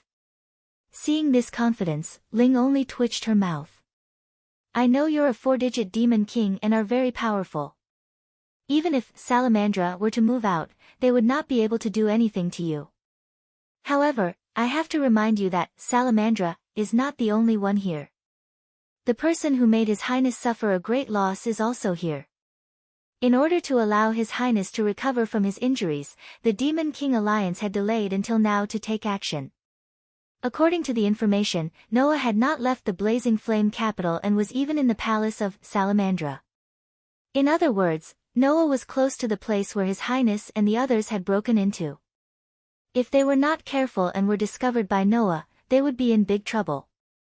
After seeing with her own eyes how Noah effortlessly defeated His Highness, Ling had to be cautious. However, Maxwell obviously did not take it to heart. He only gave a perfunctory reply. Under Ling's lead, they moved down the spiral staircase. Tap. Tap. Tap. Tap. In the silent spiral staircase, the sound of footsteps was extremely clear. There was no light in the staircase. Even the foothold was a little old, making people wonder if it would collapse at any time. His Highness and the others took out lamps from their gift cards one after another and continued to move forward. However, after walking for a full 20 minutes, they still could not see the end of the spiral staircase.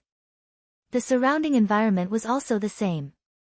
His Highness and the others suppressed the anxiety in their hearts and subconsciously held their breaths as they walked down silently. It was not until 30 minutes later that the scene in front of the spiral staircase began to change. His Highness and the others walked down the last step and came to a hall. It was a hall with the words, "Between the Stars," written on it. In the hall, there was not only a piece of parchment on the wall at the front, but also 5 doors. His Highness and the others suddenly looked at each other and then focused their eyes on Ling. Ling immediately understood and went straight to the front of the parchment on the wall. Taking a closer look, it was a contract document. The contents of the contract document were as follows. Gift game, in the Sea of Stars, dragon someone who has crossed the Sea of Stars. Choose the door you ask for and show your proof. The first door, the initial star gave birth to many stars, and then new stars were born one after another. The second door, the collision of stars turned into the flesh and blood of new stars. The third door, the new era that will soon come will awaken spring in the stars. The fourth door, the land of stars swayed, and the god of grains celebrated. The fifth door, the pulse of the earth attracted the water of new life, welcoming the strongest age. Someone who has crossed the Sea of Stars. The 2 tentacles are the pointer. Without the tentacles, you can't cross the sea. Someone who has crossed the Sea of Stars. Please think twice. Unlock the star map, and the Sea of Stars will be divided into 3. Unwilling to let the ominous star shine, so bind the disaster to sleep here. But pray for a permanent sleep. Star Sea Dragon King Seal. Wow, it's super simple. After reading the contents of the contract document, Ling let out a sigh and then went to the 5th door without hesitation. Your Highness, only this door can lead to the location of the seal. The other 4 doors are either fake or have traps, so you can't just barge in. You solved the puzzle so quickly? His Highness asked in surprise. As expected of Ling, since you found it, then hurry up and go in. Maxwell said impatiently. Why are you dilly-dallying? Is that so? Ling raised an eyebrow and stepped aside. If that's the case, then you go in first, how about it? Maxwell immediately shut his mouth. At least you have some common sense.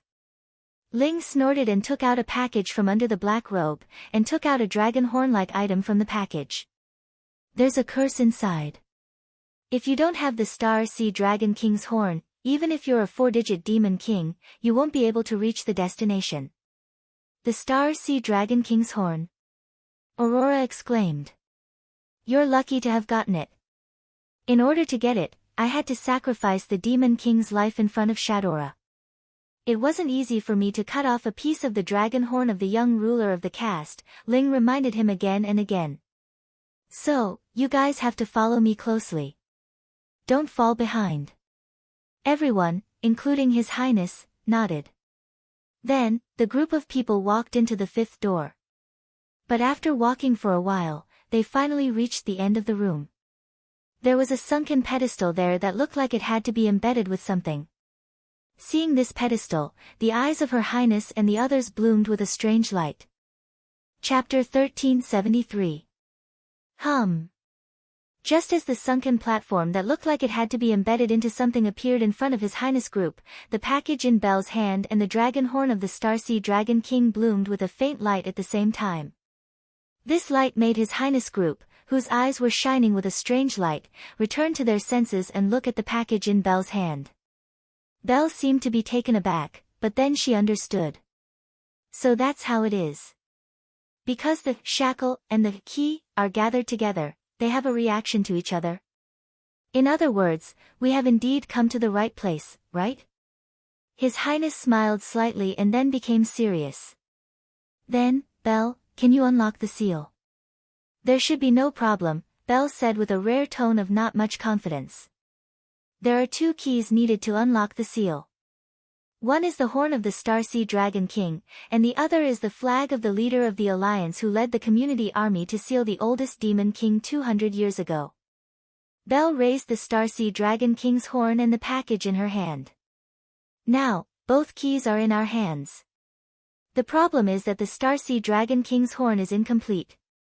Even if we meet the requirements, it should take a long time to unlock the seal, right? Then let's finish it as soon as possible. His Highness gave the order without hesitation. We have to race against time. Let's start unlocking the seal now. Understood. Belle immediately showed a serious expression. She stepped forward and spread out the package in her hand that was faintly glowing. The next moment, the package appeared in front of everyone. It was actually a flag. On one side was a flag with a base of red cloth and a border of gold. Since it was a flag, it naturally had the pattern that a flag should have. The pattern on the red flag was a young girl with hills and earth as the background, as if yearning for freedom. If a knowledgeable person were to see this flag, he or she would definitely be shocked. Because in the past, this flag had once dominated a region, and was rather famous in other regions. It had even formed an alliance with several four-digit top communities, and together, they went on a punitive expedition against the Demon King that was wreaking havoc in the Box Court. This included the oldest Demon King that was known as the final trial of humanity. The oldest Demon King that was sealed here was also defeated by the alliance led by this community. The reason why Salamandra was sealed in Blazing Flame Capital was because Salamandra was once a member of this alliance. The community named Salamandra was once a top-class existence in the four communities. However, ever since 200 years ago, Salamandra had participated in the battle against the oldest Demon King in the final trial of the human race. Its vitality had been greatly damaged. Later, as the leader of various famous communities that could even seal the oldest Demon King, the community that was the flag in Belle's hand was attacked and disintegrated. Salamandra was finally reduced to 5 communities. Even so, Salamandra was a community that had participated in the crusade against the oldest Demon King. The oldest Salamandras, Salamandra was Salamandra communities. Was Salamandra's SS communities. In view of this, as the symbol of Salamandra, the Star Sea Dragon King's horn was one of the keys to unlocking the seal. As for the other key, it was naturally the flag of the community that had united the various top-class communities and formed the alliance that could even suppress the oldest Demon King. At this moment, both keys were gathered in Belle's hand. Just as Belle was about to embed the Star Sea Dragon King's horn on the pedestal and raise the flag of a young girl yearning for freedom, an extremely shocking pressure suddenly filled the entire space. His Highness, Belle, Elder Gu, Aurora, and Maxwell all froze on the spot. The shocking pressure directly pressed down on the bodies of His Highness and the others, causing the 5 of them to feel their bodies sink. It was as if their entire bodies were being pressed down a little, and their hearts trembled slightly.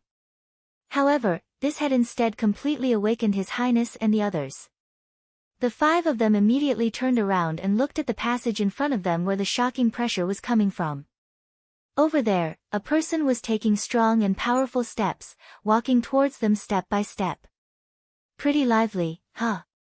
A leisurely voice mixed with some coldness slowly sounded. Why don't you let me join in? Accompanied by such a sentence, the full appearance of this person, whose entire body carried an astonishing pressure, causing the 5 of them to momentarily forget to react, entered everyone's field of vision. When His Highness saw who it was, his face suddenly trembled. Belle was also shocked and took a step back. It's you. The person was Noah. Upon seeing the 5 black-robed figures standing in front of the unknown pedestal, Noah came to a stop and swept his gaze across them. When Noah's gaze swept across them, whether it was His Highness, Belle, Elder Gu, Aurora, or Maxwell, they couldn't help but feel their hearts skip a beat. Why? Belle couldn't stand the pressure and yelled out loud. Why are you here? Upon hearing this, Noah ignored Belle and turned to look at the glowing dragon horn and flag in his hand. His pair of eyes narrowed slightly. It seems that there is indeed something powerful sealed here. Are you guys finally thinking about it? Previously, His Highness mentioned that there was a terrifying existence sealed in the land of brilliant flames. Noah didn't forget about this matter. The reason why he was so anxious to find His Highness and the others, apart from avenging Letitia, was also because of this. Now, it seemed that Noah's object positioning, was the best time to discover the whereabouts of His Highness and the others. Manipulating the giants to attack this city, letting the two-headed dragons attack the East District, and even the South District was attacked by you guys. All of my companions were involved in this, causing chaos in the East, South, and North Districts. Noah's gaze shot towards His Highness like lightning. Even so, are you guys still not satisfied? As soon as he finished speaking, an even more powerful aura burst out from Noah's body, causing His Highness and the others to almost be unable to breathe. Feeling the terrifying aura, not to mention His Highness and Belle, Elder Gu, Aurora, and Maxwell, the three of them all had extremely ugly expressions. Damn it! Elder Gu clenched his fists tightly, but his palms were sweating. Who is this guy? Could he be the one who seriously injured His Highness? Aurora's entire body trembled slightly. What a terrifying aura. Only Maxwell's expression wasn't that bad, but he was still shocked by Noah's shocking aura, and his expression was ugly. It was only then that the three of them realized what kind of existence this person that Her Highness and Belle were afraid of was. This was especially true for Maxwell. Before this, he simply didn't care about Noah seriously injuring His Highness and dealing with the giant dragons. He also didn't care about Noah. But now, he was fiercely shocked by Noah, and the shock and regret in his heart were instantly aroused. At this moment, Letitia and Pest walked over from the end of the tunnel. Inadvertently, Letitia saw the shining flag in Belle's hand. When she saw the flag, Letitia was first startled, then her eyes widened. She was so excited that even her body started trembling. That flag, sensing Letitia's excitement, His Highness and the others cried out in their hearts. Noah was the only one who asked in confusion.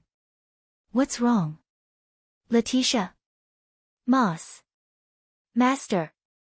Letitia was so excited that she couldn't even speak clearly. That's the flag of our community. His words made Noah raise his eyebrows in surprise. What? What did you say? That's our flag. Our flag. Letitia couldn't help but shout in excitement. The flag that our no-name lost 3 years ago. Chapter 1374. Once upon a time, before their flag and name were taken away, and even their companions were taken away, the existence known as No Name was the most powerful community in the Eastern District. Noah had learned about this from the Black Rabbit on the first day he came to the Box Court. Since then, Noah had also learned about the past glory of No Name from other people countless times, and lamented that such a community had fallen to such a state many times. However, Noah did not know that the community that was derisively called No Name had, in fact, accomplished more and greater things. For example, they united the most powerful communities in each district of the Box Court and formed a great alliance to fight against the Demon King. For example, 200 years ago, they led the Great Alliance to raise the flag of the oldest Demon King, who was known as the final trial of mankind and was a level lower than the 3 strongest races of the Box Court. For example, they had integrated the rulers of the social classes in each region into the alliance, developing it into an unprecedentedly powerful organization. Another example was that they could even seal the oldest Demon King, allowing the entire Box Court to get rid of the terrifying threat. One after another, astonishing results made the community of No Name's predecessor famous throughout the world in various ways. Unfortunately, this glory came to an end 3 years ago. In other words, the most ancient Demon King that was sealed under the City of Raging Flame was the Great Alliance led by the community that was the predecessor of No Name. The flag that could break this seal was the flag of No Name that was taken away. What did this mean? This meant that His Highness group of people who held this flag, or more accurately, should be the Demon King Alliance that united various Demon Kings and had the ability to attack the East, South, and North, was the organization that defeated the Demon King, No Name, 3 years ago. I should have known. Noah closed his eyes slightly, and the pressure that emerged from his body became even more intense. 3 years ago, Letitia, who was taken away by the Demon King, willingly gave up her godhood in exchange for a short period of freedom in order to return to the community. Since you can let Letitia's godhood return and break the seal of Letitia's game, that proves that the Demon King who took away Letitia is one of you. I should have known. Really? So it's you. Letitia stared at His Highness group with remorse. Are you the ones who destroyed our community? His Highness and the others remained silent. However, this silence did not last for long.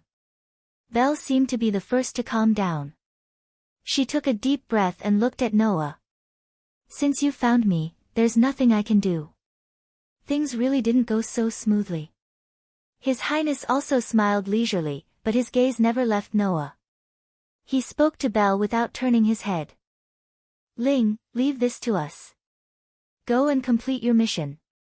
Mission? Letitia looked at the Starseed Dragon King's horn and the Freedom Maiden flag in Belle's arms.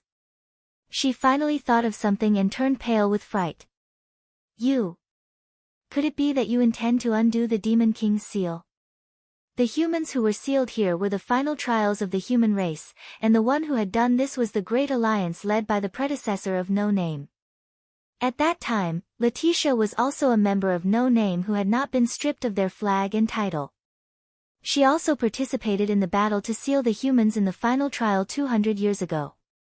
Therefore, the moment she saw the Starseed Dragon King's horn and the Freedom Maiden flag in Belle's hands, Letitia immediately understood the plan of His Highness and the others. Don't even think about succeeding. Letitia tore the ribbon from the back of her head. Clank. Suddenly, Letitia's entire body bloomed with light. Her body's outline gradually elongated in the light. Finally, she turned into an extremely mature and coquettish girl. Master! Letitia shouted. We have to stop them. Ling! His Highness also shouted. Do it! However, the one who reacted to His Highness' words was Elder Gu. Roeawea dash. Elder Gu tore off the black robe on his body and roared towards the sky. His entire body seemed to explode, and along with a burst of dazzling light, he turned into a pitch-black, gigantic griffin. Bang! In the next moment, a muffled explosion sounded. That was the sound of the pitch-black griffin suddenly charging forward and stomping on the ground. Whoosh! The black griffin directly turned into a bullet that was shot out of the barrel. With a sharp piercing sound in the air, it suddenly charged in Noah's direction. Bang! In the interstellar space, inside the fifth door, a burst of explosive flames suddenly shook. Carrying a powerful shockwave, it surged out from the passage inside the door and instantly illuminated the entire vast hall. In the midst of the explosive flames, Noah, Letitia, and Pest quickly retreated and arrived in the interstellar space. The pitch-black griffin also charged out of the explosive flames and continued to madly charge toward Noah and the others without slowing down. Behind the pitch-black griffin, His Highness, Aurora, and Maxwell also flew out, arriving in the Sea of Stars. Only Ling was still nowhere to be seen. Clearly, that young girl was undoing the seal of the final trial. After understanding this, Letitia unfolded a pair of wings made of shadows and flew toward the fifth door. Unfortunately, the pitch-black griffin stepped on the air and mercilessly charged toward Letitia's direction with a violent gust of wind. Where do you plan to go? TSK. Letitia let out a somewhat anxious and speechless sound. She could only stop and angrily glare at Elder Gu. Since that's the case, I'll deal with you first. Ha ha ha ha ha. Elder Gu laughed out loud. If you can do it, then give it a try. Demon King Dracula. After saying those words, the purebred vampire controlled her shadows. Like an overflowing black wave, the shadows collided with the charging pitch-black griffin. On the other side, Pest, whose entire body was surrounded by black wind, was floating in midair. She first glanced at the battlefield where Letitia and Gulao were at. Soon after, she sensed something and turned her head to look ahead. At that place, Aurora, who was still wearing a black gown and dressed like a witch, was raising her harp to meet Pest's gaze. Seeing Aurora raising her harp, Pest's expression remained completely calm. Her body was surrounded by black winds. Her blue and white maid outfit gradually changed shape in the black winds, turning into a dress with black and white flower patterns. Her appearance was exactly the same as the Black Death Spot Demon King who attacked the Fire Dragon's birth ceremony a month ago. Even though Noah and Letitia had given her all sorts of cruel and inhumane education, causing Pest to feel like crying countless times, that was only when she was facing Noah and Letitia that she was unable to display her disappointing side. When facing outsiders, Pest, who was both a god and a demon king, would forever have this sort of ice-cold appearance. That said, to Pest, the person before her was not necessarily an outsider. Under such circumstances, Aurora smiled faintly and said such a sentence. "Long time no see, little Pest. You don't seem to be disgusted by the fact that you've switched sides to a no-name. If that is truly what you think, then I must doubt your eyesight, Aurora," Pest replied calmly. Her tone was one that would only be used when meeting someone she knew. "It's just that I am unable to go against my current master." "Is that so? Do you still need our help?" Aurora said with a smile on her face. "No matter what, when you were a demon king, you were our companion. If we can help you, we will definitely not be stingy." Pest's eyes flashed. That's right. When she was still a demon king, Pest was also a member of the Demon King Alliance. Pest was no stranger to His Highness, Bel and the Demon King Alliance that defeated No Name. Even though she did not come into contact with the core secrets, Pest knew His Highness and the others. Thus, what Aurora said was correct.